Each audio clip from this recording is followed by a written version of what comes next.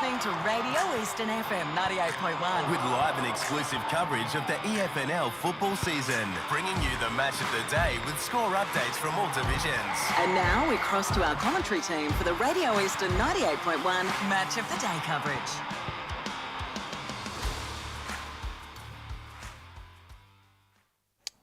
Welcome one and all to today's edition of the Eastland Match of the Round. The EFNL media van has taken the trip across Scoresby Road to Fairpark Reserve for a big Division 4 Round 1 clash today between Fairpark and Chirnside Park.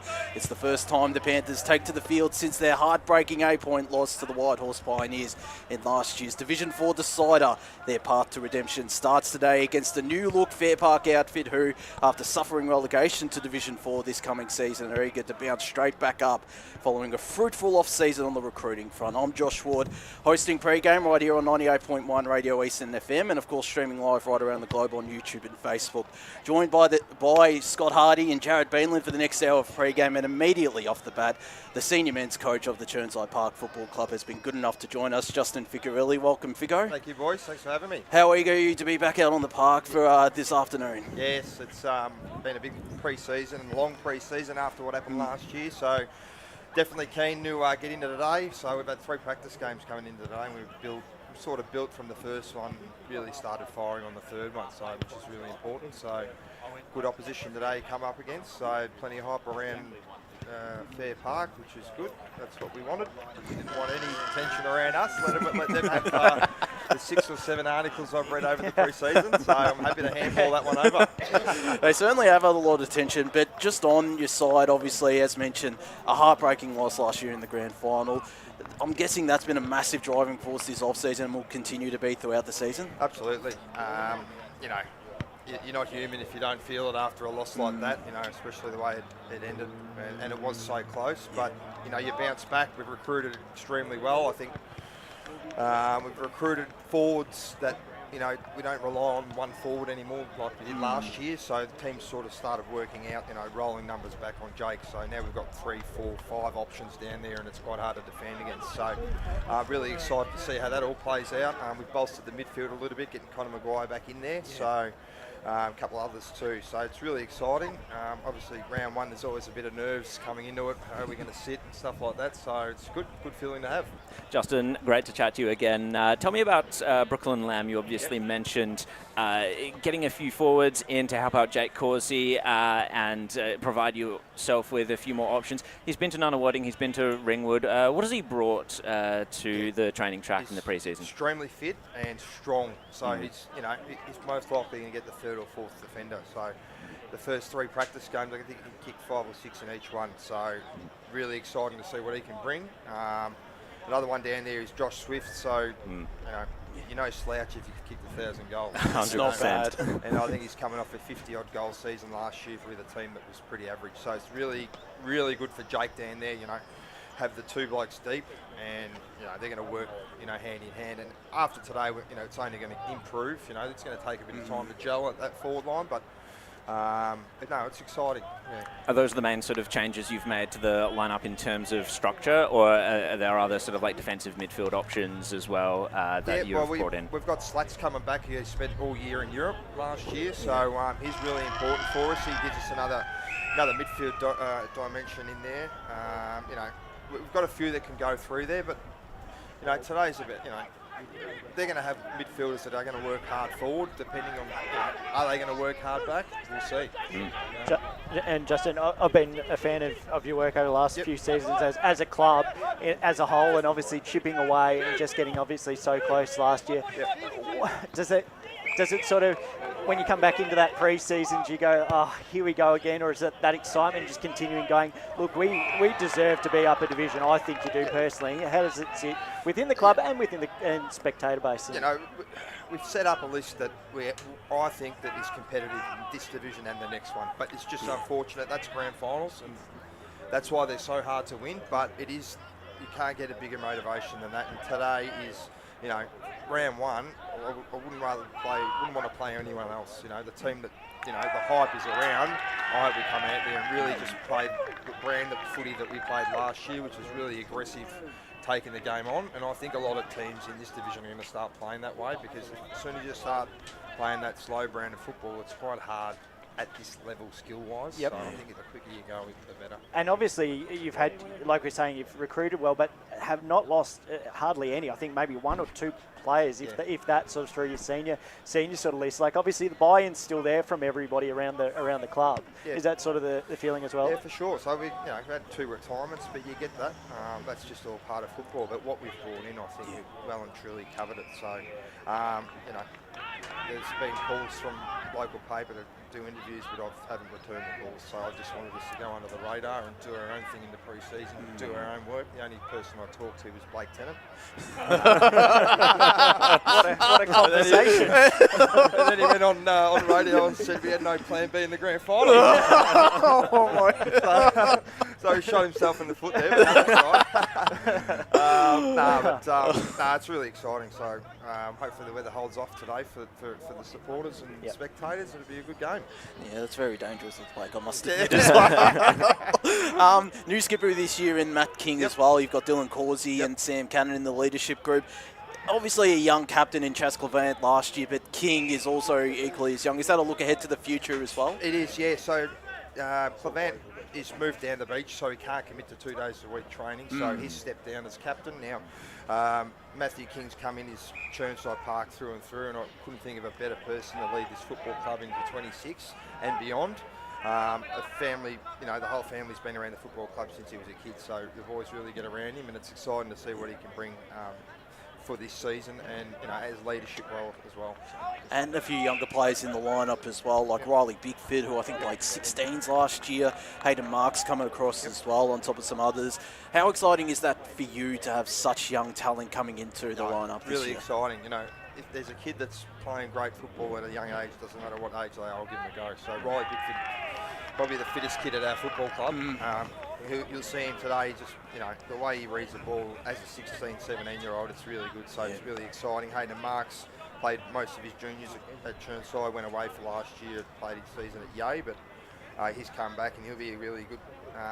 No fear down in the back line. He'll sit back and do some intercept marking and stuff. So it's really exciting, the young kids coming through. And I was also going to ask about coming up against the Fairpark side that has had a lot of hype and a lot of talent coming into, and some talent you would have come up against, which, and I was going to say you're probably excited about going up against them at their home venue as well. Yeah, brilliant. So I would have played 250 odd games against these boys up in the high division, so I know them well. I know how they play. I know that where they're going to be lining up. I know how they run, so it's no big surprise to me. So no, it'll be a good test for us. As I said, this is what you want. Round 1.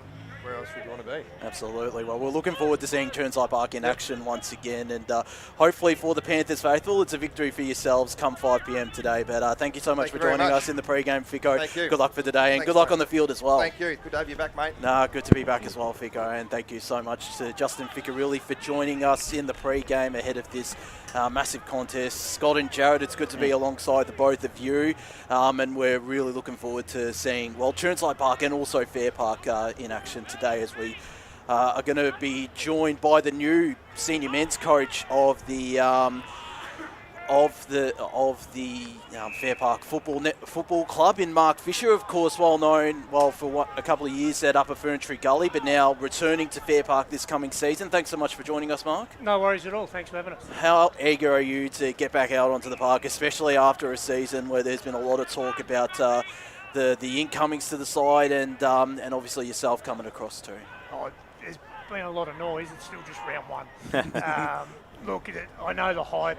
I can't believe you blokes are doing a Div 4 game for round of the week or game of the week, the start of the EFL season. But no, look, we're excited to see what happens where it is. Today's this kick-off of a long journey through the year, so if we can represent ourselves pretty well here, it'll set us up well going forward. I was going to say it must be pretty exciting still, obviously with Russell, but a lot of ex-Bayswater, ex-Ringwood players coming in to play today, which must be very exciting for yourself and the entire club. Yeah, and it's good for those boys themselves. That was part of the recruiting strategy. We had Bryce Galvin here and the 2 Stewart boys from last year, which I had nothing to do with. So if you get boys to sort of pick on their friends a little bit, and they said it's going to be an enjoyable year and all that sort of stuff, and they've just come together, and you would have heard, I presume, about the Barley connection, the Y Barley Yes, over there. did hear about that actually. we went offshore for recruiting, and but look, it's played out really well. So we're excited to have all the new boys and all the old boys returned, and the challenge is now connecting them and getting to work together. Place of wonders, Bali, isn't it? And Mark, we were saying, obviously, we're here round one. Last time we were here was about 7 years ago, someone was sort of saying. So a lot can change in 7 years, new club rooms, and obviously you've got a whole new sort of setup around here. What's the vibe been like, and obviously the buy-in from the community around Fair Park? Look, it's been fantastic. We had our season launch on Thursday night. We had 130 people in the room. I think they sold about 100 meals. We were here till about 9 o'clock. It was fantastic. So we can continue that.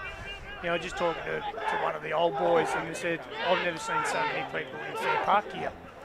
So it's a nice change for them. There is a bit of excitement for the community, as you say. Yeah. But I still come back. Coach's hat on. It's round one. It's going footy. And with that round one and with that whole new mix that you've sort of got in there, do you feel like it will take a little bit of time to gel with everybody and the plan, or sort of has it been a good sort of pre-season and you've seen that sort of gelling sort of increase already? Oh, look, no, I've seen the connection. The connection is better, but that's the biggest thing for us. It's going to be. We had one of the clubs we were playing a practice game pulled out, and then the second team we played only had 22 blokes, so they played 6 quarters for us, which was great. So we've played 3 quarters together. So, if you say we come in underdone, but no, we've trained, we've had match sim, we've done the whole lot. Week by week it gets better, and I've said in 2 or 3 other interviews or articles for the website that round 7, 8, 9 we're going to be playing our better footy, and at the moment we're just trying to lay a foundation and set a standard that we can bounce off and build. And so whatever we do today, there'll be continued improvement from that. Mark, great to chat to you. I was going to ask about sort of like what you're expecting to see today from a group that you've put together that they've not played much footy together yet. However, obviously there's a lot of big names out there. What are you looking for in a round one situation that will set you in good stead going forward? That we don't have to rely on just one of them. Yep. And that's been the biggest thing. When we spoke to them, I spoke to them all in interviews, trying to get them across the line, and said, look, you're going to find a little bit different because at your old club you might have been the one who had to go and get 30 plus possessions for your team to perform. We're going to be in a position where we won't need one bloke. We need them all to play well. So if we can share the load, so if I can see a shared load and connection getting better and better quarter by quarter, game by game. So today, if we can see that the ball gets shared around and we do it as a team as opposed to relying on 1 or 2 individuals in your own team, I think that's a real positive for us. Absolutely. And given that obviously Fair Park's come down a division, what's the vibe like? What's the mentality, I suppose, going into a new division after a hard year last year? I spoke about it Thursday night at the season launch, and I said there was a lot of disappointment in going down. But you got to look at it's also an opportunity. So it's an opportunity now that in the off season, Jackson Gardner, who's my footy manager, has done a pair of work with 3 or 4 past players to be able to get the new guys into the place. But it's now a new story. We've got to draw a line on what's happened. It's now a new story. You've got a new facility, there's a new vibe, the whole thing, and we get to start, write chapter 1 today. I know it's a footy cliche, but it's chapter 1 today of an 18-chapter book to get to finals, and that's where we're aiming to get to. So if we can get better and better chapter by chapter, by the time end of the year comes, we should be going okay. And just touching back on some of the recruits, something we mentioned a little bit in the pre-season was the fact a few of these players are sons of past Fair Park players. Connor Bell, obviously coming across from Norwood's 19s. You yourself, a former Fair Park player. Do you feel like it strengthens the bond with the community here at Fair Park? Oh, it does, and that's part of the reason I came back. I had a discussion early October last year with Graham Gardner, and he said, "Are you interested?" I said, "Oh yeah." So we'll have a think about it. I reckon 2 days later, I sort of went, "Yeah, why wouldn't I be?" So I said, I didn't play a lot of footy, but I played here, won a couple of flags in the 2s. The boys that are still here and their boys are playing now they're invested in the club. They're truly invested in the club and they love the place. And a couple of them have been away and been off to other clubs, but that's how you learn, that's how you grow. And then they come back And it seems to be, as I said, I've said it a couple of times, it's a perfect storm. You know, I come back, it's a good story, come back and coach you. Yeah. I didn't have a massive impact at this club when I was here. I enjoyed it. I had a great time, don't get me wrong. It was a different era. I had an absolute fantastic time. But it's something now that if we can get this right, then those names, the Churches, the Bells, the Haymans, they can run and continue the history of the club for the next. They'll be the guys in 30 years that recruit one of their old teammates to come and to come and coach their boys.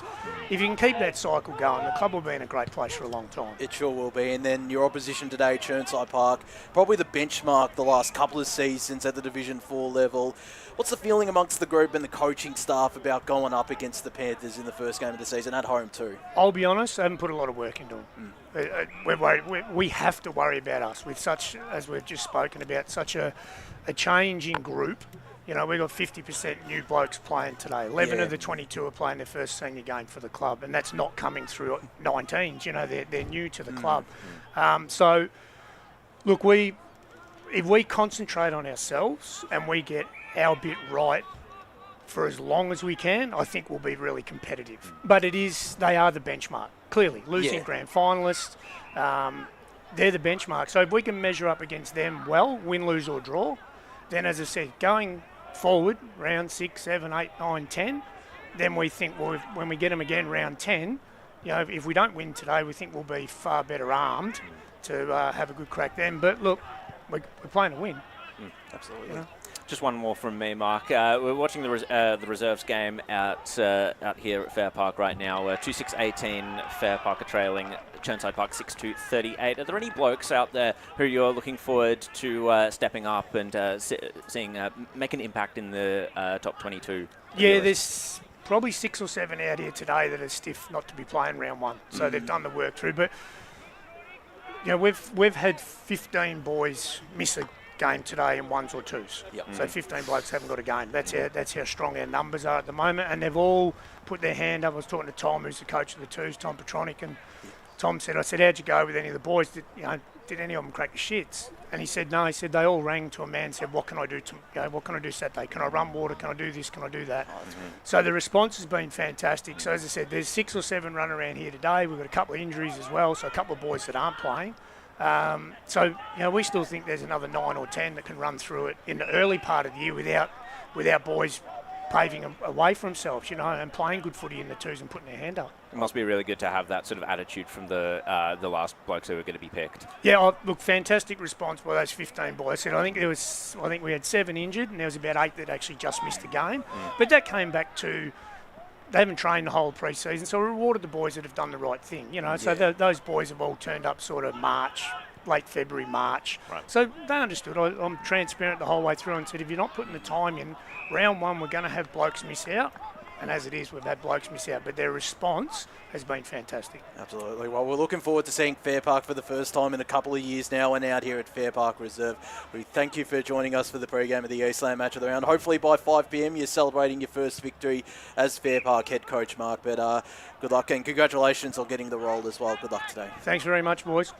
Thanks there to Mark Fisher for joining us. Of course, a very well-recognised coach, of course, in the Outer East with Mount Evelyn, Upper Ferntree Gully pretty recently, and then has coached at the VFL level with Essendon VFL. So they've got a good coach coming in, but he's not wrong about this reserve side.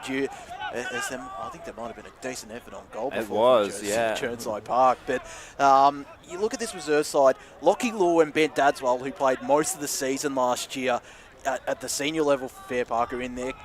Charlie Stewart as well, Tom Horn, Rodney Yob. There's so much depth in this Fairpark lineup, Jared and Scott. Yeah, well, I guess you're right. We're just trying to work out who's going to talk first. We'll get there by pre-season. We need a little bit more practice. Yeah, but, blow the cobwebs out. But no, look, I think that's the beauty of it. And we've said, like, the recruiting, has been so strong. It's been well written and well addressed across the board. And I think, I guess like you're saying, it's just seeing how it gels in that sort of first. He's realistic that it may not be as good as sort of they're hoping, but you can sort of see the plan like 9-10. We're humming them and got that team locked in where we want to head to and everything like that. I was going to say, it takes a bit of time to gel when you've got literally half your side playing your first game in new colours, Jared. Yeah, absolutely. And Mark doesn't seem to have his expectations set sort of like to the stars at the moment in terms of a round one game where you've got plenty of players who'd be playing their first 4 quarters together. I really liked his response in terms of wanting to see his side not relying on too many people. Not relying on singular efforts from each part of the ground and trying to make it an absolute team effort. I think that kind of, if they're able to put in that sort of performance, it's going to set them in really good stead for Division 4, because often you do get sides that have sort of like your bottom 6, they can go missing during a game. Yeah, I agree with you, and I think that's the reality of it in these sort of lower division is that if you've only got that one player, then how are you going to get the wins if that person's off or whatever? You've got to have across the board a good mix and find those potential, and that probably is the same said for Chirnside. Obviously, we're speaking with Justin, like he goes, oh look, we're probably a little bit more reliant on that one individual forward, so we're now looking at getting those forwards in to assist and across the board. People are realistic of it, as we a howling gale comes across. and the conditions it's going to test them as well, because look at it out there at the moment. I know we've still got a bit of time away, but the rain's coming in sideways. It's getting wetter underfoot. It's going to test Megan on the Taj Megan up on the top of the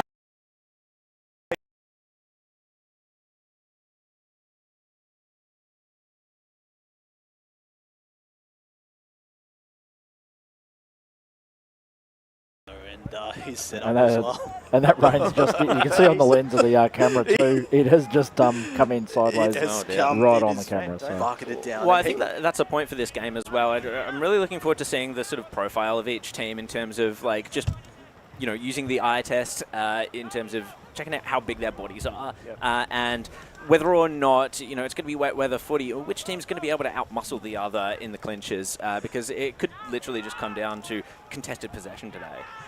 It certainly could.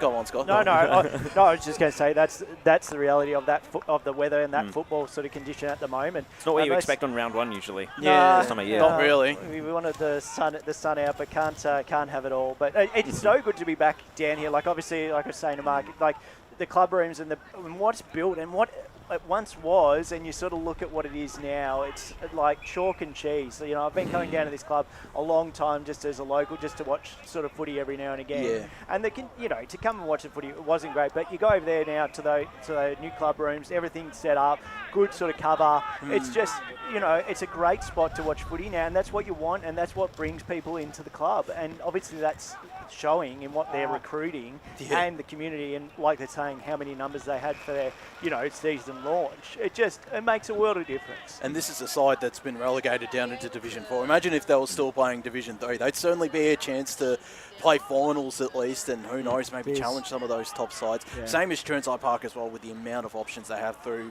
their forward line and through their midfield too. But we'll touch on some of the games around the grounds before we go to a break in a couple of minutes' time. We'll start with Division 4, which is a fascinating weekend to kick-start, and we'll go to the game first, the Coonunga Reserve. Just a quick tip on this one, Nuttawading against Forest Hill. The Lions obviously returning to the competition.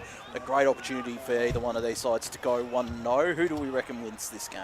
Well, it's the battle of the home ground, isn't it? Because Coonunga Reserve, that was Forest Hills. Yeah, it was. That's where they played last year. So they're very used to that ground now, obviously, in that case. And I think I just have to go with the Zebras for this one. Obviously, Nuttawading's a bit of an unknown. I'm just going to go with the team that has the most continuity under their belts at the moment. I tipped Nuttawading. I just felt that, Fair enough. It was just the I guess on round one, how do you, between two clubs that I think sort of similar in match-up and probably skill level, and just trying to still work it all out. But look, I like Nuttawading, what they can deliver. Forest Hill have had sort of similar situation where they've been, recruited quite heavily over the last few years and trying to get that gelling sort of process happening. So no, I just went with my gut and went with Nuttawading on that one. Yeah, I've backed Forest Hill for that game. Doncaster take on Kilsyth. Of course, Doncaster returning to the competition. They've done a mountain of work to get themselves into this position. They've pumped up this game a fair bit. It'll be an interesting contest. Kilsyth do have Jackson Weatherall debuting for them. Of course, a former ball and premiership player coming across from Eltham in the Northern. And Jeff Goebel's playing for them as well. There's a pair of 16, 17-year-olds as well in the senior lineup. But they take on a very unknown quantity, Jared and Scott. Do we back in the Sharks or go with the known quantity in Kilsyth? Oh, it's a tricky one, isn't it? I do like Kilsyth's side. They've got Bailey Ray added back in. I'm just looking. Jackson Weatherall is going to be a fascinating player there for them this year. Justin Van Unen returns to the club as well, and Jacob Mischetti, the new captain, of course. Jeff Goebbels as well is there. I'm really looking forward to seeing Kilsyth this year, to be honest, because I think they've recruited sort of purposefully. I think Damien Murray's got a good thing going on down there, and I reckon, again, I'm going to refer back to the previous game. I'm going to go with the team that has more continuity under their belts, although maybe some bigger bodies at Doncaster on a day like this could overwhelm them. We'll see. I've gone Doncaster just for the just for the fact that I know they've obviously had what they've had happen, but they have been a top contending side through upper divisions, and obviously it's a big change at the moment, but I just feel like the buy-in from them, it's pretty good from what you look at online. They've got quite a big pump up, get the crowd around it and everything like that. I think just the home game as well for round one, back into it, I'd pick them. Tom McGowan there as well. Yeah, from very Mulgrave. good player. Bailey Taylor-Egan's a really good forward, and Ethan Robinson's a very handy midfield forward. So, but I am liking the work they're doing on social media, mainly because they re-clip some of the stuff we say on the EFNL Fridays. Of your own highlight package, absolutely. And then finally, Bulleen Templestowe against Croydon North Hemlock is a fascinating contest out at Tedajani Reserve. Two sides whose season came officially to an end in round 18. Knocked out of the finals contention in the final round of the home and away season. They kickstart the season against one another. A lot of new faces for Croydon North Hemlock, a much younger side, and a Bulleen Templestowe side that looks like it's improved heading into the season. It's a great test for both of them to kickstart the season. What do we think of this contest, fellas? I think I'm going to go with Bulleen Templestowe for this one, honestly. They came into the league last year.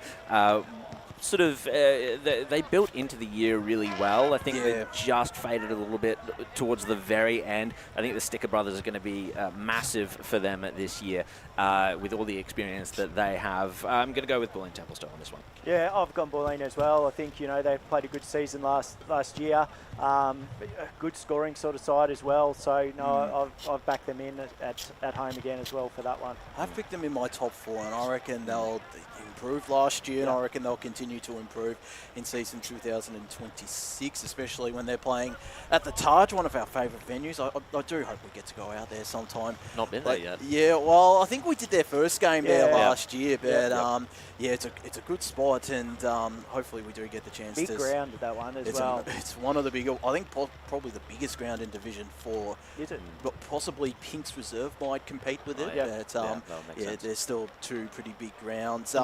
Might I say, what a round in Division 4 we've got to kick off the season. 4 great games, and of course Warrandyte with the bye as well. Yeah, the unlucky side, Warrandyte, but they'll kickstart their season next week out at Chirnside Park as well, actually. So a good test to start the season for the Panthers. We'll touch on Division 3 before we go to our first break for the Eastland match of the round.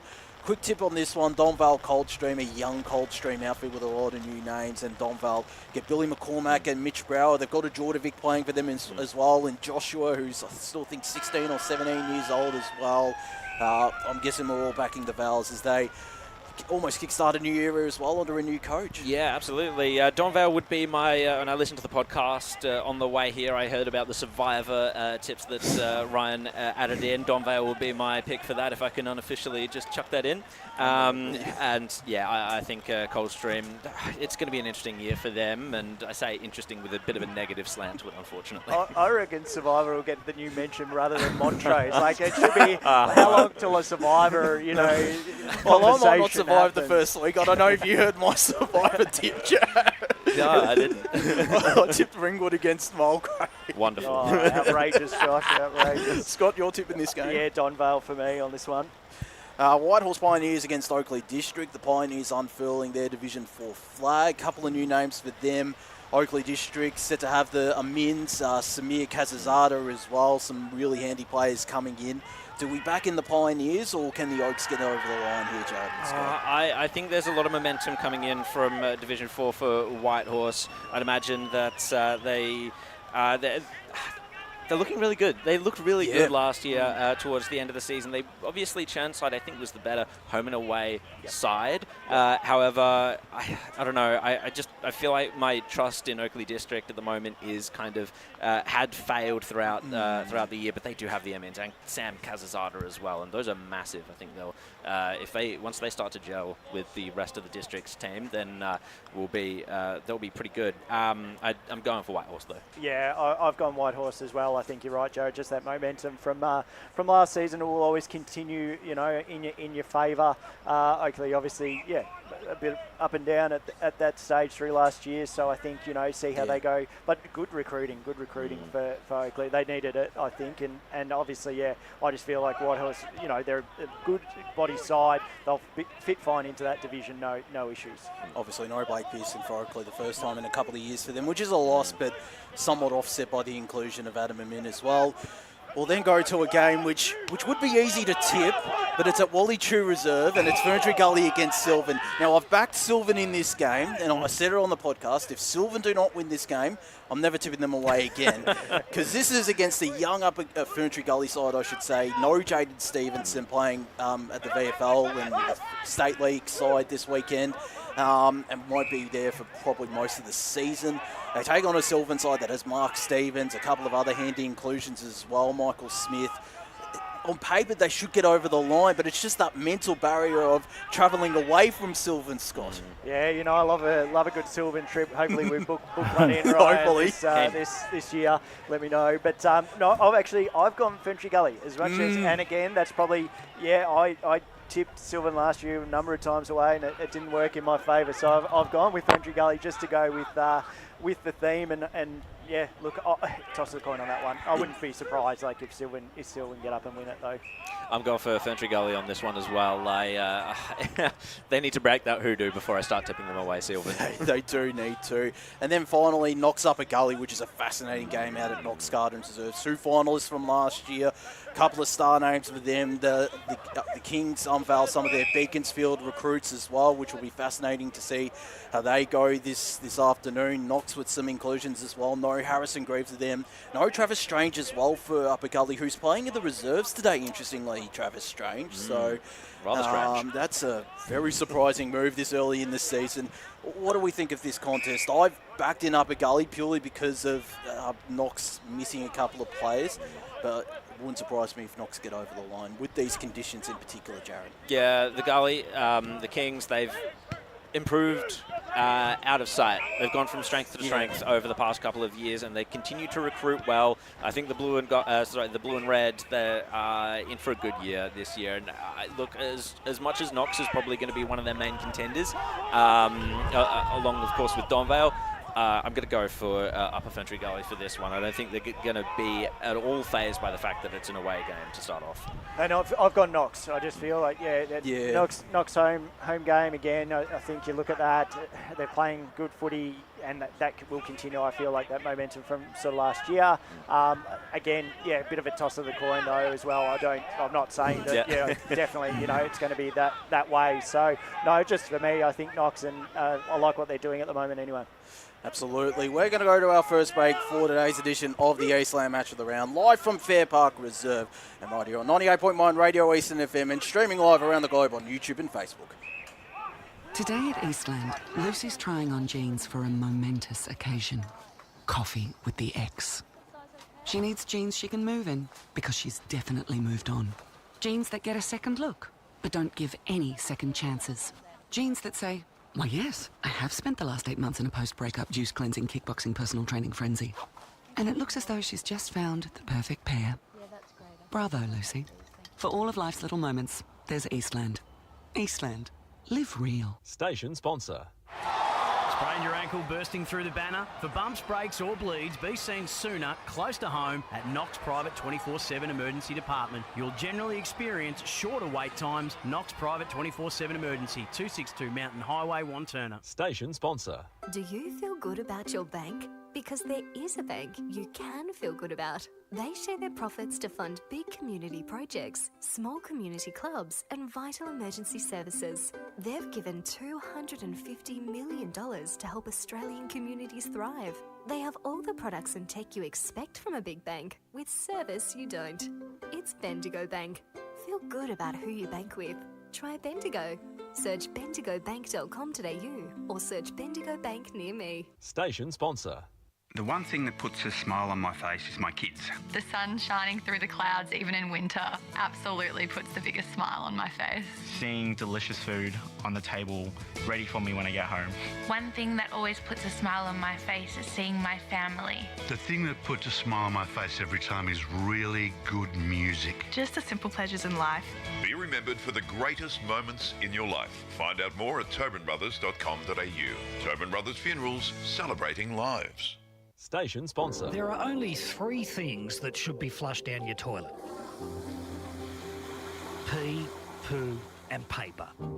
Some wet wipes and antibacterial wipes say that you can flush them, but you can't. They clog up the toilet and pipes, causing expensive blockages. Save yourself a truckload of trouble. Put your wet wipes in the bin. To learn more, head to the Yarra Valley Water website, yvw.com.au/wet-wipes. Station sponsor. Hi, Dylan Dow from the Baroni Football Netball Club here. When I need to grab a quick coffee or a bite to eat, I'm popping into Eastland. Eastland's more than a shopping centre. They support a range of community organisations and have been a major partner of the EFNL since 2018. Cheers, Eastland. Station sponsor. You are listening to Radio Eastern FM 98.1. With live and exclusive coverage of the EFNL football season, bringing you the match of the day with score updates from all divisions. And now we cross to our commentary team for the Radio Eastern 98.1 Match of the Day coverage. Welcome back to Fairpark Reserve for today's edition of the Eastland Match of the Round. Fairpark taking on Chirnside Park. A big early season Division 4 clash out here. Josh Wood here alongside Scott Hardy. Jared Beanland will join us shortly. Just have to quickly duck off to the toilet. But let's touch on some of the Division 2 games taking place, Scott, around the grounds.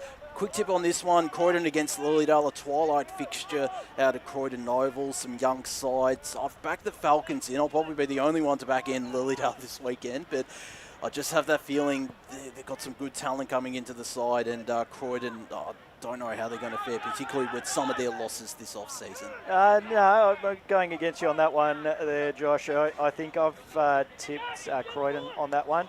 A Croydon home game it's a Croydon home game. Yeah, it's a Croydon. I know they're just around the corner from each other. I've been doing foolish tips this week. Have you? We'll touch on foolish tip a little bit later on. Part of the Survivor series, so we'll see how that goes. But look, that's the beauty of round one, though. Like, you know, we can look at it and go, oh, we've had this and we've had this person sign on and blah, blah, blah. Until you're on the park and there's a few games under your belt, very hard to pick. So you can probably have that as in your back pocket. Absolutely. Scoresby take on East Burwood.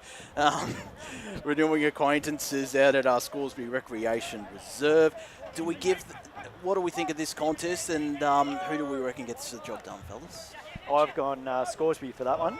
Again, at home and just continuing on, playing fine footy. So, no, I've got every confidence they get the win. Yeah, I'm the same, Scott. Scoresby, they obviously, as I said, with White Horse, they come into the division with a lot of momentum, and I'm really keen to see sort of like what they bring to Division 2. It's just obviously those losses up in how they're going to restructure in their forward line, Scoresby, and how they work their magic now. Yeah, absolutely. I think Craig McKenzie's sort of he's always going to have a plan, you know. He certainly will. I'd love to go on this game for the entire afternoon, but Surrey Park Waverley Blues, some big names being unveiled for both sides this afternoon. Panthers or Blues in this one, Scott and Jared? I've gone Surrey. Yeah, I got to go Surrey as well, to be honest. I think, look, last year was incredible for them to have ascended twice throughout the past couple of years, and then to make a huge impact in Division 2, taking Templestowe to the wire, taking Wantirna South to the wire as well in finals. The feeling's got to be so good at Surrey Park. It is good. It is pretty good at the moment down there at Surrey Park. And did you go to season launch down there? I don't think they had they didn't really have the season launch. They obviously had the first Thursday night a couple of nights ago, but it was a good vibe. I must admit some strong numbers as well, and I think there's some genuine excitement about what's to come. Dylan Williams, yes, is of course, big name, of course, coming from Port Adelaide. He'll be playing out of the square alongside another ex-AFL name in Blake Lidler, so that'll be a fascinating duo. But I think everyone knows who I'll be backing in that game, and if only I had the opportunity to make them my survivor tip. Heathmont take on Templestowe out at H.A. Parker Reserve. They split their regular season meetings last year. Heathmont with a lot of young players in their lineup. Templestowe with some good inclusions. I think all of us will be backing in the Dockers this game. Probably should have, but I went Heathmont. I like it. I just wanted something a little bit different because I thought everyone would, so I just chucked in something totally random just because it is round one. So I'm going with that. Yeah, and I'm looking forward to seeing the score on that. Actually, I think both teams, they're at different points in their sort of life cycle as clubs at the moment. I think Templestowe, they're going to be pushing for that Division 1 berth for next year. That 1 point grand final loss last year, it would sting. Heathmont, they're at a different point, and I think they're going to be looking to more than just the scoreboard for signs in terms of whether or not they're going to improve. Yeah, it only threw me because I actually looked at my tips and I went, I picked Heathmont, so I have to go back it in. I can't change it now. We're here. Well, that's admirable. Yeah, you got to ride with it. We'll see what happens. At least you're not as foolish as me with tipping Heathmont in comparison to who I tipped and who I've fully backed in for this next game, Ringwood against Mulgrave, who I do have as my certainty. And look, I just think Ringwood, they've got a lot of good players coming back into the lineup. Tyson Calder, Patrick Burmeister as well, his, I think, 150th club game, so, and a senior debutant too. But Mulgrave, they're unpredictable. I'm not too sure how conditions will suit them as well, so I can't back out now. I think the Redbacks, and they've got a great coach as well in Brett Rowe, Jared and Scott. Look, I'm going to go for Mulgrave in this one. I think I do like a couple of their recruits. Vragianis, one of them, Monroe as well, Ollie Monroe. They've got Fletcher Roberts playing today as well, of course, which is huge that he's been able to go around again. I think I'm going to go with Mulgrave for this one. Just a bit more of a known quantity for me as opposed to a Ringwood side that have some new and some returning names. Yeah, I think just the scoring sort of power that Mulgrave can deliver. Obviously, it's just the consistency that's probably let them down, over the season. But yeah, I'm backing in Mulgrave. Oscar Bartlett as well, making his senior debut, I believe. Yes. Under 19s player, played so well in that grand final last year. Absolutely. Touching on Division 1, quick tips for these first two games. Norwood against Park Orchards. Montrose taking on Bayswater, both at Mullum and Montrose Recreation Reserve. Sharks and D's, I'm guessing we're backing in for those games, Jared? I have to. I absolutely have to. I'm really keen to see what Norwood have got on offer this year, but Park Orchards, again, another team that's going to be looking for premiership glory this year. Yeah, Park Orchard. And Montrose Bayswater as well. I'm guessing you're backing in the D's as well. It's got to be Montrose.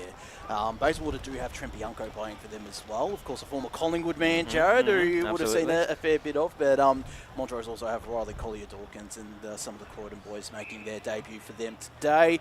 Moorbark Wantirna South, they've got some talent to do Moorbark this weekend. With the VFL having a bye, they've been able to prosper with some of those inclusions. Wantirna South without Luke Grimer for the season due to tearing multiple ligaments in his knee, which is so unfortunate, but I'm still backing in the Devils for this game, Scott and Jared. Yeah, I've gone the Devils as well. I just think, on form, you have to stick with them. Yeah, absolutely. I'm the same. Look, I wouldn't put it past Moorbark to give the Devils a rude awakening and a hard welcome back to Division 1, just given the talent that they do have in today. However, I've got to go for the Devils on this one, as you say, just on form and a few recruits as well. That Lincoln One back in the side, of course, as well. That's massive. Got to go with Wantirna South in this one. And then finally, Beaconsfield up against North Ringwood at Home Park.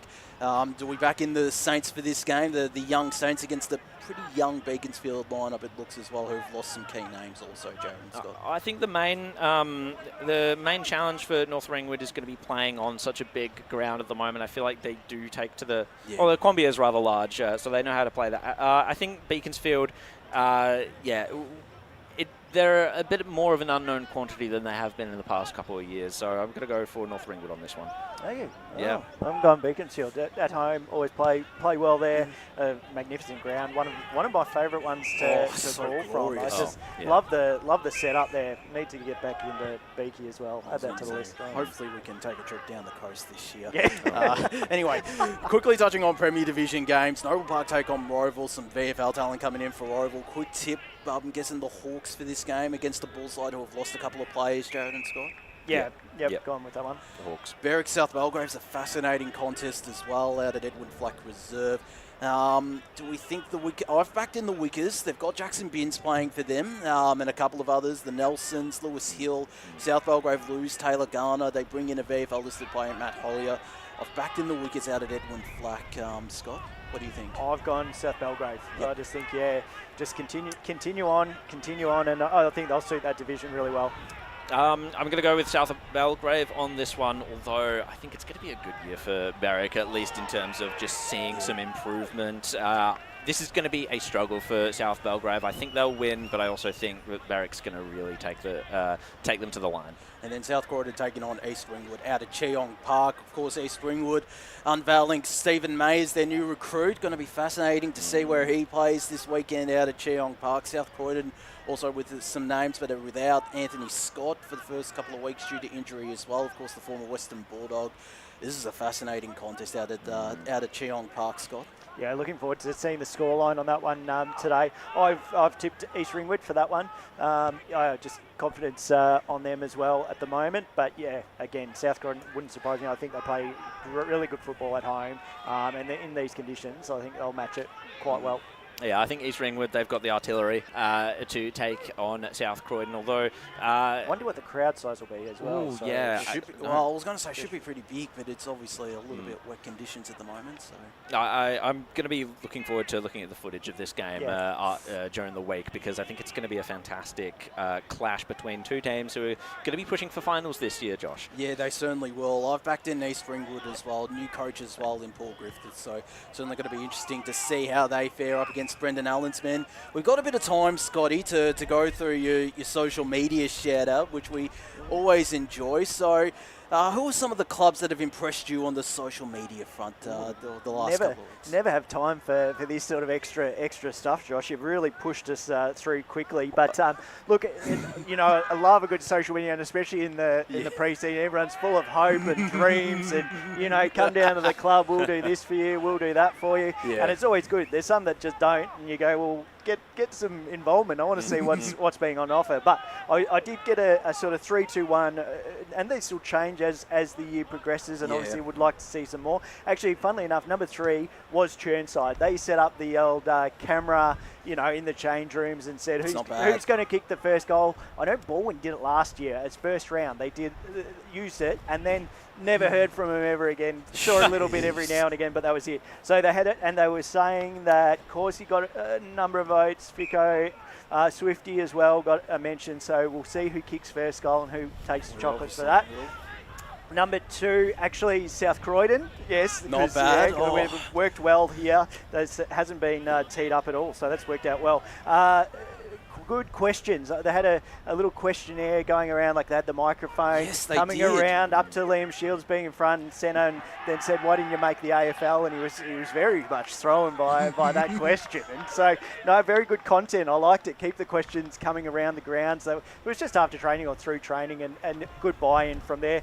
My number 1, though, was a really simple post, and it was just literally a shout-out. And it was to Croydon. And they basically said on their page, it was where is it? It goes, shout out, where they literally send a shout out to the community of Croydon saying, bring a slab to put into the fridge for, the season, and you'll get 6 drink vouchers as a return for it. So I love the simplicity of it, the call out to the community on social media. So if it gets a bit of buy-in and, we get a few views on this in saying Croydon's the #1 spot for the social media shout out, I'm sure Ryan can tee something up with the powers to be, and we might get a prize out to them or something like that, or slab or whatever. I don't know. Or maybe I'll have to do it myself if we go out there. Are we covering a Croydon game this year, Ryan? Probably. All right, all right. Well, keep it going. So that's where it sort of sits at the moment. I think they're doing good content. Scott, who do you reserve more criticism for? Is it the club that is just radio silence for the whole year, or is it the club that has a big sort of social media presence at the start of the year and then just start losing all their games and go on radio silence? Nah, look, they started strong. I think you've got to always just put something. So at least if they've got something, good for you. Well done. It's the ones that just don't put any effort in, and you go, well, come on. If you're a footy club, we're in the modern age here. Everyone can get around a footy club. Everyone loves it at the moment. It's cheap. It's a good place to be. So yeah, why wouldn't you pump your club up and get more people around you? Absolutely. I always love seeing the social media of different clubs. I've loved Doncaster, what they've done on the social media front, trying to build up this game. Again, the fact they repost some of our clips on the on the Evening podcast recently. Moorbuck also do some pretty good stuff as well on the social media front. But yeah, you're right about some of those clubs, and I love South Croydon and Brendan Allen. Hoping to get a lick of the ice cream as well. That's always one of my favourites as well. But are there any honourable mentions as well for the Scotty social media shout out? Just the top 3. So send through on Facebook or YouTube if there's one I should check out, because I was having a look and I was sort of asking a few guys, who's got some good content going around? So I was just sort of looking through myself, and these are the ones that sort of popped up. So no, they take the 3. No one else can get a mention. Well, speaking of social media, I've just popped up the Facebook live stream, and I've just seen a comment from an absolute superstar, Lee Odermatt. He says Xavier Leslie is watching in the change rooms at the moment, the live stream. So I think that's a definite find. Shout out to you, Xavier. Looking forward to seeing how you go this afternoon. Of course, one of the young stars. But shout out to all those tuning into the live stream as Chirnside Park do make their way out onto the field out here at Fairpark Reserve. I think it was Xavier Leslie took an absolute screamer against Killside. Absolute screamer. I saw his dad. A couple of months ago now. Because his daughter just graduated, and long story, my daughter graduated at the same time. So we travelled the long haul down to Geelong to Mount Deakin for the ceremony, and he just happened to be there. I've gone, because I used to play footy with him myself, Chris.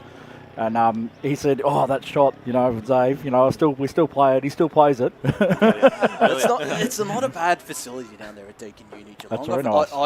Very nice. Before my car licence days, I've made the trek down there, which is quite an experience. It was before the needing to be rich to get down there, of course.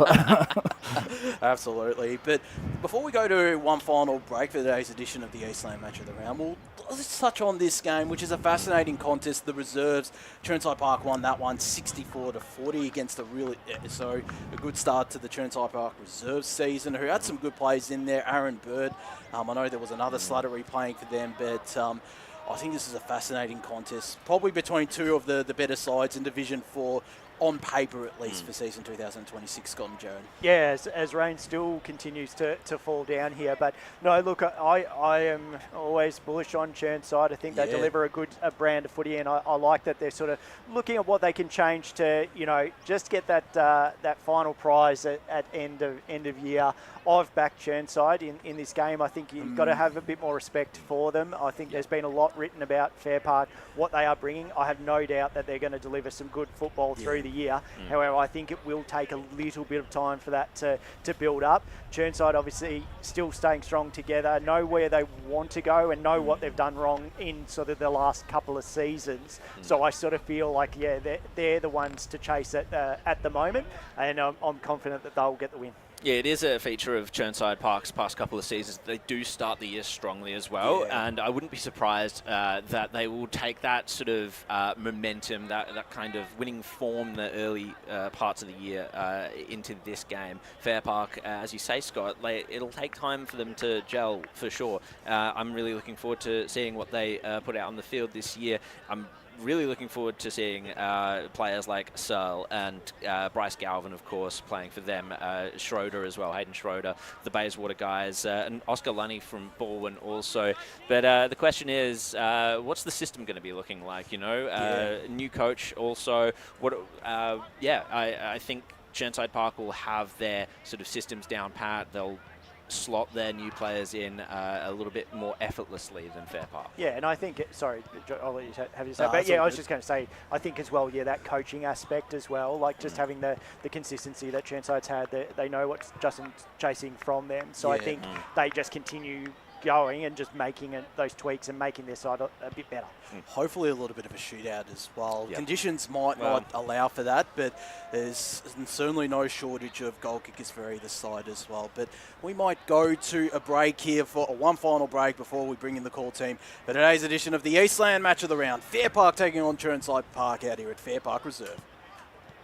As Sarah opened her best friend Jackie's wedding invitation, she was overcome with a wave of emotion. While her two young boys wrestled on the floor, tears of happiness rolled down Sarah's cheeks as she saw the words she'd been longing to see. Please note, this wedding will be a child-free event. Well, Sarah, looks like we're off to Eastland for a new frock and some heels. And let's book in that babysitter. For all of life's little moments, there's Eastland. Eastland. Live real. Station sponsor. At Yarra Valley Water, we know reducing your shower time, or show time, to 4 minutes can save you an average of $200 a year on water and energy bills. Shower shorter. Save water. Authorised by the Victorian Government, 1 Treasury Place, Melbourne. Station sponsor. Sprained your ankle, bursting through the banner? Broke a finger, high-fiving the ruckman? Or did you run into the goal post again? For bumps, breaks or bleeds, be seen sooner, close to home at Knox Private 24/7 Emergency Department. The preferred provider of emergency care to the Eastern Football Netball League. You'll generally experience shorter wait times. You don't need private health, but there is an out-of-pocket fee. Be seen sooner, close to home at Knox Private 24/7 Emergency Department, 262 Mountain Highway, Wanturna. Station sponsor. Do you feel good about your bank? Because there is a bank you can feel good about. They share their profits to fund big community projects, small community clubs, and vital emergency services. They've given $250 million to help Australian communities thrive. They have all the products and tech you expect from a big bank, with service you don't. It's Bendigo Bank. Feel good about who you bank with. Try Bendigo. Search bendigobank.com.au or search Bendigo Bank near me. Station sponsor. The superpower I'd love for a day is to fly. If I could have a superpower for a day, it would be to time travel so I could go back and see how life was when my parents were young and stuff like that. Be mind reading. It's always good to know what other people are thinking. At Tobin Brothers Funerals, their superpower is always providing compassionate care to families at their absolute time of need. Get to know the team at tobinbrothers.com.au. Tobin Brothers Funerals, celebrating lives. Station sponsor. Hi, I'm Ben Desson from Montrose Football Netball Club, and when I need a new kit for a night out, I head over to Eastland. But Eastland is more than a shopping centre. They support a range of community organisations and have been major partners of the Eastern Football Netball League since 2018. Thanks, Eastland. You are listening to Radio Eastern FM 98.1. With live and exclusive coverage of the EFNL football season, bringing you the match of the day with score updates from all divisions. And now we cross to our commentary team for the Radio Eastern 98.1 Match of the Day coverage. Welcome back to Fairpark Reserve for today's edition of the Eastland Match of the Round. Fairpark taking on Chirnside Park. Big early season Division 4 clash out here between the Lions and the Panthers. You're catching all the action right here on 98.1 Radio Eastern FM, streaming live right around the globe, YouTube and Facebook. And if you give us a shout out where you're tuning in from as well, and you might be able to throw your own teammates under the bus as well, like Xavier Leslie, who's now out onto the field for Chirnside Park. But Josh Ward here. The call team has, well, somewhat assembled. We've got our two boundary riders heading over to the far side of Fairpark Reserve, and we'll get in touch with them shortly. But riding shotgun with me today, and I have been looking forward to calling alongside this man at the senior men's level after he dominated last year, calling the socks off a couple of cracking grand finals, winning the Clinton Gribus Award. It's none other than Chris Cordes. Hello, Chris. Hello, Josh. Thank you very much, mate. What an introduction that is. almost makes me want to walk out and come back in so we can do it all over again. But look, pleasure Want to some walk-on music? Or? Pleasure to be here, of course. You know, lovely. I was going to say a lovely day for footy. Maybe the conditions aren't that great, but still a lovely occasion for round one. You're right. I've been looking forward to it as well, Colin, beside you. I think the last time we linked up for one of these might have been round one of the women's season last year. So we had a draw on that day. Hopefully we get as close of a game today ahead of us, but we'll have to see. But yeah, pleasure to be here and looking forward to it. Yeah, looking forward to calling alongside you and to call this game as well out here between the Lions and the Panthers. Jared Beanland and Scott Hardy, who also joined us in the pre-game. They're on special comments today. It's great to be alongside the both of you as well and looking forward to this game. Scott, I know you're very eager as someone who's pretty close to here and pretty close and likes seeing one of these clubs in particular. Yeah, fantastic to be down here today, Josh. I didn't think I was going to get so close to home for round one, so a bonus. Consider I haven't made an appearance for a little bit of time, but great to be back for local footy. I just love it. It's round one. It's the hype, the anticipation, all the belief that we've had a really good pre-season and we've done this right and we've done that right, and then come the end of the day, we'll see how right it is. So no, I'm looking forward to it. Sun's just coming through now, which is magnificent. A bit of blue sky off to the right, so the boundary guys will be very thrilled. I was going to say hopefully this remains for the rest of the game, but conditions aren't predicted to be great. I think you were just seeing a rumour. Jared, great to have you on special comments as well for today's clash. Thanks very much, Josh. Really looking forward to getting back into some local footy. I mean, where else would you rather be out in the suburbs watching some absolutely spectacular games? Anywhere you are as well around the eastern suburbs, there's probably a footy match happening near you, so why not go down and check it out. But today here at Fairpark and Chirnside Park, I'm really looking forward to this game. I'm really looking forward to seeing what Fairpark have on offer. They will have a new lease on life now. They're down a division. They're not going to be playing your Don Vales and your Upper Ferntree Gullies and your Knoxes. They're having a bit of a reset in terms of the list. Of course, now they come up against Chirnside Park, which is which were a juggernaut last year in the home and away season. And so I think it's the perfect challenge for Mark Fisher and his boys to take on to see exactly where they're at. Absolutely, and the toss has just been done. Matt King has won it for Chirnside Park, of course, their new skipper for season 2026. The Panthers will be kicking to the left of your broadcast, or I think we'll call it the Manuka Drive end or the community centre end of Fairpark Reserve. Fairpark will be kicking to the right, or we'll call it the creek end out here at Fairpark Reserve. So it's also the EFNL headquarters end out to the left as well, the Manuka Drive on. Yeah, that is true. It's nice to have had a hop, skip and a jump. We'll call the far side wing. Oh, no, sorry. No, it's the far side, sorry. Yeah. Sorry, The far side. They're heading that way. No sense of direction. We'll call the far side wing the EFNL house wing, but we'll cross down to Oscar Lutka, who's down boundary side alongside Ryan Long, who looks like he's speaking with one of the Fairpark coaches. Oscar, what are conditions down on ground level like? Hey guys, it's good to be back, and there's a bit of wind, but it's kind of died down a bit at the moment, but we'll see if it picks back up. Grass is still a bit wet from the rain. Good conditions down here other than that. Tips, fellas? I've lost you guys. Do you have tips for us, Oscar and Ryan?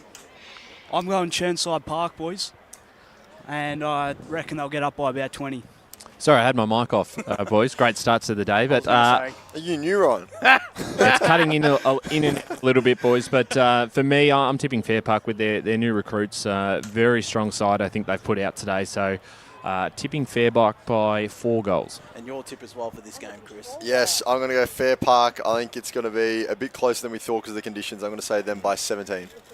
I've gone Fairpark as well. I'm very bullish on their recruits. I think a lot of us are with their new recruits, and one of them in Mitch Jackson, in fact 2 of them, Mitch Jackson and Russell Cowan, are set to start in midfield alongside Mitch Need and Cole Hurd. That's a daunting proposition for a Chirnside Park midfield that has Connor Maguire, Dylan Causey, the new vice-captain of Chirnside Park, Chaz Clevan, the former skipper, and Dermot Reynolds, who will take this first ruck contest. And it's said to be umpire Brad Pulley, who gets us underway for today's edition of the Eastland match of the round, and he'll have one final look across Fairpark Reserve before signalling the all clear and holding the ball aloft for this massive Division 4 early season clash out here. The first game for both these sides in season 2026 as we await the first siren of this Eastland match of the round.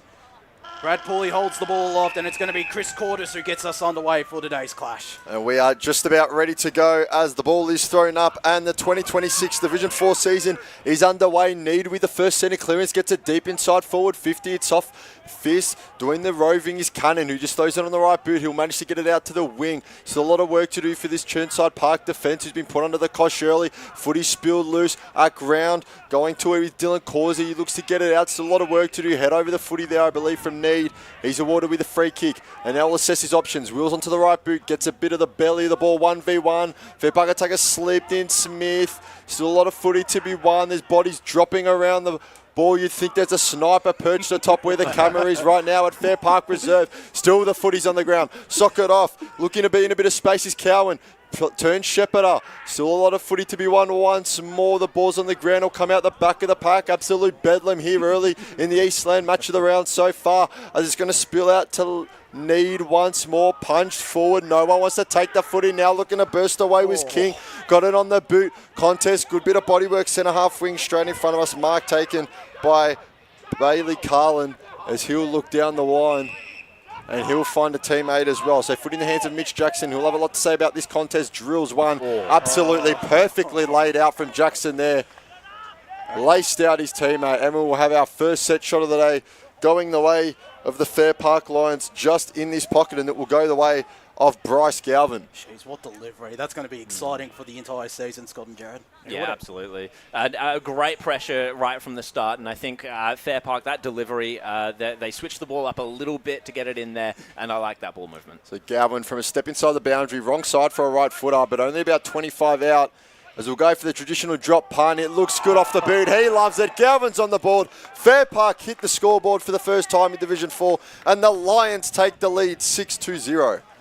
Galvin with what's their kicks so far? 307, make that 308 goals for his career. A nice set shot there for Fairpark. 16 goals in 7 games last year with Fairpark as well. I mentioned in the Div 4 pre-season preview, Fairpark are going to massively benefit for a full season with Bryce Galvin, who's starting as the deepest forward. It looks like alongside Ryan Smith, but fantastic play, and it was the old guard of Kyle Hurd and Mitch Need with that first clearance. What role will they play in helping particularly guys like Cowan and Jackson settling into this Fairpark side? As Need goes up against the youngster in Connor McGuire in the middle of Fairpark Reserve. It's once again going to be Cole Hurd and Dermot Reynolds doing battle in this ruck contest, with the Lions kicking the first goal of this game. And it's the tap down one by Reynolds to McGuire. Got the handball back, but it'll be intercepted by Fairpark. And Jackson runs onto it, goes inside forward 50. Free kick paid. Is it going to be downfield? Yeah, it was in the back. It might be going to Ryan Smith, this free kick as well, the former Doncaster man, who's playing as a deep forward, is a pretty handy target to have there alongside Bryce Galvin as well, Ryan Smith. 16 goals last year for Fairpark, kicked the 24 goals in 57 senior games as well. It was just that lead up, Josh. He got pushed in the back just as he was approaching for the ball. A touch of nervousness in the Chirnside Park defence at the moment, and you would be nervous with the ball coming out of the centre just like that. 25 metres out, he'll kick this from on a 45-degree angle. The former Donny man to give Fairpark the first 2 goals of this Eastland match of the round. Drifts to the right. 117 Fairpark to Chirnside Park, yet to register on the scoreboard and yet to have an inside 50 after 4 minutes of play here. Yeah, just off the outside of the boot on that occasion as the Panthers will bring it back in. Short chip kick finds King. Skipper with the ball in hand. And he'll look to play on to his right and does so immediately. Gets a Shepherd from down. He just hoofs it down the corridor. Plenty of flyers at it. Coming down with a footy for Fairpark is Cooper Heyman with the intercept mark. And he'll look to go down the line. Has a target. Finds him. Play on. They'll go quickly with the Lions. They'll look to the weak side of the 50. Off hands and brought it in eventually. Got the big 2 mids to it and then brought it back in on the second attempt.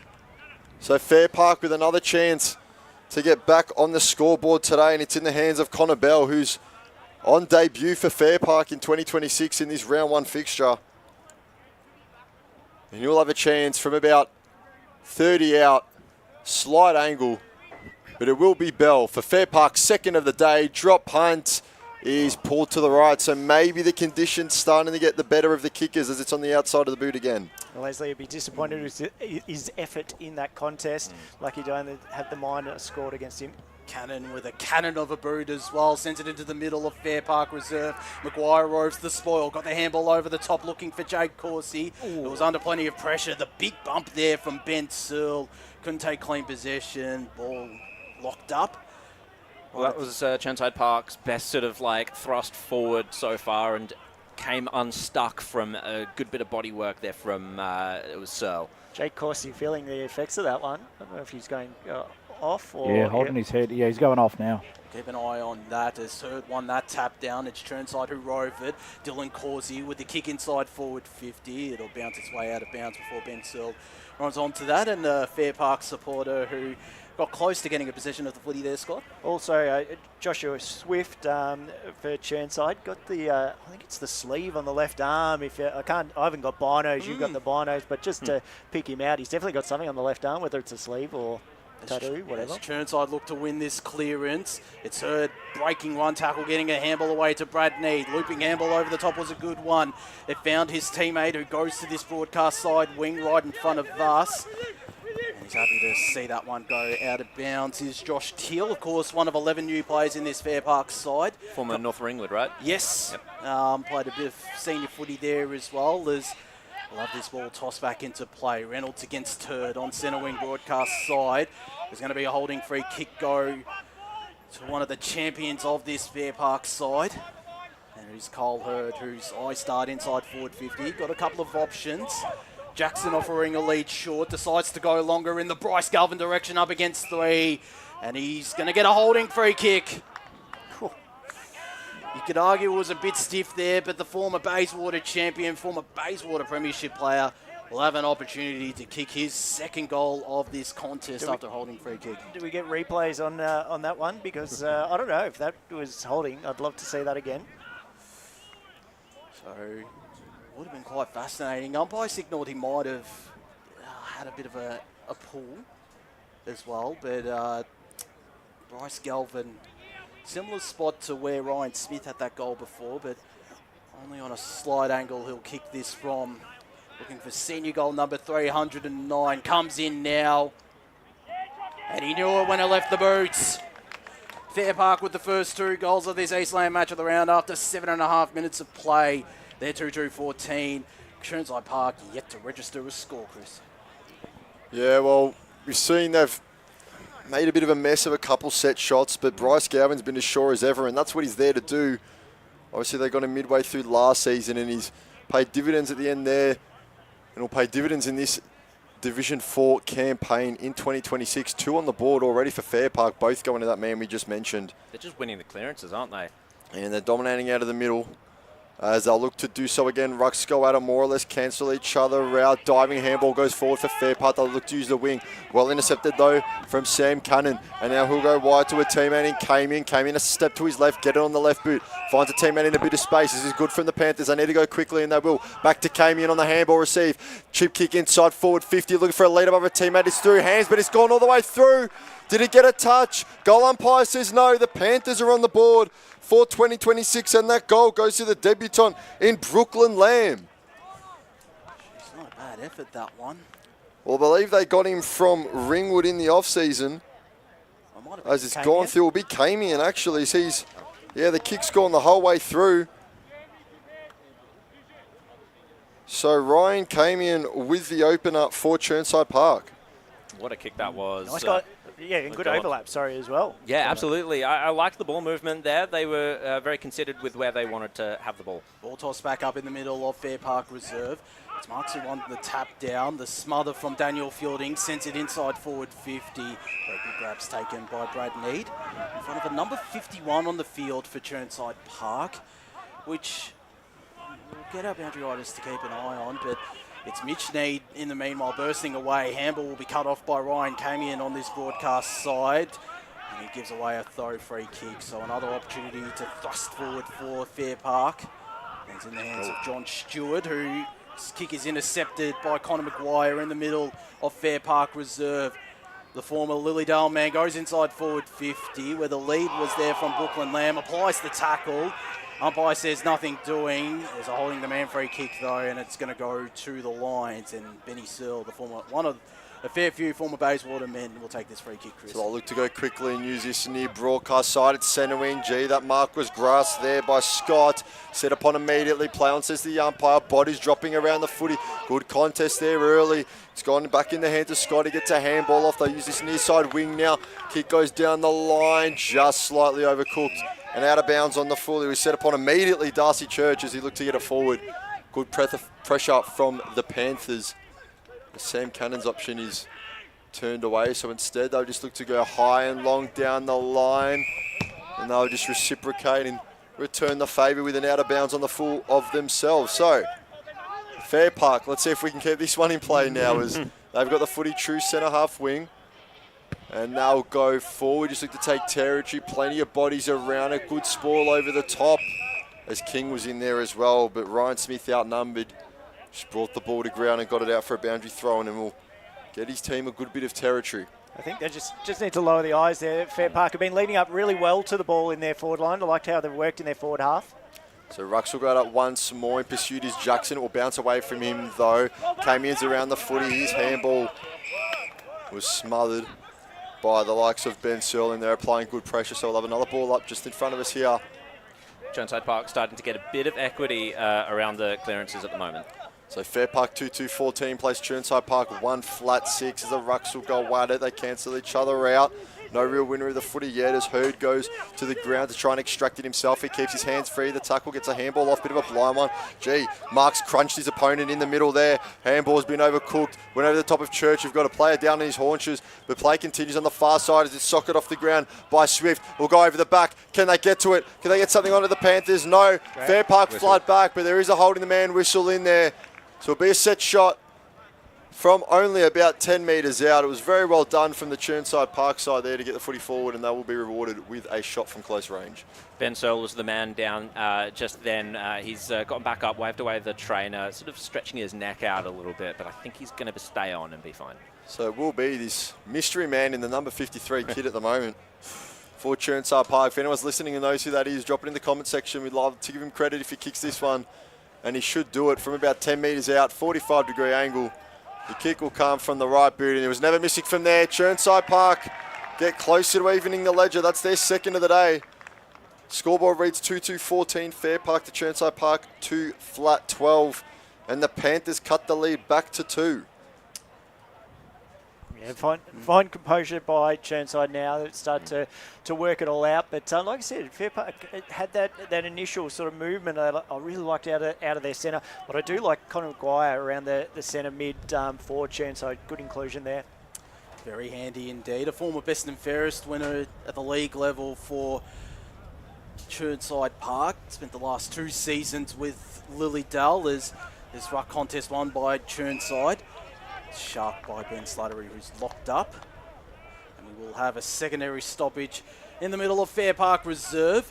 The Lions are able to win that tap down, and umpire will call for the ball once again. So 13 1/4 minutes gone, 2-2-14 Fairpark plays Chirnside Park 2 straight 12 as the tap down one there by Daniel Keenan. Got some yardage as well, looking for Brandon Ward, who applies the tackle, but Chirnside are able to escape. Sending it to the far side wing is Dylan Corsi. Still nearly dragged in the mark. He'll get possession of the footy. Couldn't get a clean handball away.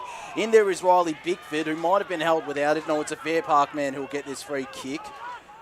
And it looks like it might be Dale Bent, who plays on immediately. Wasn't a great kick. Cowan still made something out of nothing. Jackson will look to go inside forward 50. Again searching for Bryce Galvin, who slipped at the wrong moment. It falls out the back for Xavier Leslie, who's happy to usher it out of bounds for a boundary throw-in. Inside Fairpark's attacking half, who are starting to get a bit more of the territory, are the home side. That kick had to be perfect there to Galvin because he was on 2 and it just was a little bit too wide for him. About to be tossed back into play. Galvin went up in ruck and won that tap down. Went down in the direction of Josh Teal. He got a quick handball away. Get this ball back. Will Teal is locked up by Ben Slattery. And another Chirnside man in Mac Brownfield. And we'll have a stoppage. Right half forward flank for Fairpark. We'll look to add another goal on the board as that is taken out of bounds. So nearly 15 minutes gone, and it's Fairpark who got the fast start, but Chirnside, the reigning minor premiers, have responded and trail by only 2 points now. On the scoreboard is from behind, the Chirnside ruck won the tap down. Cowan got a boot to it and will get possession of the footy. Guy inboard handball, which was a dangerous one. They'll work this out, all the lines. In there was Daniel Keenan, who got it in the direction of Darcy Church inside forward 50. Great mark taken by the Chirnside skipper, Matt King. So King's been good down in that defensive 50 so far for his side. Look to go through the corridor. Contested footy now, just hoofed forward by Ward. It might go all the way. And it will. From more or less the centre square, Brandon Ward absolutely hoofs one straight down the middle. And it's the response that Fairpark were looking for. It was well done by Ben Searle in the middle, and Ward gets the reward. Probably just the skill error, rather, going down the centre. They had the numbers out on this commentary side, at least 2 spare for Chirnside. Just took the option in the centre and didn't work out, unfortunately. Very aggressive kick, very risk and reward. Unfortunate moment to have a skill error. But first in your goal for Brandon Ward. And they got around him. Number 53, we found out as well, is Josh Swift. So playing Ducks and Drapes, Chirnside Park, of course, wearing their clash strip today. As there's a ruck free kick. Of course, the new ruck rules coming into play, and the free kick will go to Chirnside Park as they look to send it inside forward 50, where they've got plenty of options. And one of those is Brooklyn Lamb, who will look to get the immediate reply, the former Ringwood man. And this is a great opportunity for his second goal of, might be his first goal of today's contest as well, and first goal in the yellow and black of Chirnside Park. Of course, former Ringwood man, kicked 34 goals in his senior career as well, or 52, I should say, in 34 senior games with both Nuttawading and Ringwood. As he comes in now, makes no mistake. And it's back down to 2 points, the margin out here at Fairpark Reserve. 3 straight 18, Chirnside Park to Fairpark 3-2-20. We've had 17 minutes played here in the first quarter. Josh, did you say 53 is Joshua Swift? Yes. Well, who's wearing number 20? Because there is someone wearing 20. There is number 20, which is Joshua Swift's number. So that makes it even more confusing. Well, just on another thing with the jumpers, you mentioned about the clash jumper. Did anyone find out why they're wearing a clash jumper? I was going to say. It's a great question. Is the normal jumper still in the wash, or what's going on? So play will continue in the middle here as Hurd won the hit out, but it'll only go as far as Causey. Looking to extract the footy now with the Panthers. It's come off his shin. Hurd will have it now in his hands. Gets it wide to Need. Need will just look straight at the guts. 2v3 in there. Mark was dropped. Probably should have been taken. Down in now with the footy. Looks to go wide to King. King will have to go backwards and just loop around the back of his defensive 50. Look to go out the opposite side. 1v1 contest there. Well done, Church. Kept it in only as far as Cannon. Cannon still hasn't gotten rid of the footy. Now just goes on the left. Not the cleanest kick, but it gets there and it gets to his teammate. And now they can go out wide, and they will do so. Causey with the footy on the wing. Long handball out to his man there in Bigford. Bigford goes forward as he set upon, as he kicked. Might just drop a bit short, and well taken intercept mark there for the Lions as they'll look to slingshot now, and they'll go through Smith. He's found himself in the centre of the oval. Look to come out. Clattered in the challenge there. Brilliant bit of pressure from Bigford, and we'll have a boundary throw in. You need to make amends there, unfortunately, for the young fella. Just probably, again, wrong option. Needs to go the inside, had spare overlap run rather than the kicking high ball. So the ball will come back into play. Hurd wins the hit out, gets it down to Cowan, who arches it back, gets away from a few. Not able to really affect the footy coming out, though, as he's got it again now. Gets the left fist to it. Now to Smith. Smith looking to burst through the middle. Gets a handball off. They'll go forward. Tackle. Play continues as Jackson gets it wide. Still a lot of work to do for Fairpark. But Chirnside with the interception there from Belly. Look to get it forward. There's a bouncing footy. And now bursting away are the Panthers. They'll give it off. Get it back. Left foot kick goes towards the goal square. Ficarelli in there. There's a mismatch with height. And they've done what was Coursey in there, my apologies, but Fairpark defence stands up straight in that one and get the footy out. I'm liking the diversity of options that Chirnside Park have got down in the forward line. It's a new look for them this year, and I think it's going to set them in good stead. Certainly will, as it's in the left forward pocket for the Panthers. Heard from behind, won a big fist down the throat of Riley Bigford, though, who still managed to get it away to Maguire. The intercept taken by Brad Need. Both Needs having an impact early on in this contest. The Eastland match of the round as he looks to this broadcast side. It's one of the former premiership players for Fairpark. Searches for Connor Bell, who manages to get it out the back. Mitch Need was there, got it to Ward, whose kick was interfered with. Connor Bell slaps it forward, manages to keep it in play. Jackson was there, so was Sam Cannon. Jackson nearly stole it away from him. He might get possession of this footy. He doesn't after Bent tapped it forward. It's King who looks to go with a dangerous inboard handball. Downey. The mark will be paid to Dylan Causey. That was a really good kick. Yeah. Great option. It was a good kick. Just to settle things down as well. As Causey goes short to his coach, Ficarelli, sliding in front of us. He knew we were here, so that's why he slid. Of course, the former quoted chair. I don't know if you pick that up in the effects like as he goes backwards to Matthew King. Goes back to Xavier Leslie, goes long, searching for a lead in Mac Brownfield, got it to ground, and it's James Belly who roves it, broke one tackle, got a handball away in the direction of his Chirnside teammate who goes inside forward 50. No mark taken. Fairpark, the numbers on the ground. Umpire calls play on. Could have been holding the ball, but nothing doing as Need might have been held without it, not according to the umpire. They still run away from their defensive half to Fairpark. Mitch Need to Mitch Jackson. We'll be saying that plenty of times today as Jackson will look to set sail for home. It'll drift to the left off the instep. It'll be a boundary throw in left forward pocket for Fairpark. Just that last kick from Fairpark is coming unstuck, but I really liked that movement through the corridor. It was really efficient. And shout out to Justin Ficarelli if he does indeed pick up FM radio. Ball toss back into play. Downey going up in ruck. Might have been against Galvin as Jackson tried to rove it. He's still affecting the contest here. King got a kick off the deck that'll trickle its way out of bounds before one of his teammates could run onto it. So 22 minutes gone. Fairpark 3-2-20 leading Chirnside Park 3 straight 18 in this Eastland match of the round. Galvin going up against Scott Downey in this ruck contest. Galvin took matters into his own hands. Got it to Karachik Powell. Snapping shot on goal. Missed to the right.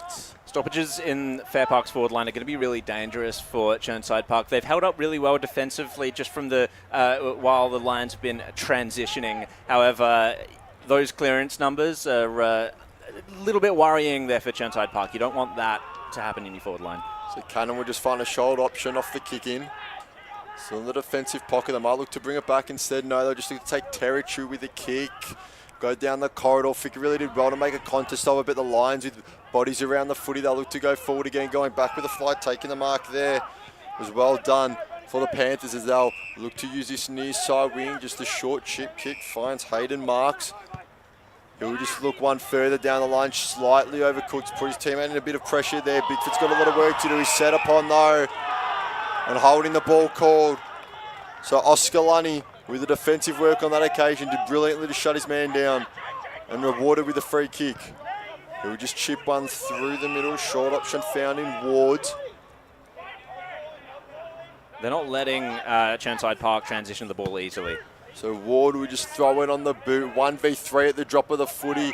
Big fist come over the top in the contest there. And it will be a boundary throw-in. The pressure has been strong as well, I must admit, Jared. Yeah, absolutely. But that, again, some of these dump kick options, it gets the ball forward, and I suppose that's, territory gained, but I just want to see a little bit more lowering the eyes. Rucks go at it. Ward was a spare out the back of the pack. Couldn't quite get there, though. Now he'll look to make amends. Thrown on the boot by Lunny. Goes forward. Might get out the back of the pack. Hands to it for Galvin and brought it in. Mark paid. Bryce Galvin will be staring down the barrel of his third in this first quarter. Or maybe it doesn't matter when you've got Bryce Galvin down there. I don't know. Oh, my God. Good option to find him, though. Yep.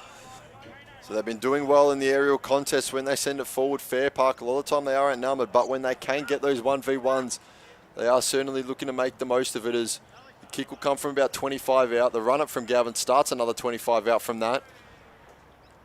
Very slight angle, though. It should be all academic from here, and it's the commentator's curse. I'll shut my mouth next time as it goes skinny.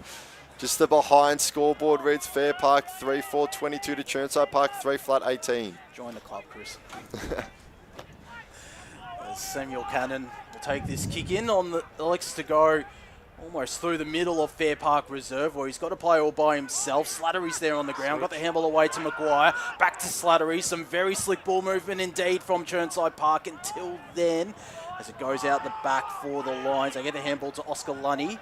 Lunny will get this ball back. It just went over the top of him, and it'll be ushered out of bounds. Big hit. Hope he's all right. He's had a busy few minutes, hasn't he, Oscar Lunny? One of those youngsters they picked up from Bowen. Yep. Very handy inclusion. I think it was 10 senior games last year. Didn't play in the grand final though. He looks really good on a wing. He certainly does. Played a bit more defensive last year, but a bit more opportunity to be a bit attacking this year for Fairpark as they get a free kick through Cole Hurd. Right half back flank they have at the Lions. Might look to go short to Cowan. Wasn't the greatest kick, and it's cut off by the Panthers. They send it inside forward 50 through Faulkner out the back. It falls to Figarelli, who tried to break a tackle. There's going to be a boundary throw in. Boundary umpire was just a little bit short. He's copping it from behind. And just right in front of Chirnside Park's cheer squad. Nice spot they've parked themselves in. The Chirnside Park faithful, I must admit. As we'll have this ball tossed back into play. We'll call that the Chirnside pocket, the left forward pocket to the left of your radio dial. As Hurd just thumped it forward, trying to break a tackle. There was John Stewart. Not going to be pinged, according to the umpire. A bit harsh. Very harsh indeed. We'll call for this ball. Umpire Brad Pulley, former media team member as well. Yes, indeed. He's had a word or two. Well, in that case, it was a great call. As we'll have another stoppage. Chirnside Park had not been able to really lock it in their forward line in the same way that Fairpark have occasionally during this game, and it's just coming out a little too easily. Hurd won that down to his good maiden need, but his handball was an errand one. They sent it inside forward 50 to Chirnside Park. It's now in the hands of Oscar Lunny, though, who looks to this broadcast side where there was a big pack, and it'll be taken out of bounds by the Lions after some good pressure there from Ben Slattery. It's probably just that last one as well for Fairpark. Like, they are getting it out, but it's just to that wing position. Probably just need that little bit more clean through there, and then they'll generally have the overlap over here. Yep. So the Rucks will get ready to go at it once more. Marks is in there again. They'll cancel each other out. Footy falls to Cowan. Wrapped up immediately. Umpire will call for it. So with 27 gone, well into time on here. It's the Panthers by 4. And it will be Hurd that won the hit out. Still a lot of work to do. Marks got the handball forward. Jeez, that's innovative. Kicked it at head height there. I think it was Lunny. Jeez. I hope for his sake he got a few leg swings in before the game and he's warmed up if he's doing that. We will have another boundary throw in.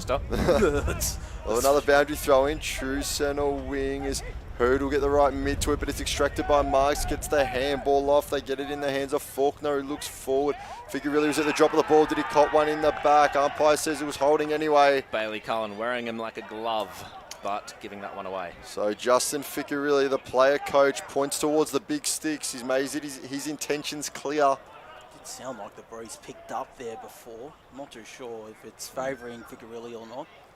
So kick will be more or less from about 50 out, 45-degree angle. Very slow approach. Plays on now, throws on the right. It's online. Does it have the carry? Got brush left very late from the win there. And just the minor for Figarelli. So Fairpark by 3 as we are nearing the end of the first term, this Eastland match of the round. Go to the far side, do Fairpark. The ball came in from Chirnside. It spills to Brad Need, looking for Carlin, but it's Searle who went to kick off the deck to Mitch Need. Goes searching for Dale Bend, who couldn't take clean possession. Need just decided to kick it off the deck, head in the direction of his teammate there, who'll get clean possession in the end. Will Josh Teal apply the pressure, but it spills to Mitch Jackson, who goes inside or near forward 50, where Ryan Smith might go back for a shot here, right on the quarter time siren outs here. At Fairpark Reserve. Just the forward line pressure from Chirnside Park was not there. That was pretty unclean disposal by Fairpark to get it out of their defence, and they were not punished for it at all. Does he torp it? Yes or no? I want to hear it from everyone in here. Yes. Yes. Yeah. Yes. Do it. Go the tour. Do it. It's round 1. Why not? Why not? It's a shot after the siren. Yep. He looks like he's angling up for a torp, the former Doncaster No, man. no. Gets a No. decent connection. It'll fall short. Torp would have made it. Should have been. 100%. So disappointing, but Let's call the time out here in the Eastland match of the round. Fairpark 3-4-22 to Chirnside Park 3-1-19. We're going to go to a break here at Fairpark Reserve as the rain comes tumbling down for today's edition of the Eastland match of the round. Right here on 98.1 Radio Eastern FM and streaming live around the globe, YouTube and Facebook. As Sarah opened her best friend Jackie's wedding invitation, she was overcome with a wave of emotion. While her two young boys wrestled on the floor, tears of happiness rolled down Sarah's cheeks as she saw the words she'd been longing to see. Please note, this wedding will be a child-free event. Well, Sarah, looks like we're off to Eastland for a new frock and some heels. Let's book in that babysitter. For all of life's little moments, there's Eastland. Eastland. Live real. Station sponsor. Sprained your ankle, bursting through the banner, broke a finger, high-fiving the ruckman, or did you run into the goal post again? For bumps, breaks or bleeds, be seen sooner, close to home at Knox Private 24/7 Emergency Department. The preferred provider of emergency care to the Eastern Football Netball League, you'll generally experience shorter wait times. You don't need private health, but there is an out-of-pocket fee. Be seen sooner, close to home at Knox Private 24/7 Emergency Department, 262 Mountain Highway, Wanturna. Station sponsor. Do you feel good about your bank? Because there is a bank you can feel good about. They share their profits to fund big community projects, small community clubs, and vital emergency services. They've given $250 million to help Australian communities thrive. They have all the products and tech you expect from a big bank, with service you don't. It's Bendigo Bank. Feel good about who you bank with. Try Bendigo. Search bendigobank.com.au or search Bendigo Bank near me. Station sponsor. The one thing that puts a smile on my face is my kids. The sun shining through the clouds even in winter absolutely puts the biggest smile on my face. Seeing delicious food on the table ready for me when I get home. One thing that always puts a smile on my face is seeing my family. The thing that puts a smile on my face every time is really good music. Just the simple pleasures in life. Be remembered for the greatest moments in your life. Find out more at tobinbrothers.com.au. Tobin Brothers Funerals, celebrating lives. Station sponsor. At Yarra Valley Water, we know reducing your shower time, or show time, to 4 minutes can save you an average of $200 a year on water and energy bills. Shower shorter. Save water. Authorised by the Victorian Government, 1 Treasury Place, Melbourne. Station sponsor.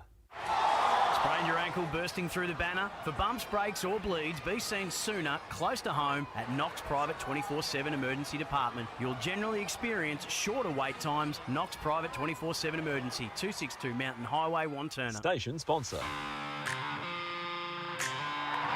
You are listening to Radio Eastern FM 98.1. With live and exclusive coverage of the EFNL football season. Bringing you the match of the day with score updates from all divisions. And now we cross to our commentary team for the Radio Eastern 98.1 Match of the Day coverage. Welcome back to Fairpark Reserve for the Eastland match of the round. The Lions of Fairpark leading 3-4-22 over Chirnside Park, 3-1-19. Josh Wood here alongside Chris Cordis, Scott Hardy, Jared Bainland, plus Ryan Long and Oscar Lutger on the boundary, who are toughing it out in unbelievable, typical Melbourne conditions. It's raining sideways, it's windy as heck.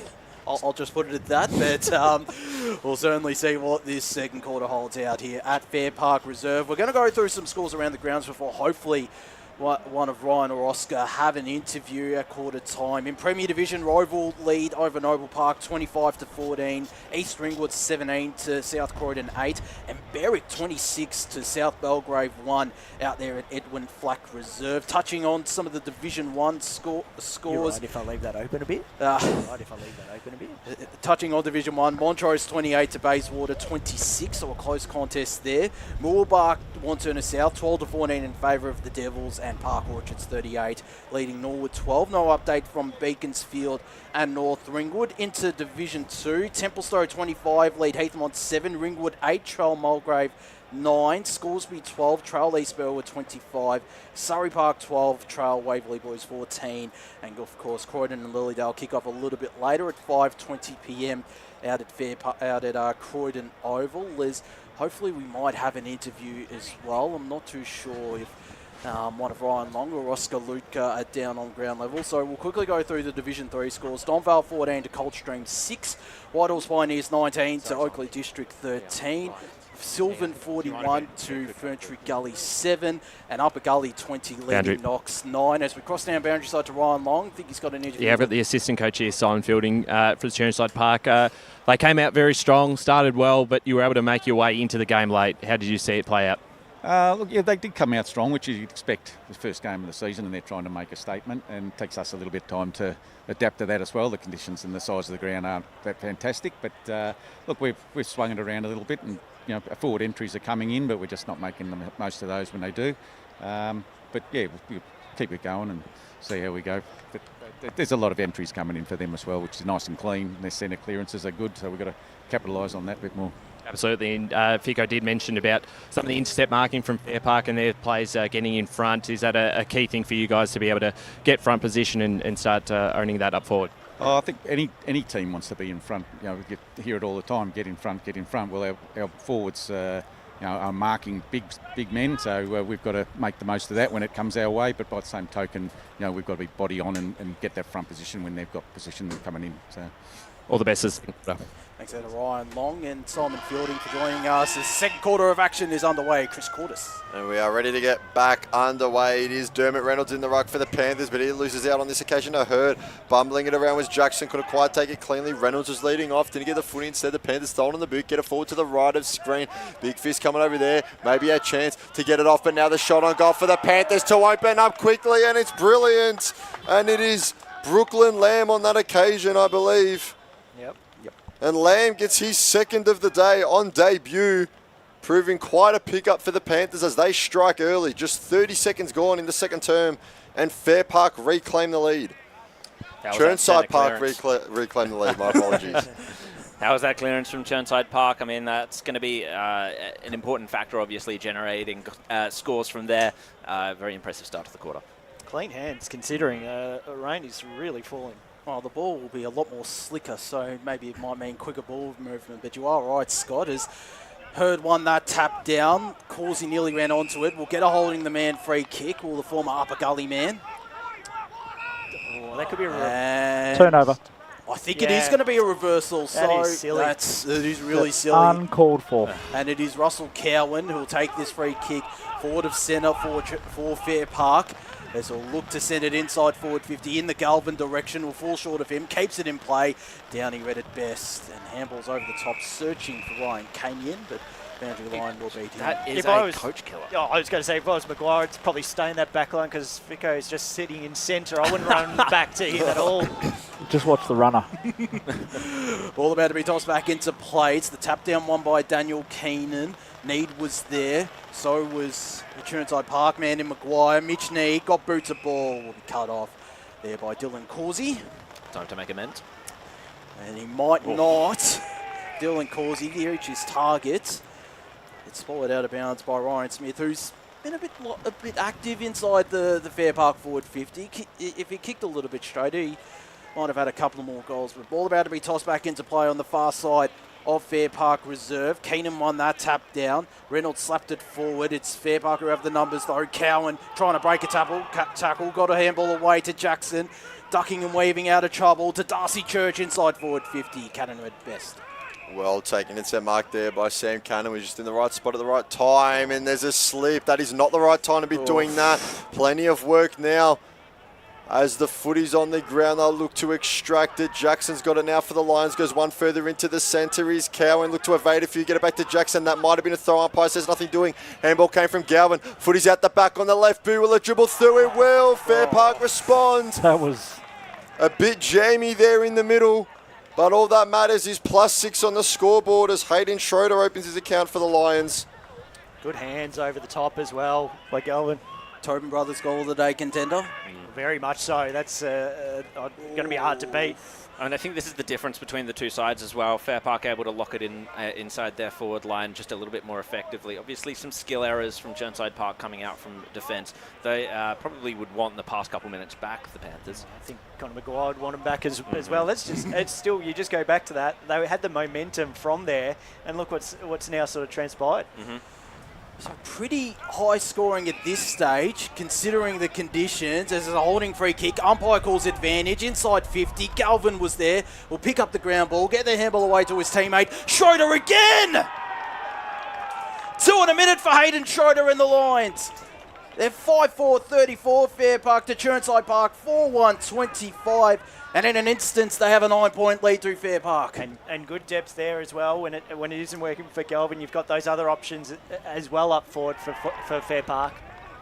Well, look at this, 2 quick goals on the left boot in just under a minute, I'd say. Stewie Dew, eat your heart out wherever you are.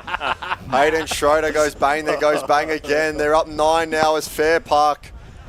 It was very much a Dew snap, wasn't it? Who knows? He might be tuning into this game, preparing for Port Adelaide's big game tomorrow night. I would be shocked. So we'll get ready to go again in the middle as the Rucks will go at it. Reynolds and Hurd. Hurd wins it, gets it down to Cowan. Just about got the handball off, but it's turned over. Playing in front, though, was Church, but he's dropped the footy. Now it's a chance for the Panthers to go forward through Faulkner. Get inside 50. Ficker really reeled it in with the right hand. Still a lot of work to do as he turns tackler now. Lies on his opponent. And high contact. He can't believe it. Ficker really there in the pocket. He's got his hands on his head. The umpire said you had your hands on the other guy's head as Church will now look to bring it out of defensive 50. Just go long down the corridor. Lunny flew. Didn't get anywhere near it, and he's penalised for doing so. So Chirnside Park will have a chance to go. They wanted advantage, but they won't be afforded it as Marks look to take it through. And we'll have the footy returned to its rightful owner as Cowan's copped one on the mark.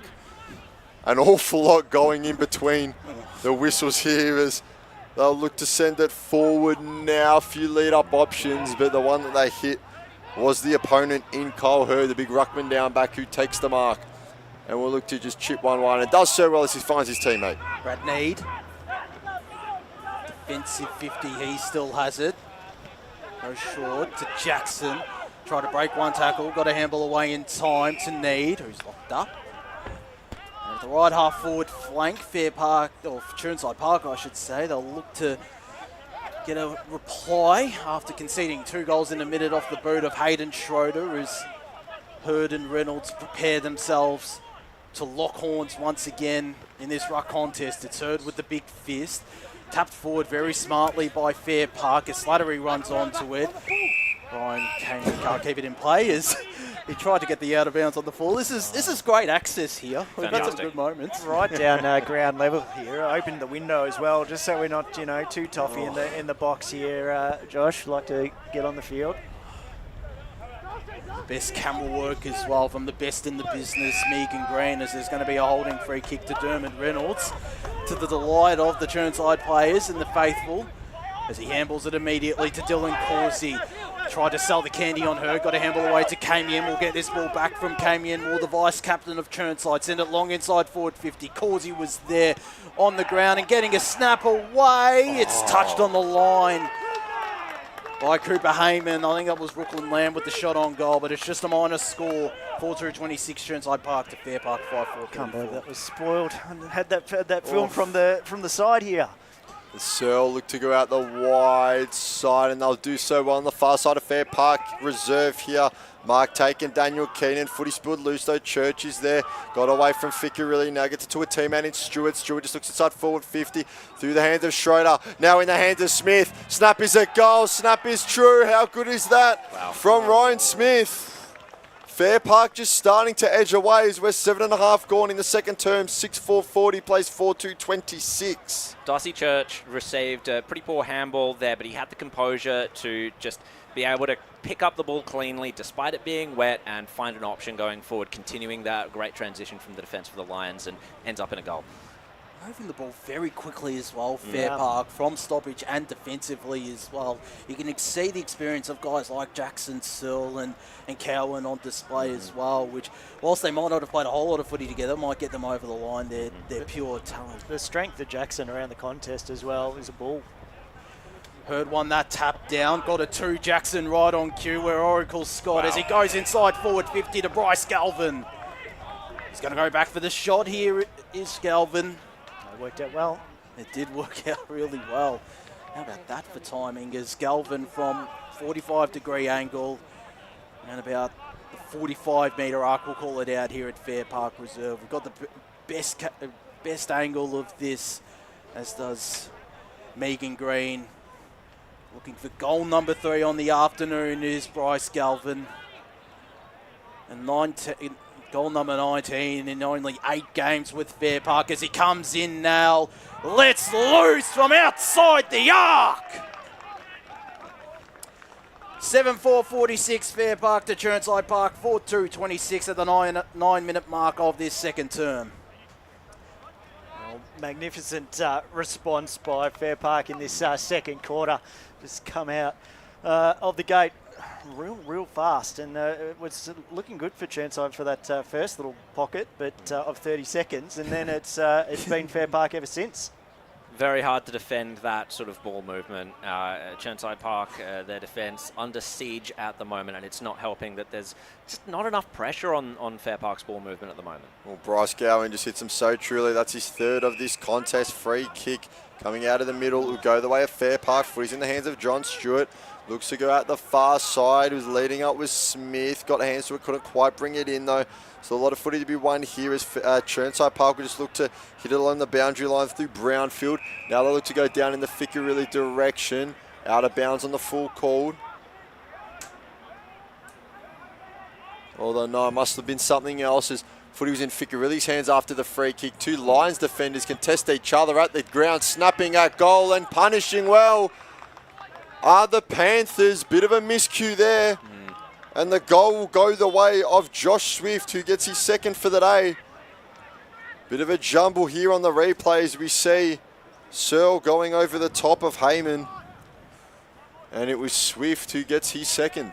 I think that's forgivable. Those are the sorts of mistakes that are going to happen when you're introducing new players to the team. Heyman obviously a Fairpark veteran. Well, not veteran, but, you know, he's been part of the furniture at Fairpark for a while, and Ben Searle, now the new recruit, just trying to take a little bit too much on not calling his man out of it. We go back up in the middle of Fairpark Reserve. Leslie now in ruck, and got a magnificent leap he has. He might get a free kick here as well. Or his teammate will in Daniel Fielding. Came in trying to present as a handball option. It's Fielding who'll send it long and deep. Inside forward 50, Swift was there, was spoiled by Fairpark and Cooper Heyman as they send a high up and under ball through this broadcast side. Came in, taps it out of bounds for a boundary throw in. Right half forward flank. So 11 and a quarter minutes gone in the second term. Fairpark 7-4-46, leading Fairpark 5-2-32 in a high scoring contest despite the conditions, it must be said. Almost more high scoring than last night's AFL game as this ball's locked up. Right half forward flank for Fairpark, or Chirnside Park I should say, so it'll be interesting to see how Xavier Leslie counteracts Hurd around the grounds. It's Hurd who out-muscles him and sends it high and long in the Bryce Galvin direction. Down his direct opponent did well to spoil it. It's Matthew King who gets a handball away. It's an errant one though. Darcy Church was there, as was Mac Brownfield, who's locked up. And umpire says, give it to me, boys. I'll toss this one up in the middle of Fairpark, or slightly forward of centre of Fairpark Reserve. The Lions leading by 14 points as Hurd took matters into his own hands. It's going to be pinged. Umpire called it a throw. And he's going to give away a 25-metre penalty. Ill-disciplined. Momentum just starting to tip into the favour of Chirnside Park at the moment, and it's mistakes like that that can help them capitalise. Dylan Causey handles it immediately, sets sailing for goal. This Jake Causey, it'll fall well short. Will it be ushered through for a behind? Swift tries to keep it in play, can't. And we'll have the boundary throw in right forward pocket for Chirnside Park. I'd say they need to kick the next goal, but there's still plenty of time. Nearly 13 minutes ticked over in this second term. They trail by 14 points. And they do have the momentum, as Jared said, as this ball tossed back into play. Neither ruck could win a clean tap down. Pinballing around. There's a high free kick being found for Chirnside. Oh. And Fico loves it as well. As it's one of the Causeys. I think it's Dylan Causey who'll have this shot on goal. Well, they're playing hot potato then. No one wanted it. But Dylan Causey will have another opportunity to reduce the deficit to 8 points at the 13.5-minute mark. Of course, another former Upper Gully man. Limited exposure last year after sustaining an injury early on. He comes in now and he nails it. 8 points the difference once again. 6-2, 38 Chirnside Park to Fairpark 7-4, 46. We've nearly ticked over 14 minutes in this second quarter. Just a nice reply from Chirnside to get that momentum back on their side. So been shifting throughout this quarter, but a really good response. So 8 points the margin here. We've had a back and forth fixture so far in this Eastland match of the round, Division 4. Many touted as the grand final preview already as the Rucks will go at it. Cancel each other out more or less. Tackle in there immediately by Brandon Ward and the umpire will ask for it. Imagine if this game was played in drier conditions as well. There'd probably be a fair few more goals as well. So the footy will hit the ground out of the ruck contest. Looking to extract it there was Maguire. Plenty of players in pursuit of the footy. The Panthers have the number around it, but here come the Lions. What a pick up there by Cowan and just handballed it to the boundary umpire. It's almost a 360 sliding spin, but no avail. Kyle Hurd off the ground. This is the time where Chirnside Park can really push the momentum they started to find. So we'll see how they can go in the ruck as it's just grabbed out of there by Leslie. Throws it forward, finds their teammate in Lamb. Excellent work out of the ruck contest by number 9 in Xavier Leslie. Fan of the show as we heard in the pre-game. Big shout out to the big man. But it's now in the hands of Brooklyn Lamb and he'll take no time. He's in the post. Dreadfully No, lackadaisical Brooklyn, there. no. Oh my God. And downfield, I'd say. Yeah. Because it was for high Yeah, contact. because he remonstrated Yeah. against Yeah. his opposition. Oh my God. That is a 30-second sequence he will hope that we were lagging for. Yeah, you wouldn't want to watch that replay or watch that on the stream. He had 2 already, and the third seemed already in the book, but apparently not as needs around the footy now. Putting their head around there, high contact going the way of Josh Teal. His courage is rewarded as he wheels onto the right, just chips one to Ficcarelli. Not sure who he was aiming for there. As Ficcarelli now gets it onto the right boot, will hit it into the pocket. It was off the hands of Swift. Out for a boundary throw in. Still trying to work out who that number 20 is. No inclusions there, Josh. We have them down as Sam King, number 20 for Chirnside Park. Panthers have been guarding the corridor a little bit better this quarter as well. That switch completely failed from Fairpark because of that. So the boundary throwing comes in. Lamb in the ruck this time, looking to make amends for what just happened. Free kick here. Oh no, the umpire will call for the ball. So we're some 30 metres out from the Chirnside Park uprights as King is a bit late to get up, but he's up on his feet now. Rucks will go at it, leaping highest there with a Fairpark. So they'll look to bring it out. Need applying pressure. Boundary throwing as it's rushed over the sideline. 16, nearly 17 gone. It's Fairpark by 7 in this Division 4 clash. Entertaining contest out here at Fairpark Reserve as umpire went over the top of both rucks. Clavan at the back, got it to Slattery, dashing away, got the handball to his coach Ficcarelli who spilts it. Swifts out the back. Fairpark will be able to pounce though. Maguire applying some good pressure. Causey of the Jake variety was there. Nearly copped an unintentional falcon as well as Ficcarelli in the meanwhile got the handball out and crunched in a tackle. This is Ficcarelli's teammate. That is a great tackle there on Jackson Faulkner. That was a frenetic passage just then. The arms and legs are going everywhere. Crazy. Sure was. As this ball tossed up, the Lions win the tap down. Ficcarelli running onto it under plenty of pressure, turned the ball over, and the Lions have the outnumber. Mitch Jackson will send it long to his good mate in Bryce Galvin. Good body work, and he took the grab. And had a similar shot earlier in this quarter. He could go back and kick goal number 4 remarkably in this game, Bryce Galvin. The delivery by Jackson again on point. Just elite. You can see that connection between them. They obviously haven't played in a long time alongside one another, but it's still there between Galvin and Jackson as Galvin, remarkably for goal number 20 in his time at the Lions. This only his 8th game with Fairpark. Similar spot to before. Might just drift to the left, it does. Fairpark move to 7-5-47. Chirnside Park 6-3-39 as we tick near 18.5 minutes gone in the second quarter of this Eastland match of the rounds. 3 goals, 2 for big Bryce Galvin there in the number 5 jersey as the Panthers will bring it out. Jake Causey's dropped a bit further down the field. Now returns favour, gives it back to Cannon. Took on his man, lost the footy. Galvin faked it on the right. Now puts it on the boot. He's got the belly of the ball, but he's got enough of it.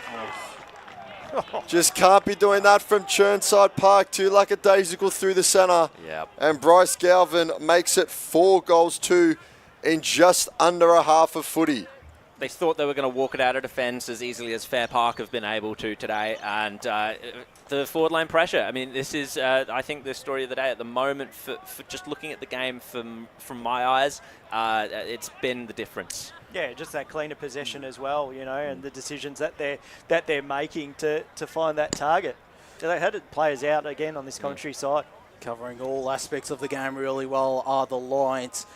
Again, with 11 new players in the fold for this afternoon's clash, there might be a goal square infringement, potentially. I reckon positional infringement. It's a free kick to Chirnside Park. Leslie plays on immediately. Will send it long to the goal square. Might carry out the back. It doesn't.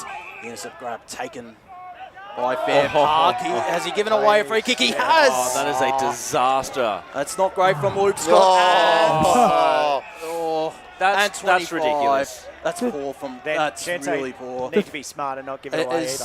Lamb played on immediately and kicks the goal. That's his third. The thing with that, he was being hassled and held, I reckon, but it's the action that he did. You could see a fist came out. You don't like to see that nowadays, and it results in a Chirnside Park goal. There's 7-3-45 to Fairpark, 8-5-53. We're into time on, 20 minutes gone in the second quarter. Yeah, Fairpark were just about to wrestle the momentum back, and then it was a great intercept mark he took. Yeah, it really was. Brilliant. And that's the sort of thing that you want when well, it was a free kick in the middle of the ground, so the clearance was a given. That's the sort of thing you want when the ball's coming in so quickly. You just can't do what he just did, though. So I'm surprised Brooklyn Lamb went quickly with that one after the last one, but it pays off. It was Dylan Corsi looking to break through there. He got pinged. Bit of flopping there from Cowan afterwards. Or was Corsi being legged, I should say. My apologies. As he now looks forward. Jake Corsi's under it there, so too is Brad Need's going to pop out. Lamb spinning. Can he get on the left? Lamb! And he's pulled it wide. Jeez. An entertaining watch, this guy that we found out so far. As they'll go quickly now from the kick in from Heyman. Will Fairpark gets it to Mitch Need, plays on immediately. Look at the pace that they're going at here, the Lions. It was Carlin, gives a handball off to Stewart, throws it on the right boot. Galvin leading up, whistle's been blown. There's a free kick. Looks like it's going downfield. Must have been a late hit there. Ficcarelli involved. It was just a late push in the back as he was kicking. So the footy now falls in the hands of Russell Cowan. Geez, that movement was so quick by Fairpark, wasn't it? From one end to this point. Even if it wasn't the free kick, they were still going to get up to this point. They're going to hurt a lot of teams in Division 4 with that movement. If they keep playing like that with that run, it's so quick. Yep. And clean possession. Very clean. The margin sits at 7. Cowan looking to push it out to 3 kicks. He'll be doing so from about 45, 50 out. Tight angle for the right foot of it. It's on the left, I should say, and it's got it skinny. So just the minus score at the moment. We're into time on in the second quarter. Thanks for joining us on Eastern 98.1 FM and on YouTube and Facebook streams. Fairpark 8-6-54 up by 8 points over the Panthers, 7-4-46. Cannon with that cannon of a boot goes to this broadcast side. Affecting the contest there is James Belly. And Mitch Need, or it will get the free kick indeed, Mitch Need. In fact, it's Curtis Karajik-Powell, coaching the 19s as well at Fairpark this year, the former Upper Gully man. As he goes along inside forward 50, Bell will fly, forces it down to ground. In a direction it might have been off Josh Teal, who is going to get a free kick. So right in front, pretty much in front of some of the Chirnside Park faithful, who are also here right near us, as Teal plays on immediately and it's smothered out of bounds, and get more remonstration, which you don't like to see, but it's going to be a forward stoppage. More remonstration after that smother. Mitch Need getting a bit of attention from Dermot Reynolds as this ball tossed back into play. Scott Downing won it down to Need, who gets a snap on goal, bounces off the post. There was just so much going on. This is amazing. 8-7-55 Fair Park to Chirnside Park, 7-4-46 as they look to play on immediately, which they will. It's out on the far side. Bent's there. Was under plenty of pressure. Still got a handball away, but turned it over. Jay Causey dribbling ball down the ground, searching for Josh Swift, who can't keep it in play. Happy to tap it out of bounds as his Fair Park opponent. Calls for deliberate, but it's... I can't believe we still see deliberate calls in the Oh, well, he AFL. needed to do more there, Swift. He probably needed to keep it in. I'm surprised he didn't. If it was Nick Haynes, he would have been pinned. Dermot Reynolds finally back into the ruck. I think Hurd's been getting the ascendancy there. Hurd won that tap down. Might get this clearance here. In fact, it's Chirnside who do. Brushing off his opponent there. Getting the shot on goal is King. Brushed him off like nothing. Here we go. It is a 3-point ball game out here at Fair Park Reserve. Chirnside 8-4-52. Fair Park 8-7-55 after 24 and a half minutes in this second quarter. Entertaining game outs here between the Lions and the Panthers, Scott. Great matchup between both these sides, and like I said, just that momentum and just a few skill areas probably more so costing Chirnside. But yeah, what a contest we're seeing so far. Chirnside just starting to get the ascendancy with the contested possession. The ball used not as clean as Fair Park, but when you're bowling boys over in the forward line like that, what does it matter? It's a 10-goal quarter, 5 apiece as it stands. Margins back at 3 points as it was at the first break. Schroeder's got the footy, looking to get a combine of handballs. Now it's with Mitch Need. He sends it forward. Pack forming, approaching the footy now is King for the Panthers. Overran it. Cowan pushed him out of bounds. The footy followed short thereafter. Boundary throw in. Jeez, I love trying to get the deliberate Chirnside Park. Fan down there, yes. Been reading the rule book. You don't ask, you don't get. So it'll be Galvin in the ruck.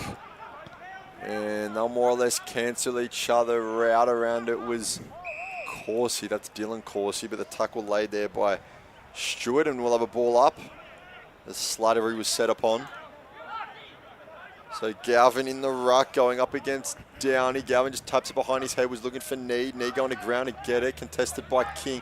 Downey gets a handball out there. Slattery looking to come one further as the handball goes through the middle. It was dropped by Slattery, then picks it up.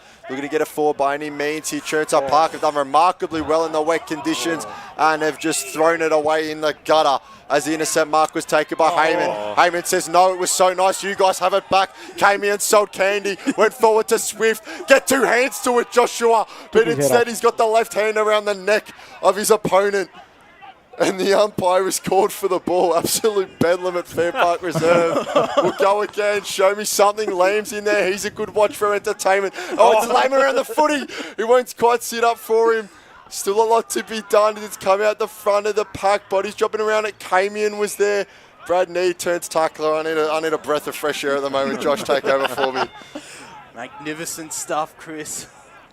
Never know what's going to happen this game. No, you actually do not, as Hurd on that tap down. Reading it best, though, was Fielding. Will dash away, get the check side on goal and miss to the left.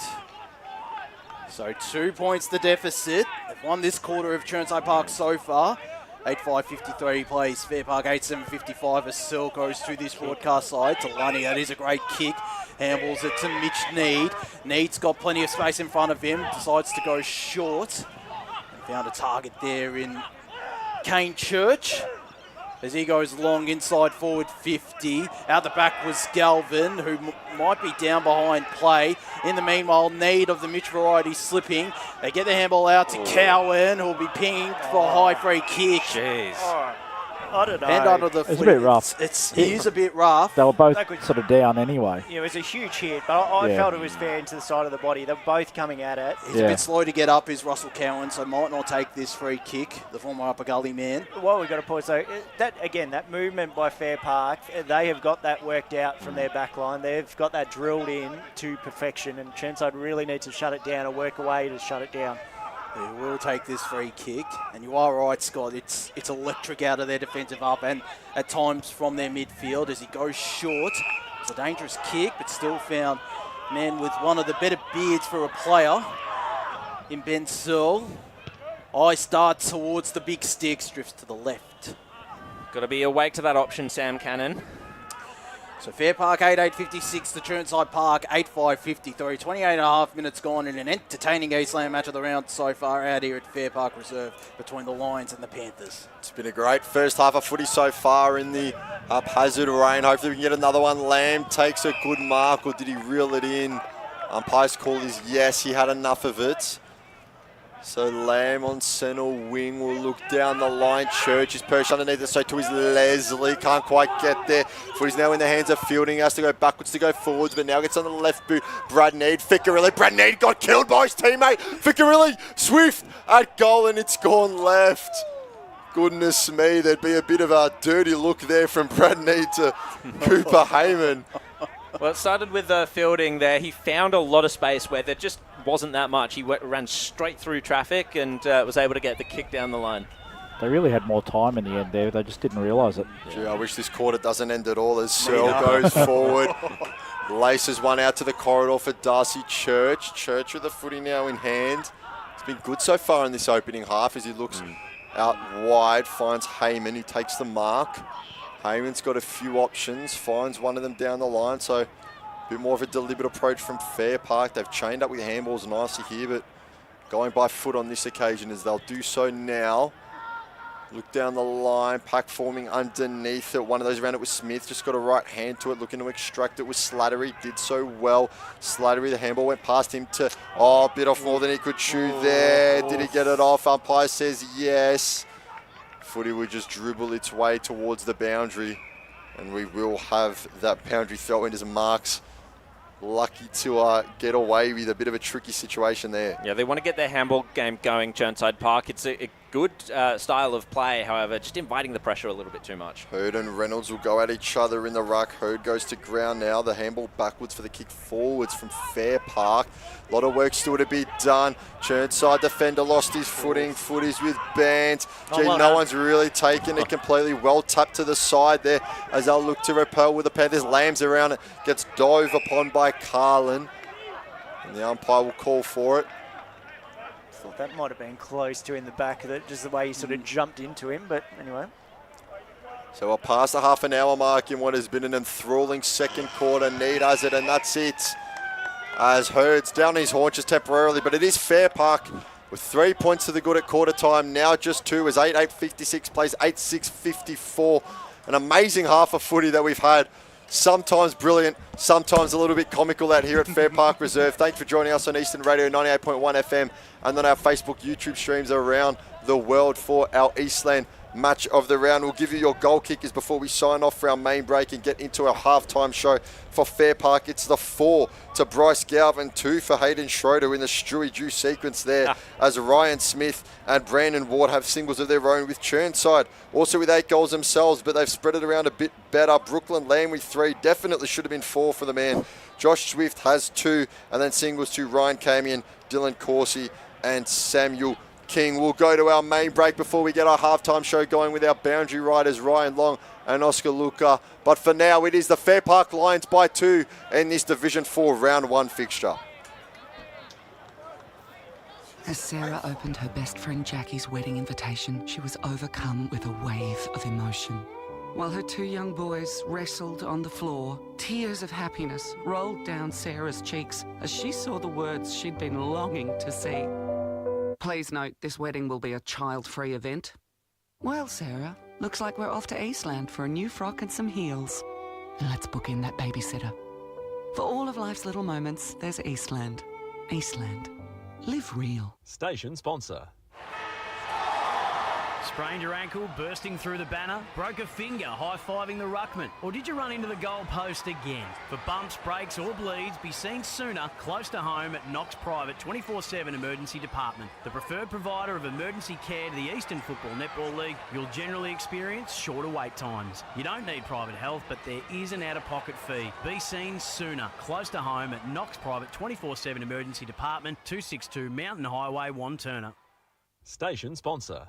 Do you feel good about your bank? because there is a bank you can feel good about. They share their profits to fund big community projects, small community clubs, and vital emergency services. They've given $250 million to help Australian communities thrive. They have all the products and tech you expect from a big bank, with service you don't.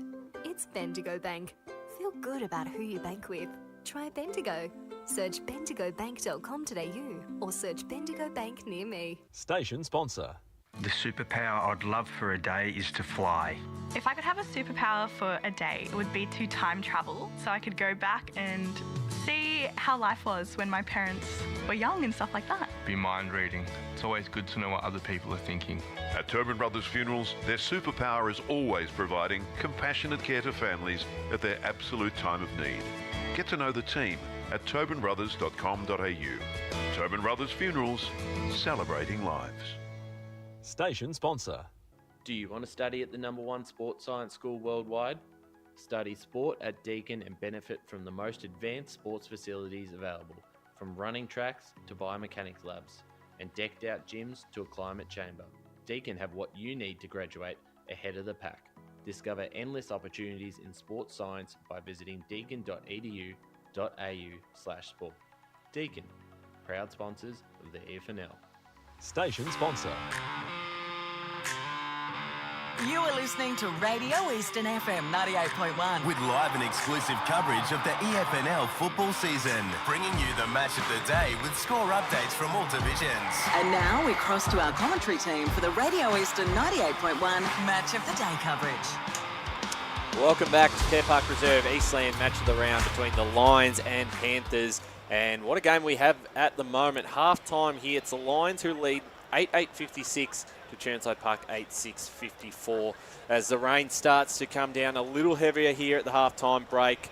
I'm Ryan Long, joined by Chris Cordes and Oscar. Oscar, I'll start with you, who's been down on the boundary with me.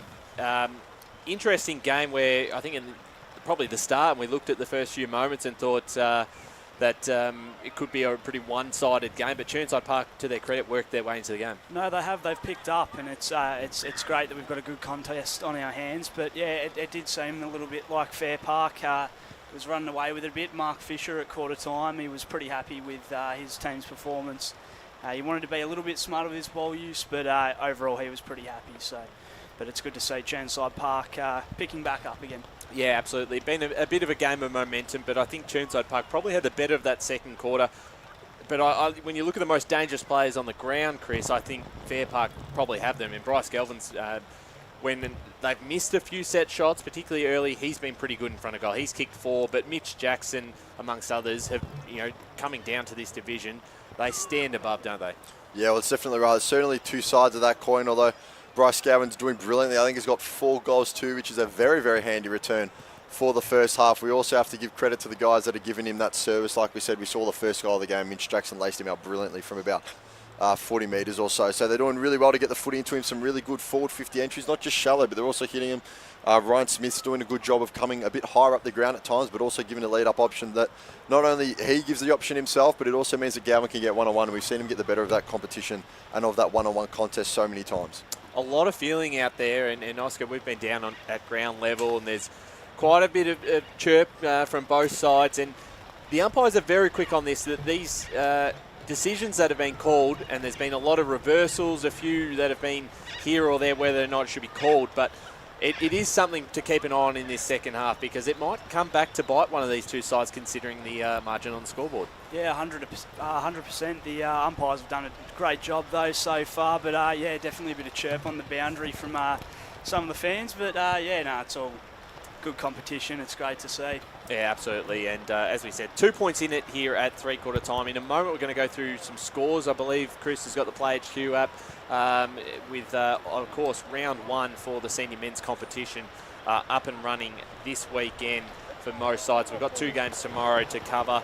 And I believe we've got some Premier Division scores, and East Ringwood off to a good start, I think, Chris. Yes, we do. Well, courtesy of the new EFNL app that you can find on the App Store and on Google Players, it is absolutely bucketing down. You two would be thrilled that you're in here right now. I'm not going back out there, to be honest. So Elsewhere around the grounds, though, like we said, the EFNL app now powered by Premier Data you can find on App Store and on Google Play.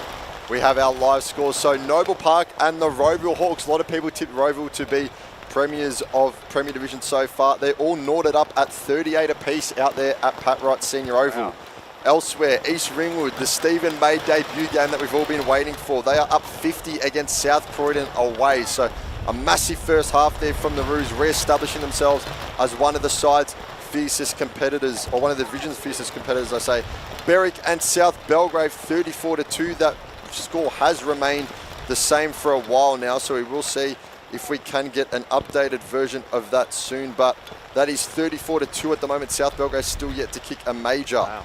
And then obviously Doncaster and Vermont, we don't have a score yet for today. Is that starting a bit tomorrow. later on? Tomorrow, that's right. Okay. So we'll cross over to Division 1. Beaconsfield trying to defend home ground against North Ringwood, but they're trailing 15-35. The Saints off to a good start. On Turner South, first game after their promotion in the new division, they're up 30-14 away to Mooroolbark. So the Mustangs under the cosh a bit there. Montrose 54-42 over Bayswater so far, so a narrow lead. They'd like to get that out a bit more. And then Norwood, obviously still looking for their first win in quite a while. They are 25 to Park Orchards 54. So down to the tune of 29 points there. We'll have Mitcham and Baronia on our broadcast game tomorrow for you. So tune in there to see how those two pulverising figures of the Division 1 competition go. Crossing over to Div 2. The Heathmont Jets 20 to Templestowe 45. The Dockers looking to make amends for a missed opportunity of promotion last season. Scoresby first game in the new division 33-39. They trail the East Burwood Rams by 6 points. Ringwood and Mulgrave all tied up at 21 apiece as Josh Ward does a sign of the cross.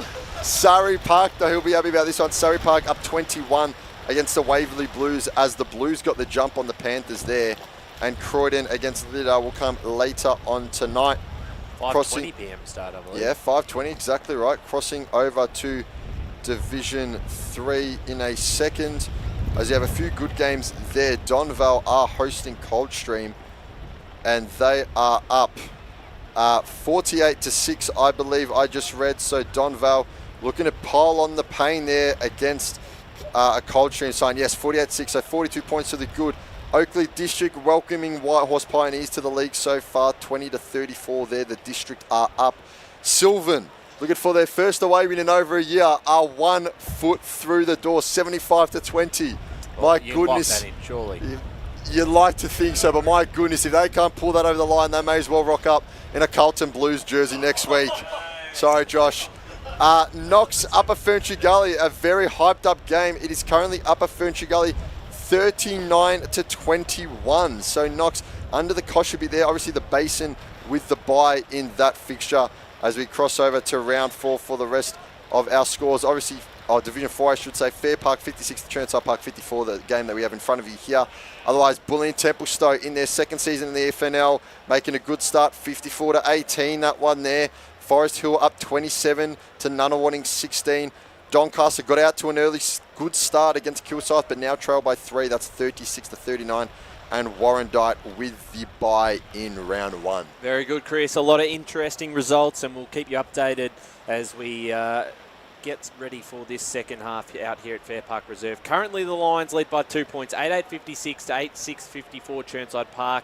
Just before we go to our last ad break, your tips here. Oscar, you're still sticking with Chirnside Park? I've got to stick with Chirnside still. Hopefully they continue their form into the third quarter.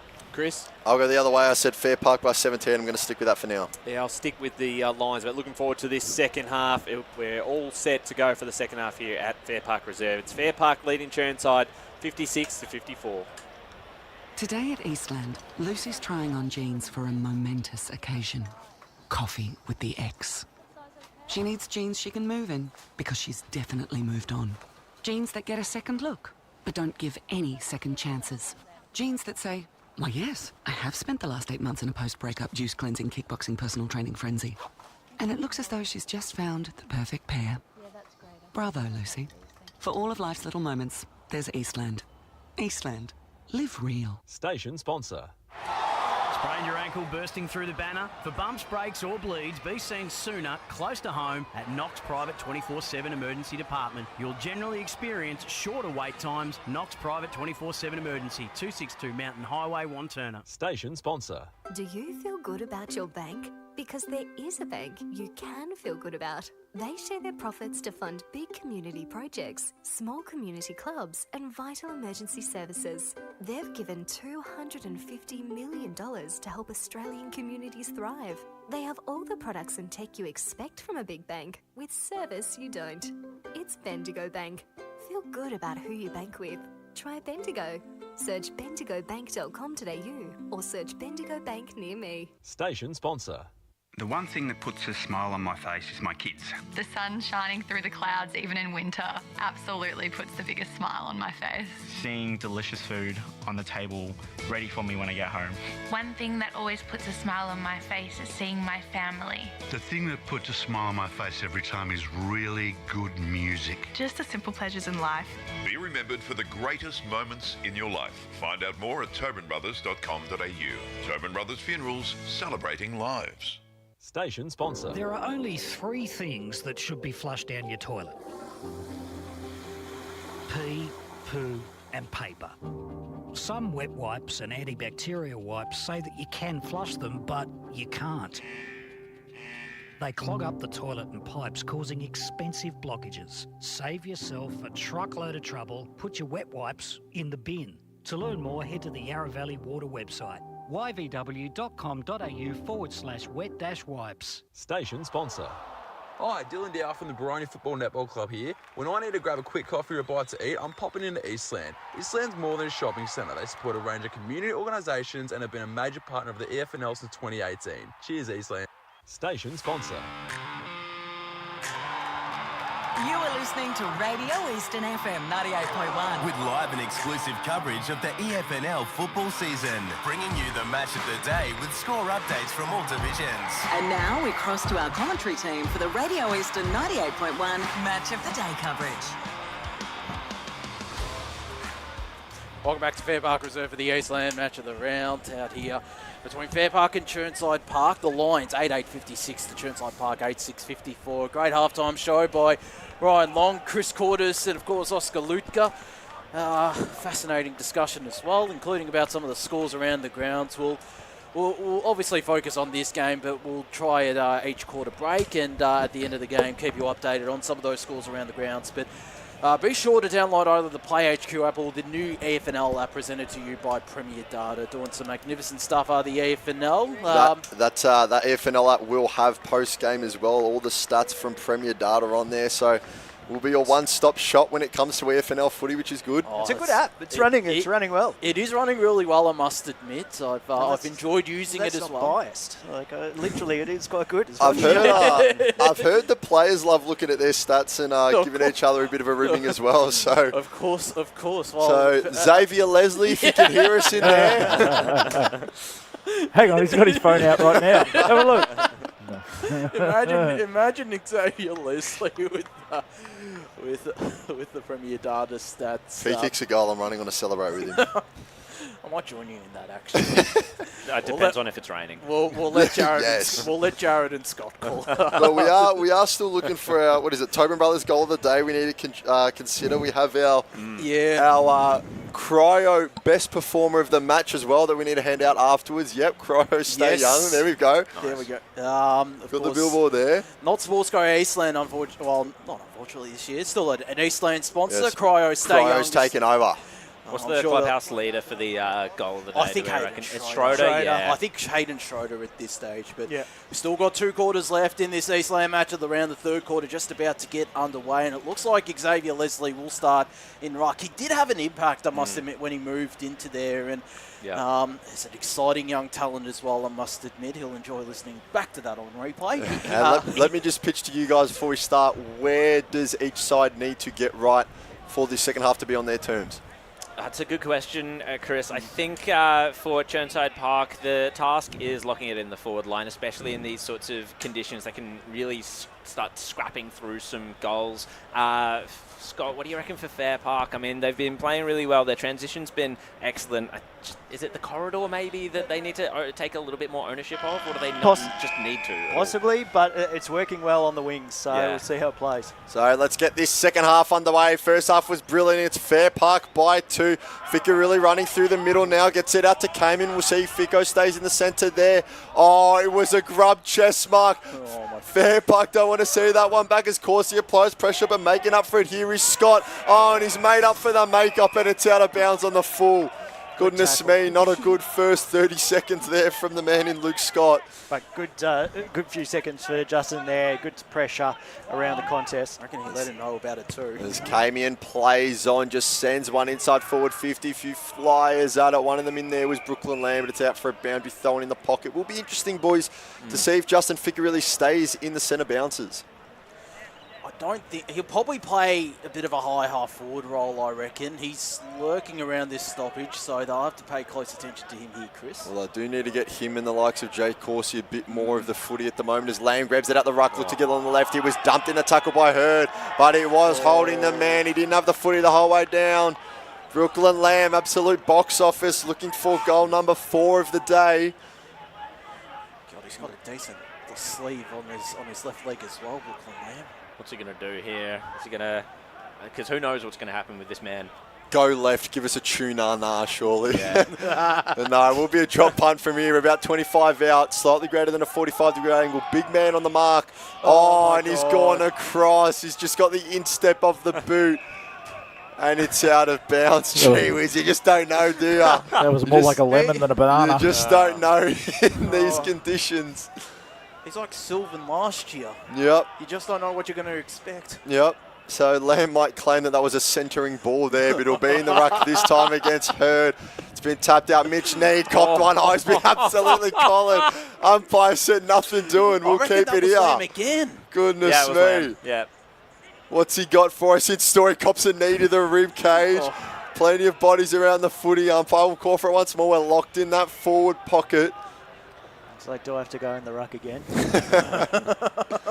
So Hurd and Lamb, this time Lamb just cops one again, but it goes out the back of the pack. Fairpark looking to extract it. Oh, but look at the pick up there from Reynolds, throws in on the boot. Bit of a wobbler, was touched though. Church handball will go backwards. Searle turns around, kick will kind of fall in the middle ground as Hurd gets a handball out. They'll look to keep working it forward. Now Scott's got it, whistle blown. There was a dump after he got rid of the ball. Ficcarelli's got his hands on his head. But it will be brought back to defensive 50. I do wonder, gentlemen, how clear of a call does it have to be for Justin Ficcarelli to agree with the umpires? I do wonder if there's one who would just put his hand up and go, "Yep, fair dues." I don't think there's been a day in his footy career he ever has. I was going to say, has he ever won a league best in Ferris? That's a dangerous lateral kick. Still found Ben Searle. Sporting a decent beard as he goes down the line. The intercept mark will be taken. Matthew King, the skipper of Chirnside Park, sends them inside forward 50. Went over the top of a one-on-one. It's Mitch Need out the back, slipping and sliding his Fairpark teammate. Might be Luke Scott, it is. And there's going to be a free kick to one of a few former Bayswater men. Busy third term for him so far. Busy probably third quarter in a bit as well as he goes to the far side wing where there's a decent pack. It's spoiled out of bounds for a boundary throw and right near the timekeeper's box and the old scoreboard, which is near this new scoreboard as well, I should say, which reads Fairpark 8-8-56, Chirnside Park 8-6-54. No change to the half-time score after 4 minutes of play in the third quarter of this Eastland match of the round as Chirnside through fist just dump it forward. And they're locked up as there is a bit of sunshine, but it's still raining out here at Fairpark Reserve, as I'm sure it is across the EFNL this afternoon. Plenty of action around the grounds as round 1 takes place across Premier Division and down to Division 4 is Hurd won that tap down. Slattery read it best though. Got the handball out the back to Dylan Corsi. Broke one tackle. Got the check side away. Searle parked underneath this. Went the double vista. It spills to Josh Swift. To Corsi. Gets the left foot. Snap away. It misses to the left. Chirnside Park just sort of continuing that momentum, especially in the contested ball game that they had in the last part of the second quarter, able to get some repeat entries from that. And they'll just hoof it outside 50 from the kick in. Around it was Josh Swift. They'll go King now off the ground. Clevance around it, but now it's off the boot of Cow, and it's a high up and under kick. Reynolds was sat under it. Now we'll go to the ground, get the handball out the front. It's a lot of work to be done. Camian's there, claims for a high, nothing doing though. Bodies dropping around everywhere. Can't quite tell where the footy's at the moment. But it's in the hands of Jackson, and they're safe hands for it to be, and he plays on the right boot, but it's the push. Yep. I think the free kick was paid for the Shepherd off ball by Hurd. Yeah. Umpire said it was a push, so we'll have it brought back through the corridor. Unfortunate for Fairpark, because that was the first time this quarter they were starting to get their ball movement going. So the handball will go from Clevan off to the likes of Belly, who just sends it forward. Good body work, Lamb. It came off the defender's hands first, though. Looking to bring it out with Ficcarelli. Snap, left foot, loved it straight away. Gee, the double cobra was up before the footy was even at its apex. And what a kick there from Sam King. He gets his second. The car horn goes off. The honk of approval. Yep, and the Panthers reclaim the lead. It's Chirnside Park 9-7-61, holding down the fort against Fairpark 8-8-56.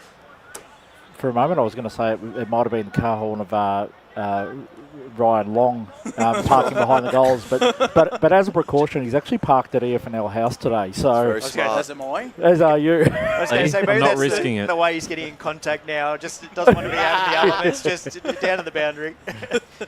As back in the middle, we are Fairpark Reserve. Chirnside hit the front, I think for the first time today, as Hurd won that tap down. Off the deck was Cowan, and it'll be called a kicking in danger free kick. Matty King will take this free kick. Umpire blowing his whistle once again, but the Chirnside skipper will look to go to this broadcast side. Causey to fall short of him. Got a handball away to Camian, who can't keep it in play. It back out. He had it and he brought it back in. He must have done that before. It must have been natural instinct for him to drag it back while he was still out of bounds. It's much to the delight of one of the supporters. It went out of bounds, the kick, and we'll have a boundary throw in between wing and half forward for Chirnside Park on the broadcast side of Fairpark Reserve. As Hurd won that tap down, looking for Mitch Jackson, who ran onto it, got boots of ball, a high up and under kick, where a big pack is. Out the back is Brandon Ward, as is Daniel Keenan. Boundary line will beat them both. We'll have a boundary throw in right half forward flank for Fairpark. We now trail 8-8-56 to Chirnside Park 9-7-61. 7 3/4 minutes gone in the third term out here at Fairpark Reserve, which is starting to get a bit of sun and less rain as well, as Reynolds from behind won the tap down. Cowan was there. It's stolen away from him by Clevan. Tried to find Ficcarelli, who applies some pressure and forced the turnover. Camian turned it over himself to Josh Teal. Teal got it to Church. Back to Teal, who's under pressure and turned it over as well.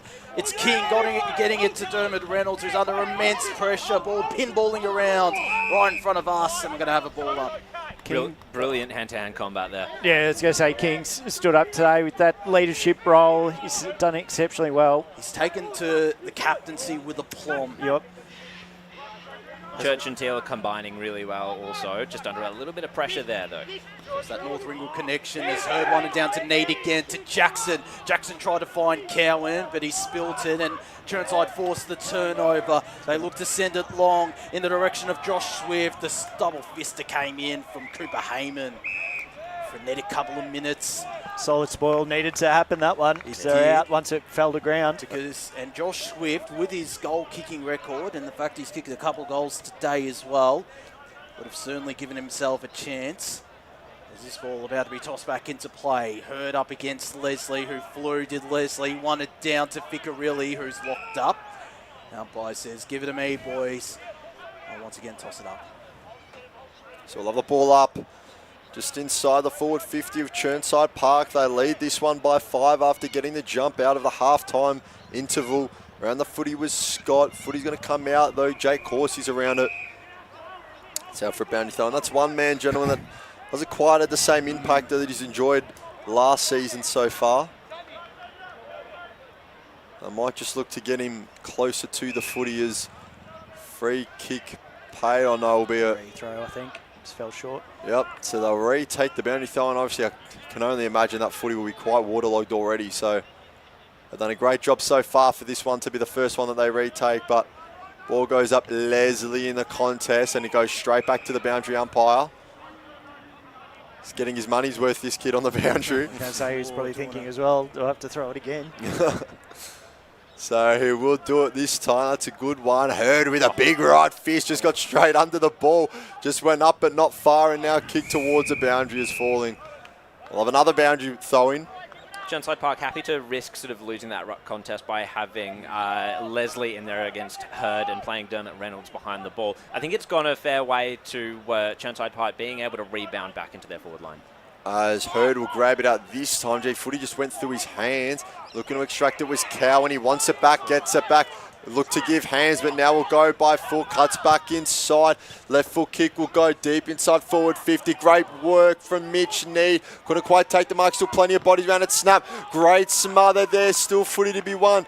And just rushed over by King. Huge smother there. And that time they got it over the head of Reynolds, who's the man dropping back.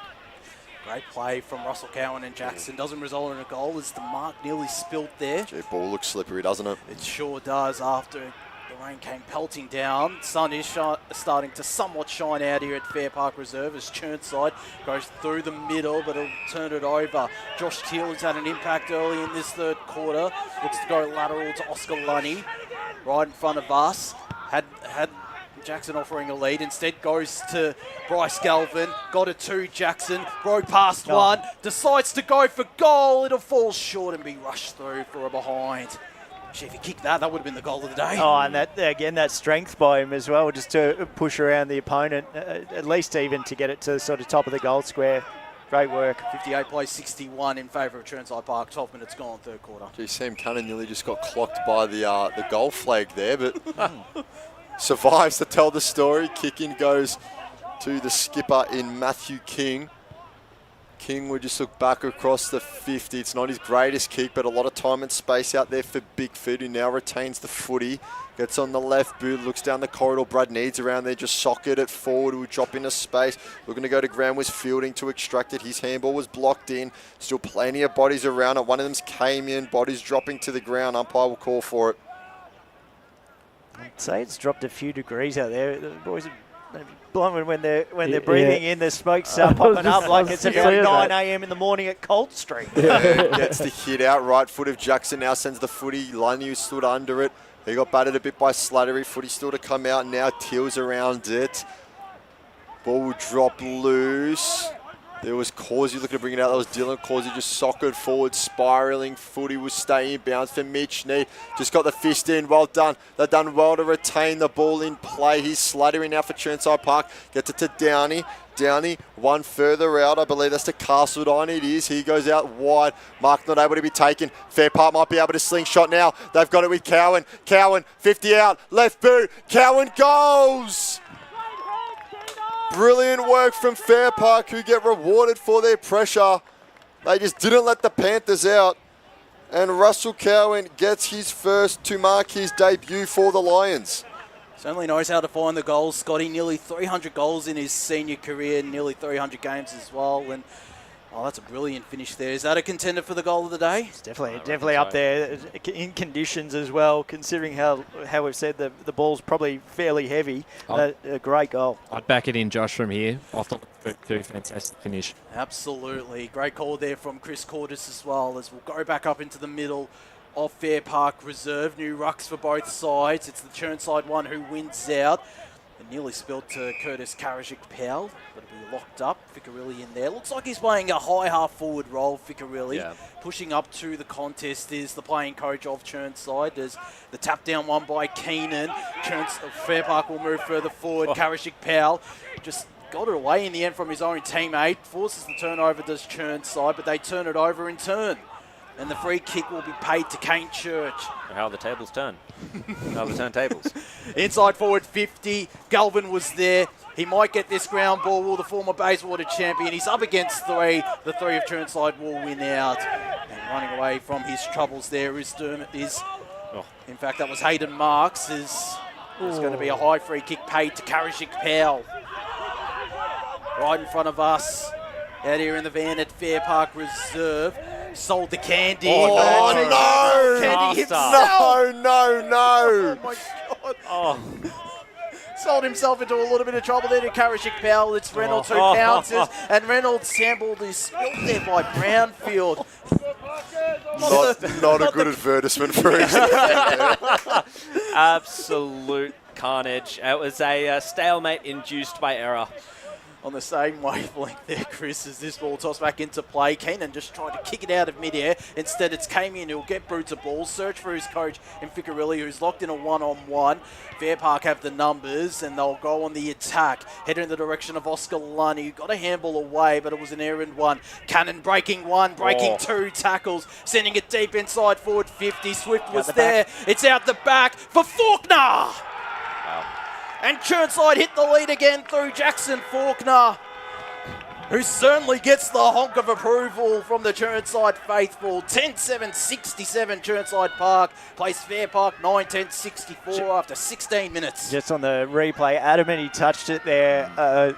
Fairpark, but it's hard to tell from that Score pace. Fury? Well, thank God we don't have the arc. I think he was calling Thank for goodness for that. I think he was calling for it, Need, but anyway. Yeah, we won't give you a 5-minute stoppage in play here for tuning in. Well, we're starting to think that Fairpark were getting the momentum back just in the contest. Their transition is just not quite there this quarter, however, and Chirnside Park were able to turn it over and just wrestle the momentum back at their way. It's been quite an interesting game, an arm wrestle in the contest at the moment. It's been back and forth. The leader's gone with whoever the pendulum swings towards, as it's now Chirnside Park by 3. Around the footy was Stewart. Now looking to extract it was Cowan. He got a bit of body work. Around the footy was Cannon. He did well.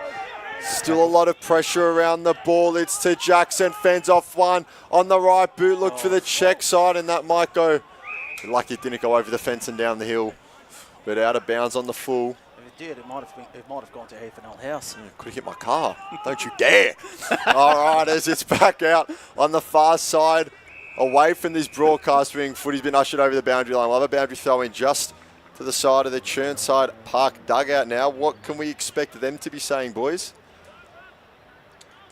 A lot of silence. They don't know where they're going with this one. Hopefully their coaches are on the same page then. As Dylan Corsi looks to bring it out. Footy drop. Couldn't quite get boot to ball. So too is Slattery. Slattery now on the ground. Plenty of bodies tackling. They're intently focused on the game, Chris. Fair enough, as they should be. Well, I was going to say, just keep the pressure up. Keep the pressure going. Yeah, I thought you were talking to Ryan. Yeah. That's what I thought it was a handball. Yeah, I was picky out there. But anyway, I'll give you something shortly. So they'll look to bring it out now through Faulkner. It's a lot of work to do as Maguire's got the footy, throws it on the right boot. Plenty of lines around it though, and they take the intercept mark through Hayden Schroeder. And Schroeder will ignore the calls through the middle and just go out wide. Looks like he's been swung down back. Hayden Schroeder is might be Cooper Heyman with possession of the footy. Goes short, dangerous kick. Still found Brandon Ward, who I was going to say looked worse for wear.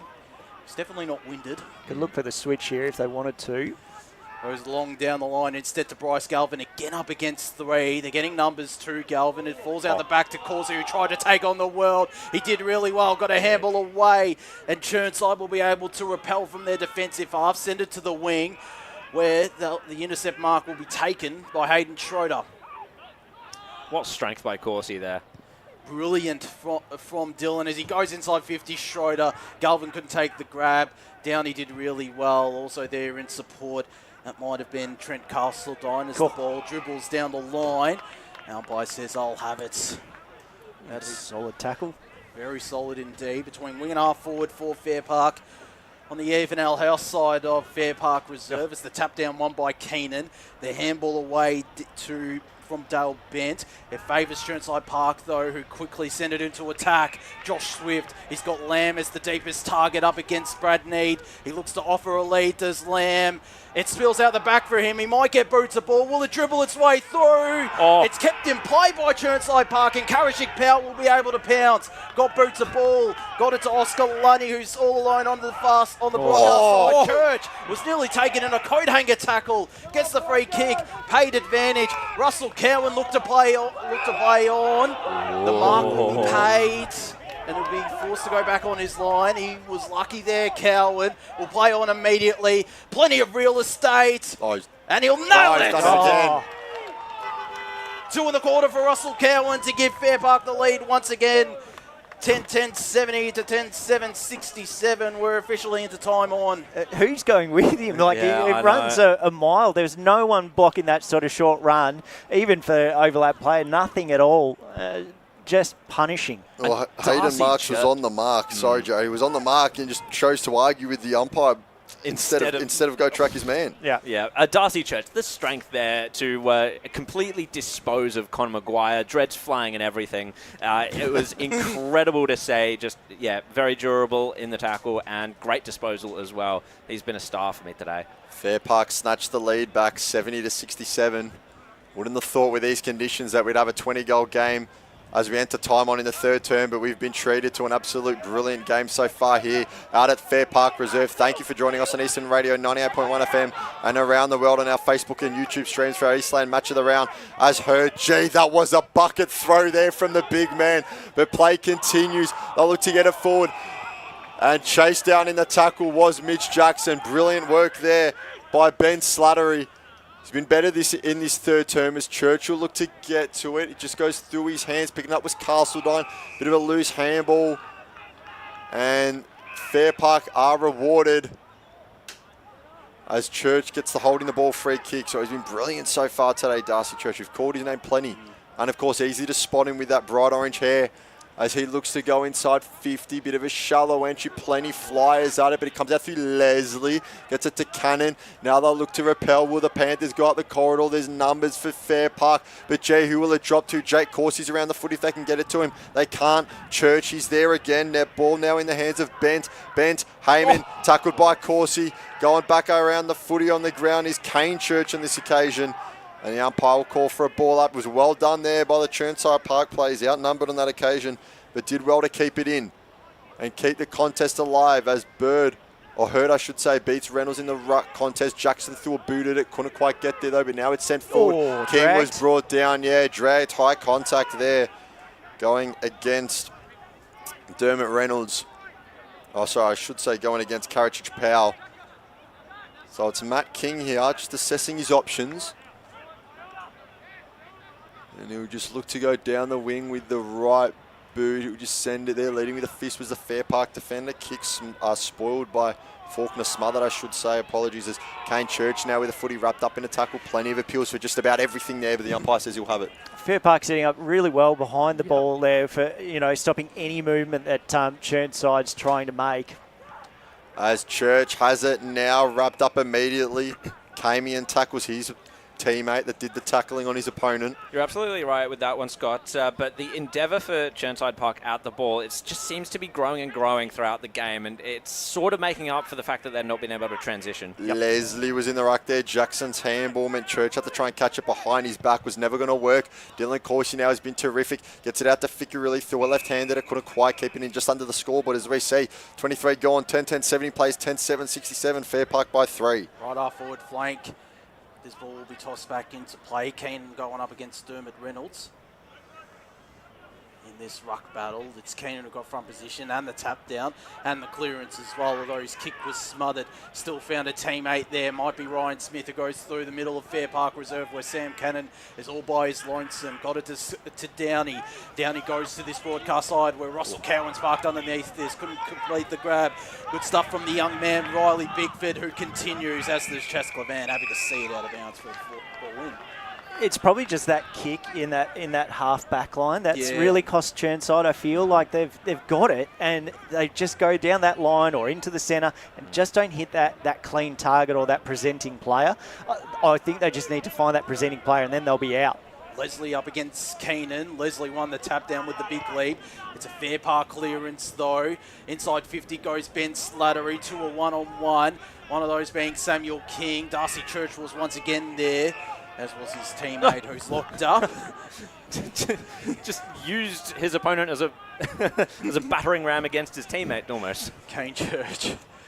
The meat and the sandwich. There's this ball tossed back up. on there by Daniel Keenan. It spills out to Kamian Need, the goalkeeper on the line. He knows it too. He got lucky there, did Brad Need. Plays on immediately. 2 points separate the Lions and the Panthers. 70 plays 68. As the left half back flank for Fairpark. They go to the far side wing of Fairpark Reserve. But there's a big pack. And it's fisted out of bounds there by Josh Teal and Ben Slattery.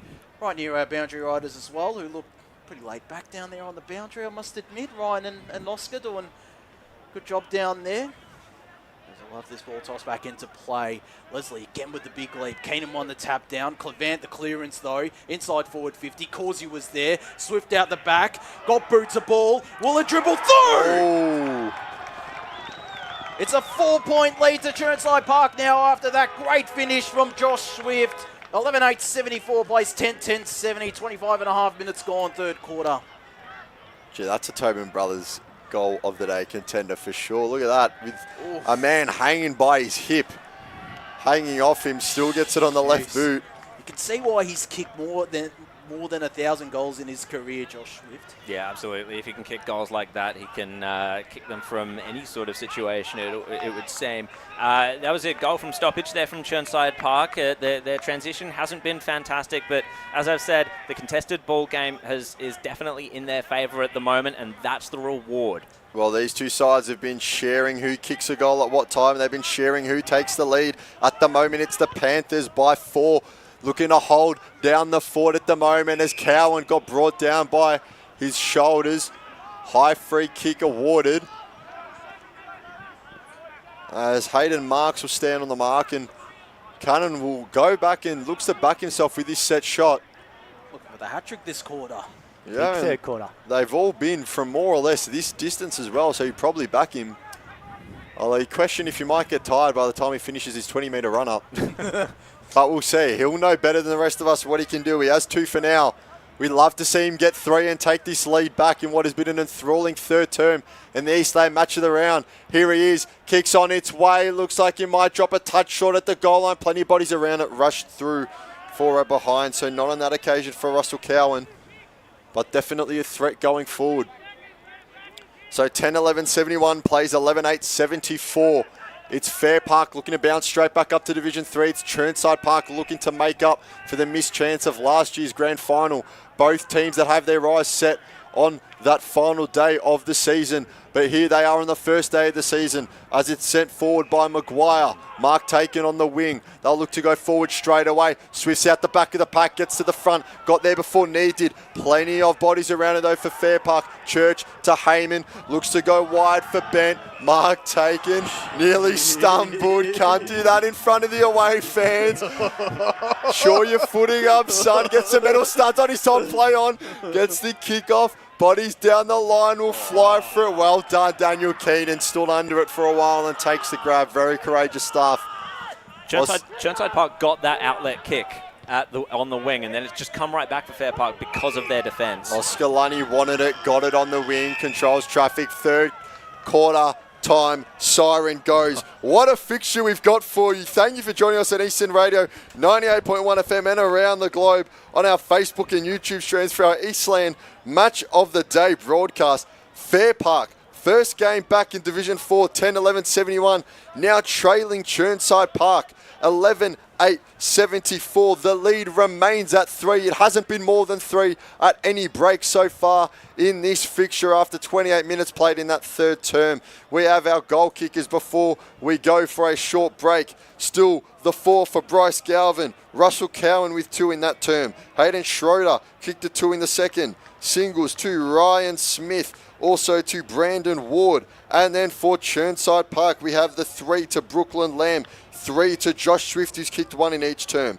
2 to Sam King, singles to Jackson Faulkner, Dylan Causey, and Ryan Kamian. We have an absolute barnstorming fixture for you. We're going to go for a short break. When we return, we'll have scores from around the ground, elsewhere in the Eastern Football Netball League competitions, and also a coach's interview from one of our boundary riders. We'll be back shortly. Don't go anywhere. As Sarah opened her best friend Jackie's wedding invitation, she was overcome with a wave of emotion. while her two young boys wrestled on the floor. Tears of happiness rolled down Sarah's cheeks as she saw the words she'd been longing to see. Please note, this wedding will be a child-free event. Well, Sarah, looks like we're off to Eastland for a new frock and some heels. Let's book in that babysitter. For all of life's little moments, there's Eastland. Eastland. Live real. Station sponsor. At Yarra Valley Water, we know reducing your shower time, or show time, to 4 minutes can save you an average of $200 a year on water and energy bills. Shower shorter. Save water. Authorised by the Victorian Government, 1 Treasury Place, Melbourne. Station sponsor. Sprained your ankle, bursting through the banner? Broke a finger, high-fiving the ruckman? Or did you run into the goal post again? For bumps, breaks or bleeds, be seen sooner, close to home at Knox Private 24/7 Emergency Department. The preferred provider of emergency care to the Eastern Football Netball League. You'll generally experience shorter wait times. You don't need private health, but there is an out-of-pocket fee. Be seen sooner, close to home at Knox Private 24/7 Emergency Department, 262 Mountain Highway, Wanturna. Station sponsor. Do you feel good about your bank? Because there is a bank you can feel good about. They share their profits to fund big community projects, small community clubs, and vital emergency services. They've given $250 million to help Australian communities thrive. They have all the products and tech you expect from a big bank, with service you don't. It's Bendigo Bank. Feel good about who you bank with. Try Bendigo. Search bendigobank.com.au or search Bendigo Bank near me. Station sponsor. The superpower I'd love for a day is to fly. If I could have a superpower for a day, it would be to time travel, so I could go back and see how life was when my parents were young and stuff like that. Be mind reading. It's always good to know what other people are thinking. At Tobin Brothers Funerals, their superpower is always providing compassionate care to families at their absolute time of need. Get to know the team at tobinbrothers.com.au. Tobin Brothers Funerals, celebrating lives. Station sponsor. Hi, I'm Ben Desson from Montrose Football Netball Club, and when I need a new kit for a night out, I head over to Eastland. But Eastland is more than a shopping centre. They support a range of community organisations and have been major partners of the Eastern Football Netball League since 2018. Thanks, Eastland. You are listening to Radio Eastern FM 98.1. With live and exclusive coverage of the EFNL football season, bringing you the match of the day with score updates from all divisions. And now we cross to our commentary team for the Radio Eastern 98.1 Match of the Day coverage. Welcome back to Fairpark Reserve. We're all excited out here for the Eastland match of the round. It looks set to be a grandstand finish between the Lions and the Panthers. Fairpark 10-11-71 after leading for majority of the first half. And at the first two breaks, they trail Chirnside Park now by 3 points, 11-8-74. Josh Wood here alongside Chris Cordes, Jared Beanland, Scott Hardy, plus Ryan Long and Oscar Lutka down on the boundary. Hopefully Ryan or Oscar will have an interview potentially with Fairpark, but before we head to that, we'll go through our scores around the grounds. And East Ringwood 93 leads South Croydon 13 out of Cheong Park, which is a massive, massive margin. Berwick 37 in a low-scoring game against South Belgrave. The Saints are only 1-3-9, whilst Noble Park 6-8-44 now trail Roval 9-5-59 in that game. At Pat Wright Senior Oval into Division 1. And we'll try to get some scores from that division shortly. It is North Ringwood 60 leading Beaconsfield 23. No real update from Montrose and Bayswater, still 54-42. Wanturna South up by 11 points over Moorbark 40-29, and Park Orchard 66 lead Norwood 32. As we might see if we can snag an interview potentially with Fairpark before this final quarter starts. Worrying signs for Beaconsfield there against North Ringwood. It is slightly concerning. In fact, we might not get an interview. Boys, just down at the Chirnside Park huddle there, just a couple of key statistics. Jared talked about the clearances and the contested possessions, and that is something that Chirnside Park is now leading in, particularly in that third quarter in the statistics front. Just one to make note of, forward 50 tackles to the game, 16-3 in favour of Chirnside Park. So that was one-sided in that quarter, 4-0. So it's certainly a key thing for them going forward in this last quarter, the pressure from their forwards. But also their midfield, when you look at the battle there, they mentioned particularly Mitch Jackson and Russell Cohen. They're going deep every single time, so they want to prevent that. Highlight the sluttery tackle at centre-half back on Jackson in that quarter. That was a really key one to prevent a potential goal. So a couple of things to keep your eye on this last quarter. Absolutely. We'll get those final scores throughout at the end of this game out here at Fairpark Reserve between the Lions and the Panthers. It's going down to the wire. Chris Quarters, 74 plays 71. 3 brilliant quarters in the book so far. Let's see what this last one can toss up for us as Need went to ground to try and get the footy. Jake Corsi was in there. Gets it to Dylan Corsi. Throws it on the left. Blue Ficker really leading up. Footy just dropped a bit short of him. Still a lot of work to do for the Panthers now. Ficker really turns tackler on Need. Umpire will call for the ball up. So we're locked in here. I believe the last 2 quarters we already had a goal by this stage, but Hurd he wins the hit out almost uncontested. Cowan got on the left boot forward. In pursuit now is Slattery, but the footy's in the Smith of Fairpark's Ryan Smith. And I believe he's been pinged for holding the ball, so didn't get rid of it quick enough, says the umpires, as Chirnside Park just looking to get it forward. Pack forming under the footy. Heyman got worked under it by Swift. Dropped what he should have taken. So a lot of work to do as Swift turns tackler. Footy's going to be brought out though by Fairpark on the left boot. Got the belly of the ball. Long, high, dumping kick. Falls into the hands of, I believe, Corsi. Now they're looking to bring it out once more. Leader there was King. Didn't get the footy though. Heyman at the front of his man. Swift from behind. Maybe got his arms chopped. Not quite. Umpire will say, I'll have it.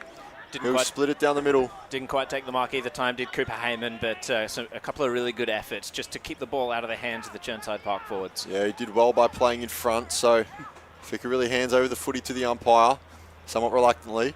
As the rucks will go at it, it's Lamb, it's Hurd. Hurd just gets a fist to it. We've seen him do that a fair few times. Holding free kick.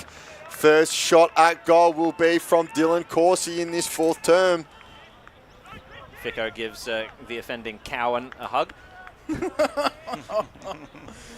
Thank you very much, he says. So it will be Dylan Corsi kicking from about 35 out. He'll snap around the corner on the right boot. Where's it going?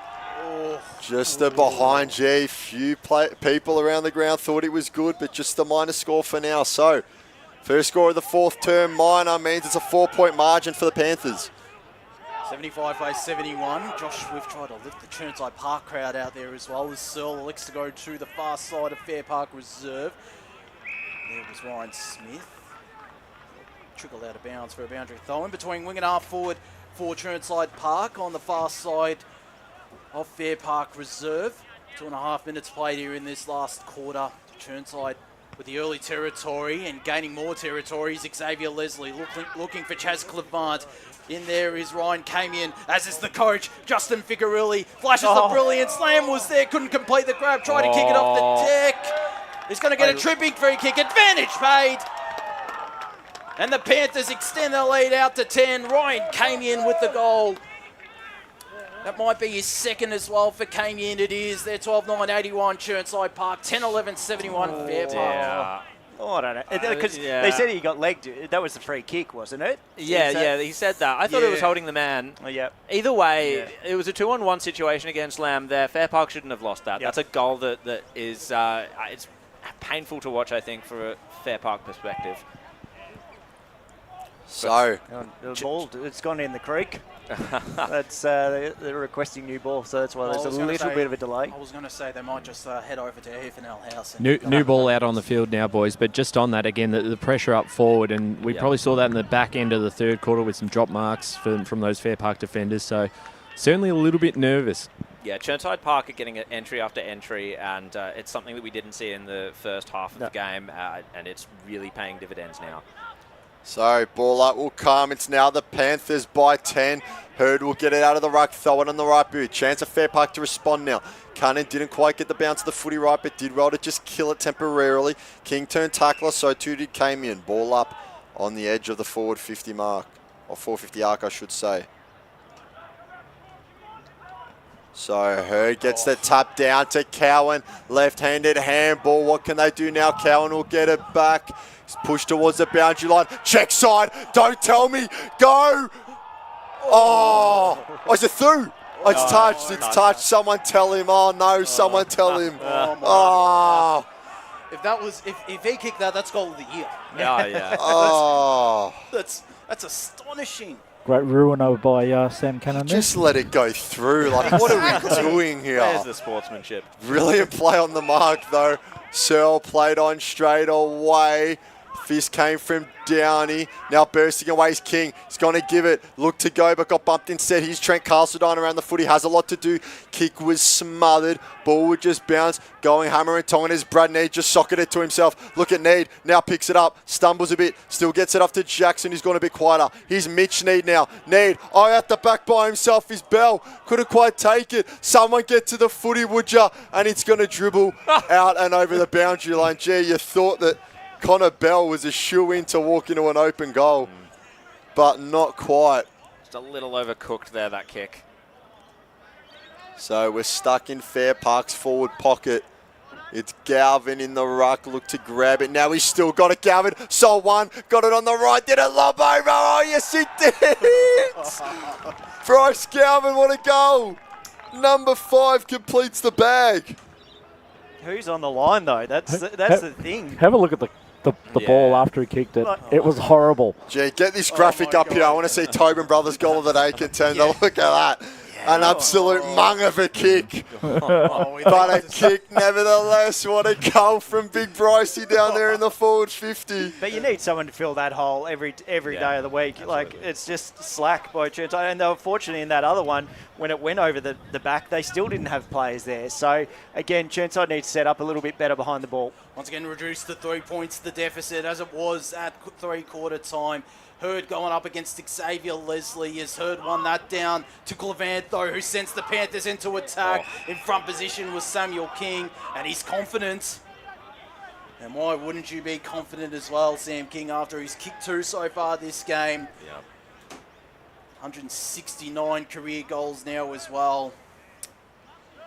It's from right at centre half forward, probably 50 metres out. Let's loose, and to the left it goes. Radney might look to play this on immediately, but it's 4 points the difference. 78 plays 82 in favour of Chirnside Park as Need finds some open teammates. One of those is Ryan Smith, who took a chest mark in the end. Plays on almost immediately because he's got Josh Teal over the top. It'll fall for Matthew King, who's under immense pressure from Teal. He's going to be pinged, or is it going to be a ball up? He clearly just let go of that. It's at the left forward pocket though for Fairpark, who trail in this game. Have plenty of support behind them out here at Fairpark Reserve. Their first game of season 2026 in their return to Division 4 as Bent ushers that out of bounds for a boundary line. It is a decent crowd, I must admit. It's a big crowd. The one thing, Fairpark, just whenever it's kicking out from behind, like they've got such a really good setup that you probably just don't see on the TV. The running and what they're presenting is exceptional. Hurd with the backwards tap. There's a high free kick going to be paid to Fairpark and to Hurd. So from a fair distance, he might just look to send it to the hot spot. He's got an open man at the right forward pocket, but he might be setting up for the shot here, Hurd. 55 career goals, closing in on 150 senior games. Is a former premiership player with Fairpark as it drifts back. It stays in play and might bounce its way out of bounds. It does in the right forward pocket. Good effort there from the big man, Cole Hurd. And you have to get the keys to the light tower, Josh, in a second. It's getting very dark over that side. Matt Foddy on the line. There's a little bit of sun peeking out, but otherwise that's it. We might be in for potential torrential downpour as umpires. I mean, it can't do much else, can he? You know, the umpire. He was riding him like Seabiscuit. Oh, goodness. Ben Slattery just sat on it and gave away the free kick to Brandon Ward, who on senior debut has had some moments as Ward, I must admit, today. Kicked the 1 goal earlier. This from a slide angle around about 35 metres out. He'll kick from looking to put Fairpark back in front is Brandon Ward. Just drifts to the right. Back to 3 points the margin. 11-13, 79 plays 12-10, 82 Chirnside Park. 9 minutes gone, final quarter. Fluent ball transition has started to go out of the window a little bit, I think. They're struggling to get it out of their defence, both teams. Sam Cannon's kick dropped short to Dylan Coursey from the kicking. Coursey now wheels around on the right. Took a lot of time to make his decision, but sent it to the middle. Leslie was around there, couldn't quite do it. Ficcarelli dragged to ground by Brad Need now. And he'll have a ball up just in the centre there. So Rucks will get ready to go at it again. It will be Hurd. He goes up uncontested this time. So you're right, boys. We heard in the special comments chairs earlier that Leslie was just happy to kind of give up that height in the ruck contest. But we'll see if they can keep making it work for them, as now in pursuit of the footies. Jackson, he gets it, slides, pops back up as he hit the turf, did well. Cannon's kick now finds a teammate in Fielding. So he's Dan Fielding now. He's got calls from just about everywhere, even maybe in the car park for a kick towards there. As he'll come towards us here. Victor really got out the back, kept it in. Here's Swift, one-on-one. Can he turn his man? Footy wouldn't quite sit up for him nicely. Boundary throwing in the forward pocket. Justin probably had a little bit more time there just to steady and get it sort of straighter, but a great effort to keep it in anyway. Big shout out to both teams for giving us plenty of broadcast side action too. For the whole game. Yes, very true. Decent compared to a lot of other games. Very true. So Hurd and Leslie just go to punch it. It'll go straight back over the line. I reckon our boundary riders might enjoy that as well. Give it it's on the far side for them. That would have been out in the full if it came from the one fist. I don't think the umpire actually saw. I think it hit both. It might have been both. So Hurd will go at it with a fist again. Can't get it. There's Leslie on the left boot. 2v1. G nearly reeled it in with a 1. Go Brooklyn Lamb. He's diving over place to try and get to it. Brad Need will just shuffle it over. Goodness me. Get him around the footy again. Let us see something here on stream. Thank you for joining us. If you are just tuning in now, Fairpark 11-13, 79. Chirnside Park 12-10, 82. Very hyped up game for round 1 of our Division 4 EFNL season, as Leslie would just punch it forward, and it's just to the side of the point post, so they'll lock it in their forward 50. It's a big contest in here now for territory. The next goal, if it can come from Chirnside Park, will be big. Fairpark really need to make sure that they're standing true here and they can repel, as it will be Leslie and Hurd again. Hurd gets a right fist to it. Now it's with Dylan Coursey, missed his fist with a handball, looking to burst through. Good tackle, Clevant. Umpire calls for the ball. It's as good as a forward line tackle right there. A bit off the ball happening as well. So they'll go up again. Leslie got a good leap at it. Hurd went again, so too didn't need. Dylan Coursey got it through the hands of Ficcarelli. Here's Lamb, tapped it to himself, tried to dribble it like a basketball. Got hip and shouldered into round 2, and it's going to be a boundary throw in. Boundary. Go down to boundary to Oscar Luca. Yeah, guys, just some grey clouds starting to roll over and a bit of rain coming down again. It'll be interesting to see how that plays for the rest of the quarter. Thanks for that, Oscar. We thought we might be in the clear, but apparently not so, as Dylan Coursey goes to the ground to pick it up. He's been excellent so far, Dylan Coursey, and he gets it out to Chaz Clevant. Another key contributor, Clevant on the left. That goal, bit of a spiralling kick. Lamb around it. Now you got a hand to it. They might just rush it through. Oh, Karachich Powell couldn't quite get it over, but now does. And I've just noticed now there's Chirnside Park Ultras on both sides, both pockets here, so they're making a good appearance. As they'll go down the far wing, Matt King was maybe legged. The umpire said nothing doing. We're likely to have a ball up, not yet, but we will now. That was brilliant leadership and attack on the ball by Matt King, and it looks like he's hobbling off as well, but that just broke up Fairpark's transition. They could have been in the forward line right now as we speak if he hadn't made that endeavour. 13 minutes gone, it's 4 points the difference. 79 plays 83 in favour of Chirnside Park, as Clevant tried to play for the high free kick. It's Camian who sends the Panthers into attack. Nearly taking the mark there was Swift, but it's thumped out of bounds. Tried to play for the high free kick. It was smacked in the face, Josh. It looked like he wasn't. It looked like he... My eyes are going already. turn the lights on, like I said. Yeah. To see out there. It's the lights, it's fine. Elite camera work, though, from Megan Green. Do a magnificent job. As Hurd is locked up, and there's a high free kick. And that is going to go to Luke Scott, who's certainly been active in this game. Let's just put it at that. The right back pocket, sends it to the far side wing, curls around this, as is James Belly. Neither could impact the contest alongside there. Luke Scott is the kind of defensive counterpart to Brooklyn Lamb. You never know what you're going to get from him. Boundary throw in pretty much on centre wing, far side of Fairpark Reserve. 14 minutes tick over. Just the 2 goals in this quarter. Chirnside Park still leading by 4 points. 83 plays 79 as Maguire was wrapped up. Searle is there as well. As they send it inside forward 50 to Chirnside Park. There is Lamb. Need with the fist. Spores it out of his defensive 50. Karashik Powell will be shipping it out. And getting it inside 50 once again is Sam King. Looks for his coach and Justin Ficcarelli. Forced the contest really well. Out there as well as Mitch Need. The chip over the top to Swift, who has open space. Will it dribble its way through? It doesn't. Causey can't keep it in play. And we'll have the kick in from Fairpark as we cross down boundary side to Oscar Lutka. Yeah, King's come off now. He's in the hands of the trainer after that. And Jake Causey as well is down. So I'll keep an eye on that, guys. Thanks, Oscar. I don't know if that's knee or cramp for Causey. Yeah, in the hands of the trainers there. Yeah, that might have been the case. Or it does not look. Oh, he's just gone back. He got up and he's just gone back down. That's not holding good. the lower leg, so maybe a turned ankle. As they're trying to get someone around him, but play will continue because he is off the ground. Technically, he's behind the point post. So advantage paid here for Maguire. Laced out Swift. Mark taken. And they might need a look at getting Jake Causey some more help out here behind the point post at the moment, because he really cannot move. But nevertheless, it will be Josh Swift here.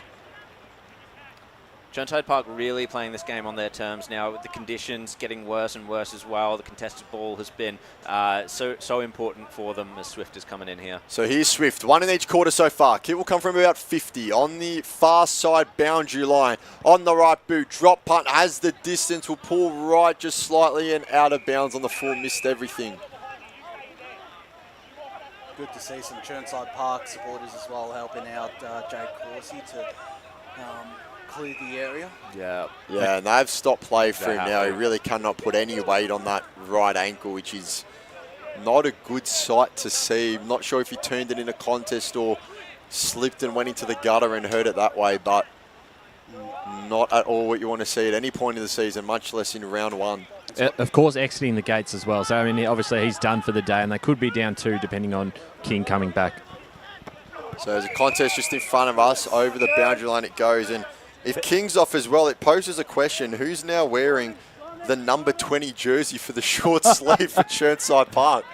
I have had enough of these clash strips. But play will continue in front of us as the boundary throw-in goes. It will be Fairpark. Rucker contested, gets it to Smith, fumbled the footage, still threw a right boot at it. Bursting through his Castledine, took on his man, still got a fist to it. Here's Cowan, goes to ground to get it. Wrapped up by Maguire, good tackle. Ball up just in the centre square. We are 17 gone. We are the Panthers 5 up, and we are continuing on with the rain. As Leslie won that tap down to Maguire. Handball wasn't a great one. Cowan slipped at the wrong moment. His teammate is there to support him in Mitch Jackson, I think that was. Just want to point out, Darcy Church has been pretty quiet lately. Faulkner's doing an absolute job on him, it seems. As is Russell Cowan, as Leslie again on the tap down. Ficcarelli, the slick handball to Fielding, who sets self for home! Massive goal, Daniel Fielding! And it's 11 points the difference now in favour of Chirnside Park. 13-12-90, he plays 11-13-79 at the 18-minute mark of this final quarter. Huge goal, and great offload by Justin there, just to see the running player. Exceptional. Ball use is just right up for Fairpark. If they're going to win this game, they need to be cleaner, and it's going to be very difficult now. The rain is tumbling down. And Chirnside had set up a lot better in that centre line, just to keep it trapped in, especially when Fairpark had it from the kick in earlier. Gee, so Chirnside Park by 11. Rain's tumbling down. Certainly favours a side that can defend a lead.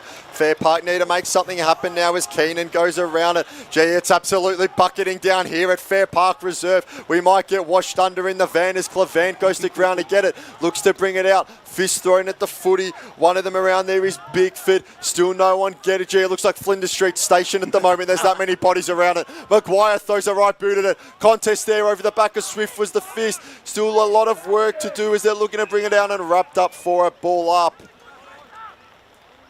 11 points seems like a big margin in these conditions, unfortunately for Fairpark.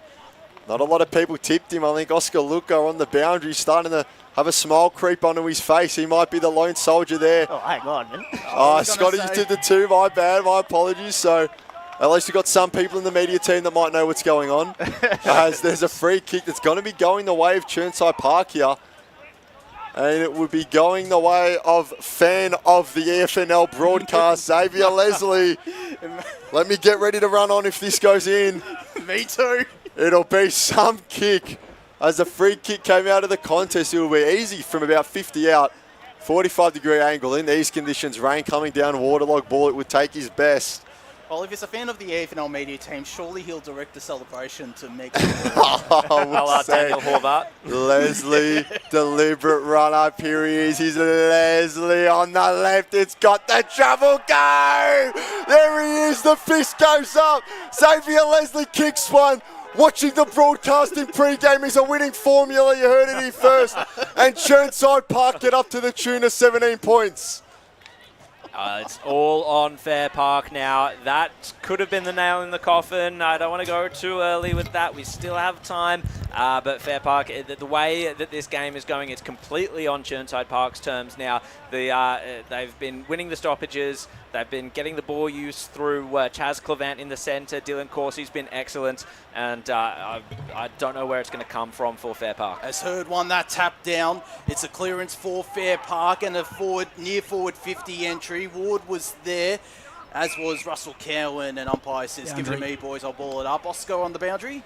Looks like King's tested out that leg, and it looks like he might come back on.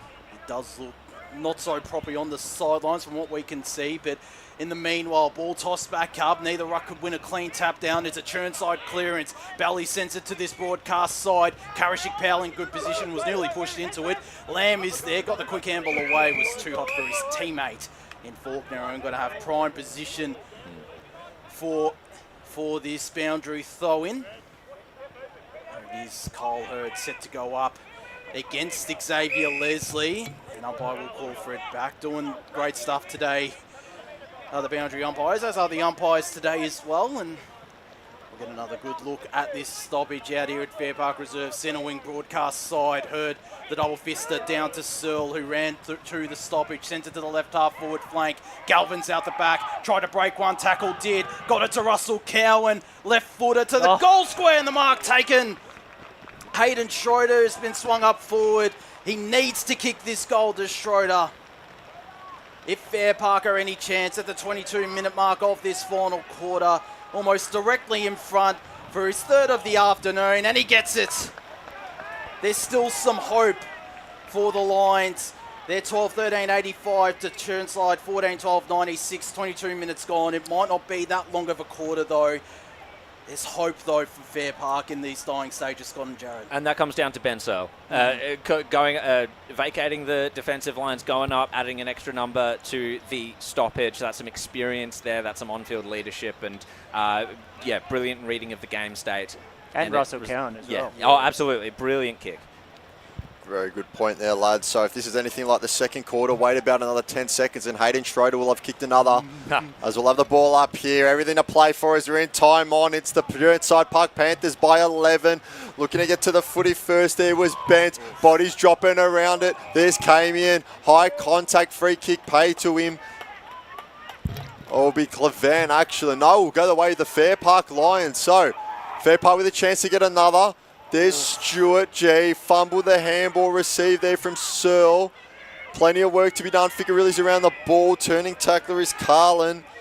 Just made a mess of that Fairpark in the middle, didn't they? Yeah, that's really poor timing for a mistake like that. It's not what you want at this stage of the game. And if they want a goal, if they want to win this one, they need a goal very soon, actually, as we're 23 and a half nearly gone here. Looking at Tabit Searle was around us. So too was Carlin again, got on the right boot. Smith playing in front. Gave it off to Mitch Need. He's fumbled it again. Need can't quite pick it up. It's getting scrappy here from Fairpark. The footy's slipping out of their hands, and so too might this game. As a mark taken there. Footy's gone forward from Chirnside Park. Plenty of bodies under it. One of those Brooklyn Lamb. Two defenders went to punch it. Footy's at the drop zone now. Lamb dumping free kicks going to be paid the way of the defence, so Fairpark survive. just need to be cleaner through the middle, don't they, Jared and Scotty? Yeah, absolutely. That was a let-off there. Very, very fumbly so far in this term as Chirnside Park again will look to work the ball forward. Came in, couldn't quite get it to come with him. There's the likes of Connor Bell, gets it on the right boot. Scuffed kick, swirls around it, leading up the front is Cannon. Just kicks it to himself, got free, looked for a free kick, didn't get one. Got absolutely floored by Mitch Nee. It's a free kick, it's downfield. And that is a lot of territory, which will be a massive impact now in this game in the dying stages. I reckon the first free kick was there. The second, not so much. So maybe the umpire just split the difference on that occasion. Josh Swift trying to dry the ball down here with his jumper. It'll almost be like trying to water your plants in the rain. I'm not sure how much that's going to help, but his kick will come from about 50 out, slightly more than a 45-degree angle. We just saw him throw up a clump of turf. Not much of a wind out there that we can see. So Swift, he sides up 11. They're looking to rebound after a heartbreaking grand final loss last season. They're going against an absolute juggernaut of the competition that came down from the division above. Josh Swift looking for his fourth of the day. He'll throw it on the boot. Is this the dagger? It's true. Will it stay? Yes, it will. Oh, is it touched on the line? Goal! Waited for suspense as well. Well done to that goal umpire. Josh Swift loves it. It is an absolutely monstrous goal. Look at him get around him. The runner wants to be a part of it as well. Jackson Faulkner's a fan of the media team as well. And it is a 17-point margin. What an absolute roast from Josh Swift. Oh, my God. Sense of occasion from the goal umpire there is brilliant to say. But Swift, I mean, again, it's about diversifying their options down forward. And Chirnside Park have done that in the off-season, and it really is paying off. They've kicked over 100 now, and that's usually going to be a winning score. And that should get the job done for the Panthers today against the much-hyped Fairpark. Has Heard won the tap down. Will follow up his own work. Just try to chuck it on the boot. It spills to Jackson. Sends it inside forward 50. Bells out the back. Couldn't complete the grab. Galvin was also there. Somehow got a handball away according to the umpire. Locked up there. Boundary. As we go down boundary side to Oscar. King's back in now, guys. In the dying stages, the skipper comes back on to celebrate a Chirnside Park victory, but Bryce Galvin might have something to say about that. It'll go through. Goal number 6. Great effort from the big man, and Fairpark 13-13-91 to Chirnside Park 15-12, 102. I don't think there's enough time, but Bryce Galvin, that's a good finish there. As you mentioned, Jared, his 6th goal of the afternoon. Well, there's been a few goals this quarter. What's the time clock going to stretch to? It might get to 30 minutes, which could give Chirnside Park, Fairpark, just a little bit of time. Almost have to kick a goal from this stoppage, Chris. Yeah, we saw very muted celebrations. They fully are aware that they are still chasing this game. The only thing this game hasn't given us so far, as we said off air, is an absolute hanger, but it might be tough in these conditions as bodies are dropping around the footy. The umpire will call for it. Each stoppage here outside of their defensive 50 is a little win for Chirnside Park. One more step towards being 1-0 in this season. As Hurt throws it on the right boot, they'll be tested now. Downey got a right fist to it. Galvin's around it. Galvin sold it one way, got a handball off. Who's around it? Kicks it goal. Jackson, he's got it. There's a pulse. There's a pulse. Oh my God. Hello, Mitch Jackson. Thank you for that one. Good sir. Goal on debut. Reels it into 5 points. Getting a bit nervy out here, gentlemen. It's getting a little bit nervy. He's been outstanding today. Yeah, He'd have to be close to the top 3. We only call the close games, Chris. We only call the close games. What is this, a 2025 grand final? two in a row. Let's see if we can get 17 points between all games this weekend. Ball about to be tossed back up in the middle of Fairpark Reserve. Heard one that tap down. It'll spill now to Oscar Lunny, who somehow got boots of ball, sends it to centre half forward. Scott Downey was there. Chirnside have the numbers. Cannon just thumps it on the boot, and the mark will be taken by Sam King. Calm it down, he says. Slow it He down. decides to play on, heads in the Josh Swift direction. The spoil from Cooper Heyman, and it's out of bounds for a boundary throw in. Well, I love how he gives the hand signal, slow it down, and a second later wheels onto the left. What a cracker of a round 1 contest out here at Fairpark Absolute Reserve. hypocrite. Fairpark 14-13-97 leading Chirnside Park 15-12-102. It's in Chirnside's attacking half as Hurd will go up against Leslie, who just thumped it forward and hits it out of bounds. Well, Cole Hurd's been doing that all day, so it's not a bad idea. Why not follow suit?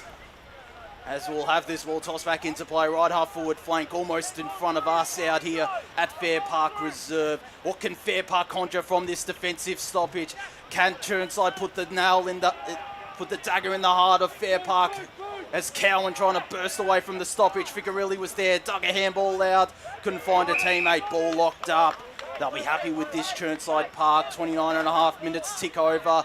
Fairpark 14-13-97 to Chirnside Park 15-12-102 as Hurd.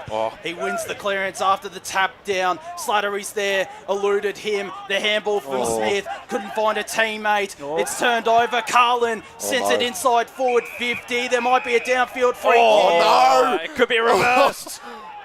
It If is it was going going one way. to Fairpark, and it's Hayden Schroeder from centre half forward. Already has 3 in this contest. Could he? He's at centre half forward, sets sail for home, misses to the left. 4 points the difference, 14-14-98 Fairpark to Chirnside Park, 15-12-102. 13 and a quarter minutes gone in this final quarter, Chris. Half an hour gone in the final turn. We're seconds away now. Surely kick in goes. A lot of flyers at it. G got hands to it. It was Coward looking to burst away. Ficker really dragged him down. Still got hands to it. Jackson's there. Mitch Nees, did he cop one high? Yes, he did. There's a chance. 30 minutes, 30 seconds gone. Nee looking to go quickly. Played on. Faked right. Looks to chip it up. We've got a chance here. Ryan Smith's got the footy in his hands. And if he takes his time, this kick might come after the siren. Ben Sells like, kick the goal, mate. There's nothing else you can do right now. Good God almighty, we thought Chirnside Park had put the check in the win column 5 minutes ago. But this is Ryan Smith. In the most unlikely of circumstances, in the most yuck of conditions at times. 45-degree angle. About 40 out. Smith to take the lead. It's a wobbler. It's going to go. It's through. That is a disgusting kick, but it's +6 on the scoreboard. Oh, Ryan Smith, you star. What a kick. What a game. Fairpark take the lead by 2 with an absolute mung. This is unbelievable. I can't believe it. Like, Fairpark, they've just gotten the game back on their terms in the contest. It seems that, like, Chirnside Park, they're being beaten at their own game now with those clearance numbers. We're back. We'll go on, Chris. The old adage is, if you try and defend a game, you invite too much pressure, but I'll go to you, Josh. You bring us home for this one. Hurd up against Leslie in this ruck contest. Leslie won it down. His teammate spilt it, though.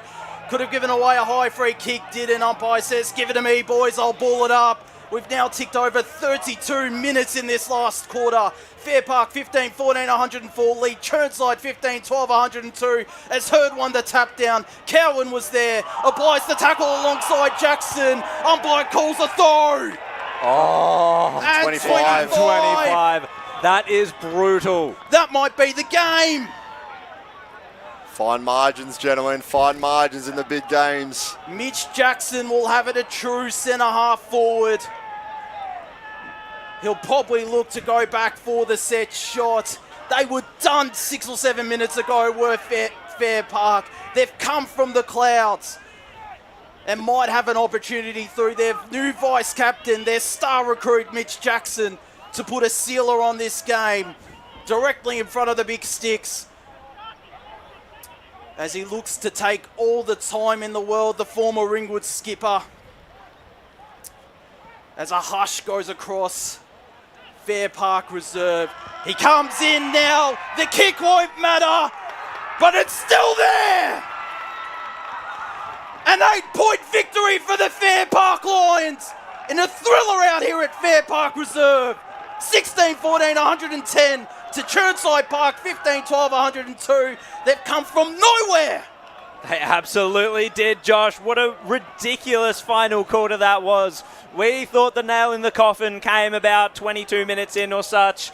How big has Carl Hurd been in the ruck? He's been massive.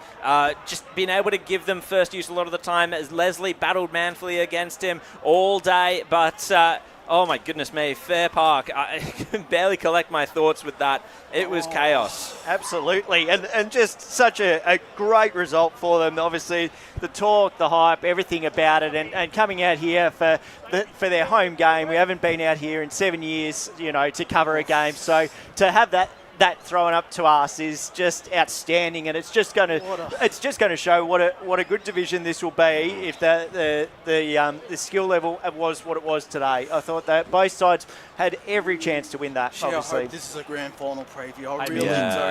This is an unbelievable performance. As we might be getting an injury down boundary side. Ryan Long, take us away. I've got one of the stars of the show from the Fairpark Footy Club, Mitch Jackson. First game for the club, and you couldn't ask for a better win. It looked just about over about 5 minutes ago, and you kicked 3 late goals. Incredible comeback. It was magnificent. First round against the Grand Finalists. It was super. How did you see the game? Obviously, for a Division 4 perspective, it looked like a very high quality game, and this is a very good side in Chirnside Park. You guys have put together a very good list this season. How did you feel about it going out today and playing against this side? I think it started pretty skillful, and then probably half time it just started bucketing down, and then it just turned into a scrap. We just kicked the ball forward. We're trying to get rid of the handball and just get it forward, get it to the targets in forward. And just before we let you go, I know you got a song to sing, and it'll be a big one to celebrate. But what's the biggest thing you love about Fairpark? And obviously coming down here, you've been one of the big recruits. There's a lot of recruits coming into this side. What have you loved about the club so far? I think just the boys welcomed us all in. It was magnificent. And then obviously I came across to play with my best mates, Bryce and Sally. And it's just so fun to come to training and play with them. Well, enjoy it, mate. Fantastic win. Great game.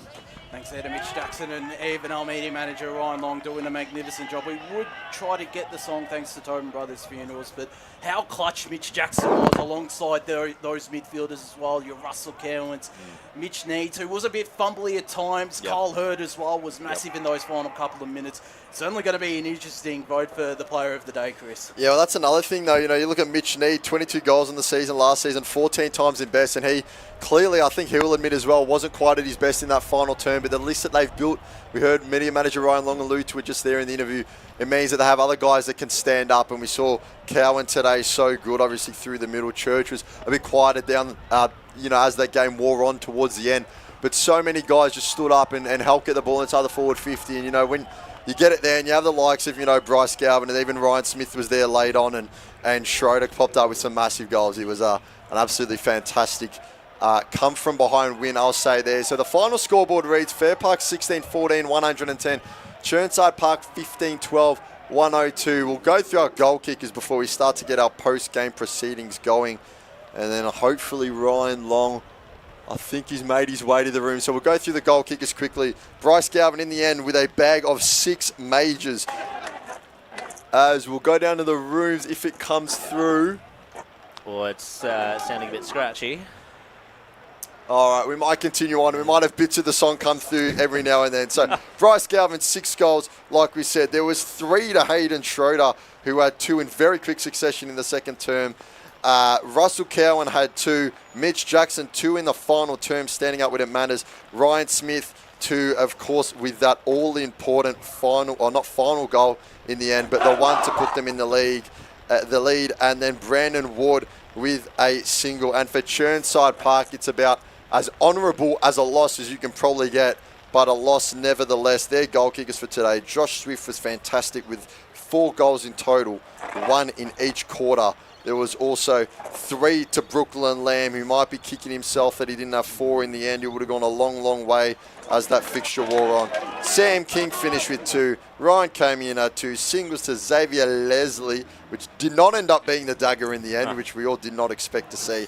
Dylan Corsi also had 1 to go with a fantastic performance himself. And, of course, Jackson Faulkner and Daniel Fielding with singles of their own. Absolutely. And we saw Fairpark play two different styles today, and they excelled in both of them. Chirnside Park was able to wrestle control back with contested possession, as we saw, and Fairpark were happy to play that game. Yeah, no, I think, for Chirnside, they obviously take from that, obviously, goal scoring or, sharing that goal scoring total. It gives them at least something like we're talking to Justin sort of pre-game. He wanted to find those other targets where, if someone was down and whatever else. So shared it around, but credit to Fairpark, like I said to you, I think coming out of their back line, outstanding, and it was just a pleasure to watch, and in conditions that were fairly average, and they made it look pretty clean. Yeah. So I'd love to see them on a really nice day out of the back line, how they run and how they overlap. They've set up really well behind the ball. They found those targets generally out of their back line and found that space, and they just had a good game all round, and like I said, it's going to take time for that side to gel, but geez, now that they've got that win, it just gives them an exciting lead and the 4 points to kick off their season. It's an exciting proposition, this Fairpark side, I must admit, especially when you get guys like Mitch Jackson. Bryce Galvin in that first half was irrepressible, and late he came up really big, but overall they've just got so many contributors over the line, and that was something again Mark Fisher highlighted pre-game. They don't want to be just relying on one player, it's multiple, and it's going to make the votes for the Cryo State Youngs Eastland Best on Ground quite interesting, as we are now joined by media manager Ryan Long. We'll get your thoughts, Longy, on what was an absolute ripper of a contest. Jeez, what happened? I was working out for a couple of minutes what Chirnside Park player was going to interview and where my votes were going, and then out of nowhere, what was it, last 3 or 4 goals of the game? I reckon it was, incredible finish, and just from obviously the boundary point of view, being down there at ground level, pretty high quality game for a Division 4 standard. Yeah. I know the skills, obviously, in the second half is a bit more scrappy with the weather, but both sides put up 100-plus points. It ended up being a shootout and a really fascinating contest. And I think you've got a lot of clubs in Division 4 probably, either watching today or watching back at this game and going, well, this is probably the standard that we've got to reach if we're going to win it this year. I thought both clubs were really, really fantastic and gutsy win. Incredible win. Yeah, very well said. And obviously we do have a few awards to give out. So we have our Cryo Stay Young Eastland Player of the Game and also our Tobin Brothers Goal of the Day. We might start with our Tobin Brothers Goal of the Day, because I think that one might be a bit easier. Now, I would go Ryan Smith because of the moment. Hayden Schroeder had a good goal, but I reckon Russell Cowan in the third quarter, his first goal. I liked Cowan's in the third. I liked Cowan's. I love the goal to put him in front. Yep. Ryan Smith one. I think do we go with that one then? What's up to you? I'll back the Ryan Smith one. It is a democracy. I'll back that one just for the occasion. I thought for the occasion. Yeah.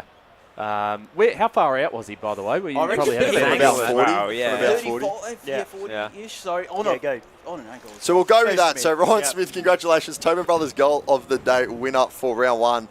And now we will cross over into our votes. I'm happy to go first. I've got some things written down. Hopefully that gives you boys a bit of time to think through yours. But obviously 3, 2, 1. Are you telling this up, Josh? I'll leave that to Chris. I'll tally it up. I got you boys sorted. So I've gone 1 vote to Russell Cowan. I thought he was absolutely outstanding throughout the game. Really in an underplay that he was brilliant through that midfield. I don't really see them getting that win or bringing that game back without him in there. I've gone 2 votes to Bryce Galvin, 6 goals, very, very accurate. Always an option down there. He was amazing today. And then I've actually gone 3 votes. I've gone for a Chirnside Park player. I really don't think anyone got close to Dylan Causey's game today. I think he had so much of the footy, but even not just the numbers and the disposals and the quantity, he was effective with him. He was taking marks through the middle. He was applying pressure. He was hitting up players. So he was very, very good. And the only other player I feel like I've left out of that might be a bit hard done by, Kyle Hurd had a very good game in the ruck. But they're my 3. Who was your 3-2-1, sorry? So I had 3 to Dylan Causey, 2 to Bryce Galvin, 1 to Russell Cowan. I like it. Don't mind that call. You go, Scott. Yeah, I'll just go quickly, one vote for Galvin, obviously with the 6 goals, huge. I really liked Matthew King's role and just his leadership around the ground for Chirnside. I thought he played exceptionally well. I gave him 2 votes. And then the 3 I gave to Mitch Jackson. I just thought his effort, his strength, what he offered, his smarts around the footy, it's elite. And so, yeah, he got my 3. Jared? Yeah, I find it hard to not give Bryce Galvin at least 1 vote. Dylan Coursey, I'm going to go with 2. I mean, look, Chirnside Park nearly won, you know, and they nearly won off the back of just such good contest and pressure and just that in and under work that had been done, and the great disposal as well from players like Causey and also Charles Clevant. And I have to go 3 to Carl Hurd. I think he just gave them first use all day, set up really well. He was an obstacle behind the ball for Chirnside Park to have to avoid as well. Workhorse. Apologies to Bryce Galvin. I haven't managed to sneak him in, but I just like the works of Dylan Causey, who I've given the 1 vote. I'll give Xavier Leslie 2 votes. His move into the ruck, I think, was a bit of a difference, and I enjoyed his game, and he'll enjoy that since he's a fan favourite. Bloody hell, goes both ways apparently. I'm going. I believe it's his birthday this weekend too. Lovely! His birthday tonight in Ringwood, I think. I heard from we all know how birthdays in Ringwood. You're not doxing where it is. No. But 3 votes. Cole Hurd. He was a man mountain and just. There was some moments of brilliance, and you can see why he's played so many games over the last 10 years with Fairpark. He gets my 3 votes. Ryan? Well, I think we're all over the place here, so I'm interested to see where this 3 votes will end up, or this winner. I've gone 1 to Hurd for the same reasons just mentioned. I've gone 2 to Bryce Galvin. He's kicked 6 in the end, and I think that's, you know what, sorry. Yeah, I'm going to stick with that. I'll stick with him in the 2 votes. I think when you kick 6 goals, you've done your job as a forward, and was outstanding. And then I've gone 3. I've gone with you, Scotty. I've gone with Mitch Jackson. I just thought was elite through the midfield. And I mean, when you look at some of the plays and when they come down the grades, they stand out so much and how skillful they are. And particularly that first opening 5 minutes, he just set them up. And obviously, you know, it was a game that could have gone either way, but I just thought he was outstanding. So I don't know where these votes are leaning. Chris, so we have a few tied on 6 votes. We've got Dylan Causey, Bryce Galvin, Mitch Jackson, but on 7, and the winner of our Cryo Eastland Stay Young Player of the Game Award, Kyle Hurd, the big man in the ruck. And it's really interesting because it is a little bit all over the place because the game itself was all over the place. It was a game of 2 halves. I mean, if the first half was repeated again, then we'd be talking about your Josh Teals and Oscar Lunnies and especially Darcy Church because that was the game style that suited Fairpark, was get it into their hands and have cleaner possession. That sort of dried up for Fairpark, and they were able to shift gear, find a different style of play from the midfield. They sure were. They were victors out here today at Fairpark Reserve 110 to 102. We're going to go to our final break for the Eastland match of the round. The Lions victorious out here in a cracker of a Division 4 contest. As Sarah opened her best friend Jackie's wedding invitation, she was overcome with a wave of emotion. While her 2 young boys wrestled on the floor, tears of happiness rolled down Sarah's cheeks as she saw the words she'd been longing to see. Please note, this wedding will be a child-free event. Well, Sarah, looks like we're off to Eastland for a new frock and some heels. Let's book in that babysitter. For all of life's little moments, there's Eastland. Eastland.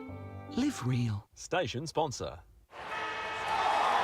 Sprained your ankle, bursting through the banner? Broke a finger, high-fiving the ruckman? Or did you run into the goal post again? For bumps, breaks or bleeds, be seen sooner, close to home at Knox Private 24/7 Emergency Department. The preferred provider of emergency care to the Eastern Football Netball League, you'll generally experience shorter wait times. You don't need private health, but there is an out-of-pocket fee. Be seen sooner, close to home at Knox Private 24/7 Emergency Department, 262 Mountain Highway, Wantirna. Station sponsor. Do you feel good about your bank? Because there is a bank you can feel good about. They share their profits to fund big community projects, small community clubs, and vital emergency services. They've given $250 million to help Australian communities thrive. They have all the products and tech you expect from a big bank, with service you don't. It's Bendigo Bank. Feel good about who you bank with. Try Bendigo. Search bendigobank.com.au or search Bendigo Bank near me. Station sponsor. The one thing that puts a smile on my face is my kids. The sun shining through the clouds even in winter absolutely puts the biggest smile on my face. Seeing delicious food on the table ready for me when I get home. One thing that always puts a smile on my face is seeing my family. The thing that puts a smile on my face every time is really good music. Just the simple pleasures in life. Be remembered for the greatest moments in your life. Find out more at tobinbrothers.com.au. Tobin Brothers Funerals, celebrating lives. Station sponsor. At Yarra Valley Water, we know reducing your shower time, or show time, to 4 minutes can save you an average of $200 a year on water and energy bills. Shower shorter. Save water. Authorised by the Victorian Government, 1 Treasury Place, Melbourne. Station sponsor. Sprained your ankle bursting through the banner? For bumps, breaks or bleeds, be seen sooner, close to home, at Knox Private 24/7 Emergency Department. You'll generally experience shorter wait times. Knox Private 24/7 Emergency, 262 Mountain Highway, Wanturna. Station sponsor. You are listening to Radio Eastern FM 98.1. With live and exclusive coverage of the EFNL football season, bringing you the match of the day with score updates from all divisions. And now we cross to our commentary team for the Radio Eastern 98.1 Match of the Day coverage. Welcome back to Fairpark Reserve. An unbelievable contest out here which saw Fairpark victorious. Fresh. 110-2, Chirnside Park 102. We're almost dead and buried entering into the early stages of time on, but they just got the job done, did the Lions. Josh Wood here alongside Chris Corders, Jared Beanland, Scott Hardy and Ryan Long. Chris, we're going to go around the grounds for some scores with the round one taking place in the EFNL this afternoon. Yes, that's exactly right. Now, we will go through these scores quickly. If you want to hear more about them and more of a breakdown, then tune in tomorrow as we will have our broadcast pre-game will be our replacement for our weekend recovery Spotify podcast. So tune in then. But for now, your scores. So in Premier Division, obviously we had last week Baldwin beating Blackburn. We don't need too much more about that. But South Croydon 31 to East Ringwood 101. Stephen May's debut. They take a 70-point win out of that. An absolutely polarising win for the Roos in a game where the man himself, Steve May, just had the 2 goals, maybe a bit of a quieter one from him. But Roeville beat Noble Park 73 to 64. Good showing from the Bulls there despite the loss. The Wickers open up their season 1-0, 53 to 16 win over newly promoted South Belgrave. We will have Doncaster East against Vermont tomorrow, I believe. Edwin Flack Reserve is the place where forward lines disappear. Go to die, yes. They Division 1 now, a much changed Beaconsfield side fall to North Ringwood 32 to 67. The Montrose 107 over 69. That was Bayswater, so they get a win. Wanturna South, new kids on the block, open up with a win 64 to 39 over Moorabach. And of course, not much of a surprise that Norwood 49 fell to Park Orchards 92. And of course, the other game in that division, Mitcham versus Baronia, we will have live tomorrow on the broadcast down there at Walker Park. Tune into that.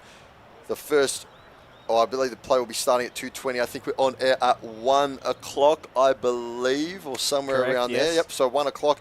So tune in then, of course.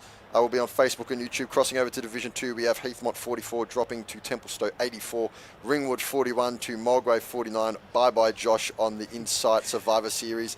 Josh, you didn't understand the game. But the benefit for me the rest of the year is I get to laugh at you guys while you... Why? You just lost. That's embarrassing. That's embarrassing. Whatever you're going to say, Joshua, whatever you're going to say. So let it go.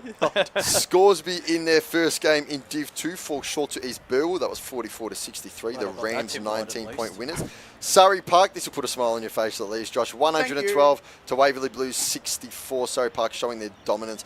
Now, Croydon against Lilydale will start in about 10 minutes down there at Croydon Oval. That will be one to keep an eye on, more for the bottom half of the table ramifications at the end of the season.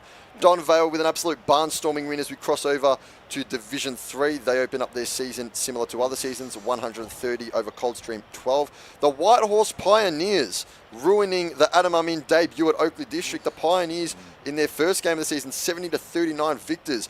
And can we get a round of applause for Sylvan, ladies and gentlemen, away win first time in over a year, the Sylvan Cats 110, Ferntree Gully Eagles 59. They've got the monkey off the back, or the cat off the back if you want to make it more relevant to them. Well done down there at Wallichee Reserve. Upper Ferntree Gully 88, Knox 44. Very strong showing from the Kings there against the Knox side that had a lot of hype around them.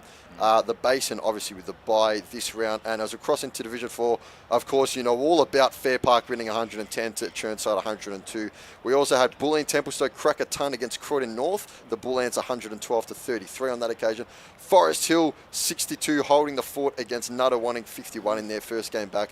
And the other side of returning to the competition, Doncaster fall 10 points short to Kilsyth 75 to 85, and then Warrandyte with the bye, and that is a wrap on our round of results. Did Forest Hill win a single game last year? Is that No, their that's first? their first win in a while. Yes, it is. Yep. So round of applause to them as well. Yeah, well done to them. Well done to them. They got rid of Blake Tennant. No win, no surprises. And that's decent from Doncaster against Kilsyth too. I think they are still starting to become somewhat known, but we said on the podcast yesterday, Ryan, 30 points or within 30 points, that'd be a bit of a positive, but a fair effort from Kilsyth. And, yeah, Doncaster. definitely.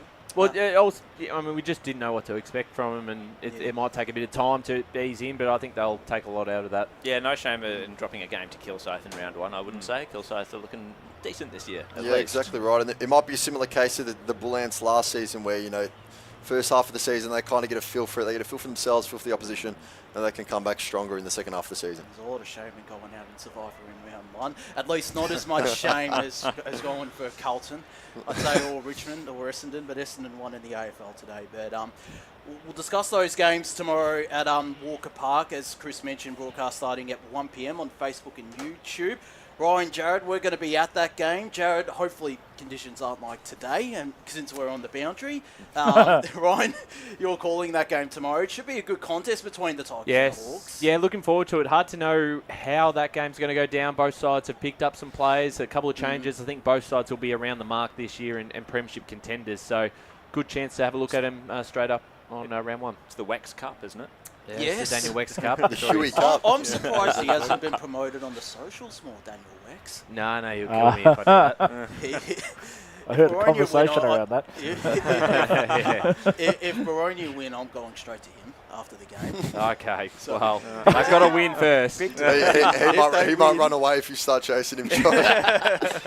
But Chris, Scott, your thoughts on that game, and Doncaster East Vermont as well. That should be an interesting contest. Yeah, well, it's always one where, you know, they're two teams that we'd like to see more out of in Premier Division, really, but it's going to be an interesting one to see where they sit. Obviously, both sides of an absolute influx of AFL talent over the past few seasons, so a very interesting one. Yeah. Scott, your thoughts, Doncaster East Vermont tomorrow? I don't know who I tipped on that one. I have to get back to you on that. I haven't prepared my notes for it, but looking forward to the contest nonetheless. Absolutely. We might have Ray Baird out at that game as well. But most of us will be out at Mitcham Baroni. Of course, we'll have Gav Casey, the Sunday specialist, calling that game.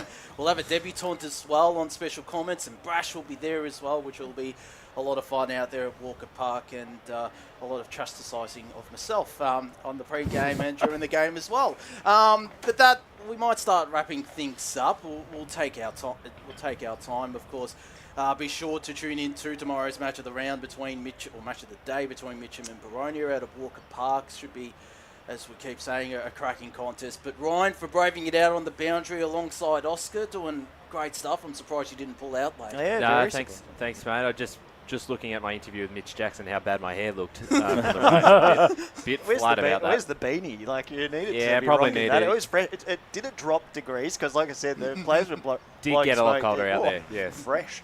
Scott Hardy, great to have you early in the season as well from Dad Duties, and for a cracking contest as Thanks, Josh. Always handy when it is close to home. So hopefully we will make it back for another few in the coming weeks, but we shall see. Fingers crossed, and hopefully we do get to see Fairpark or Chirnside Park sometime later in this season, particularly after what happened today.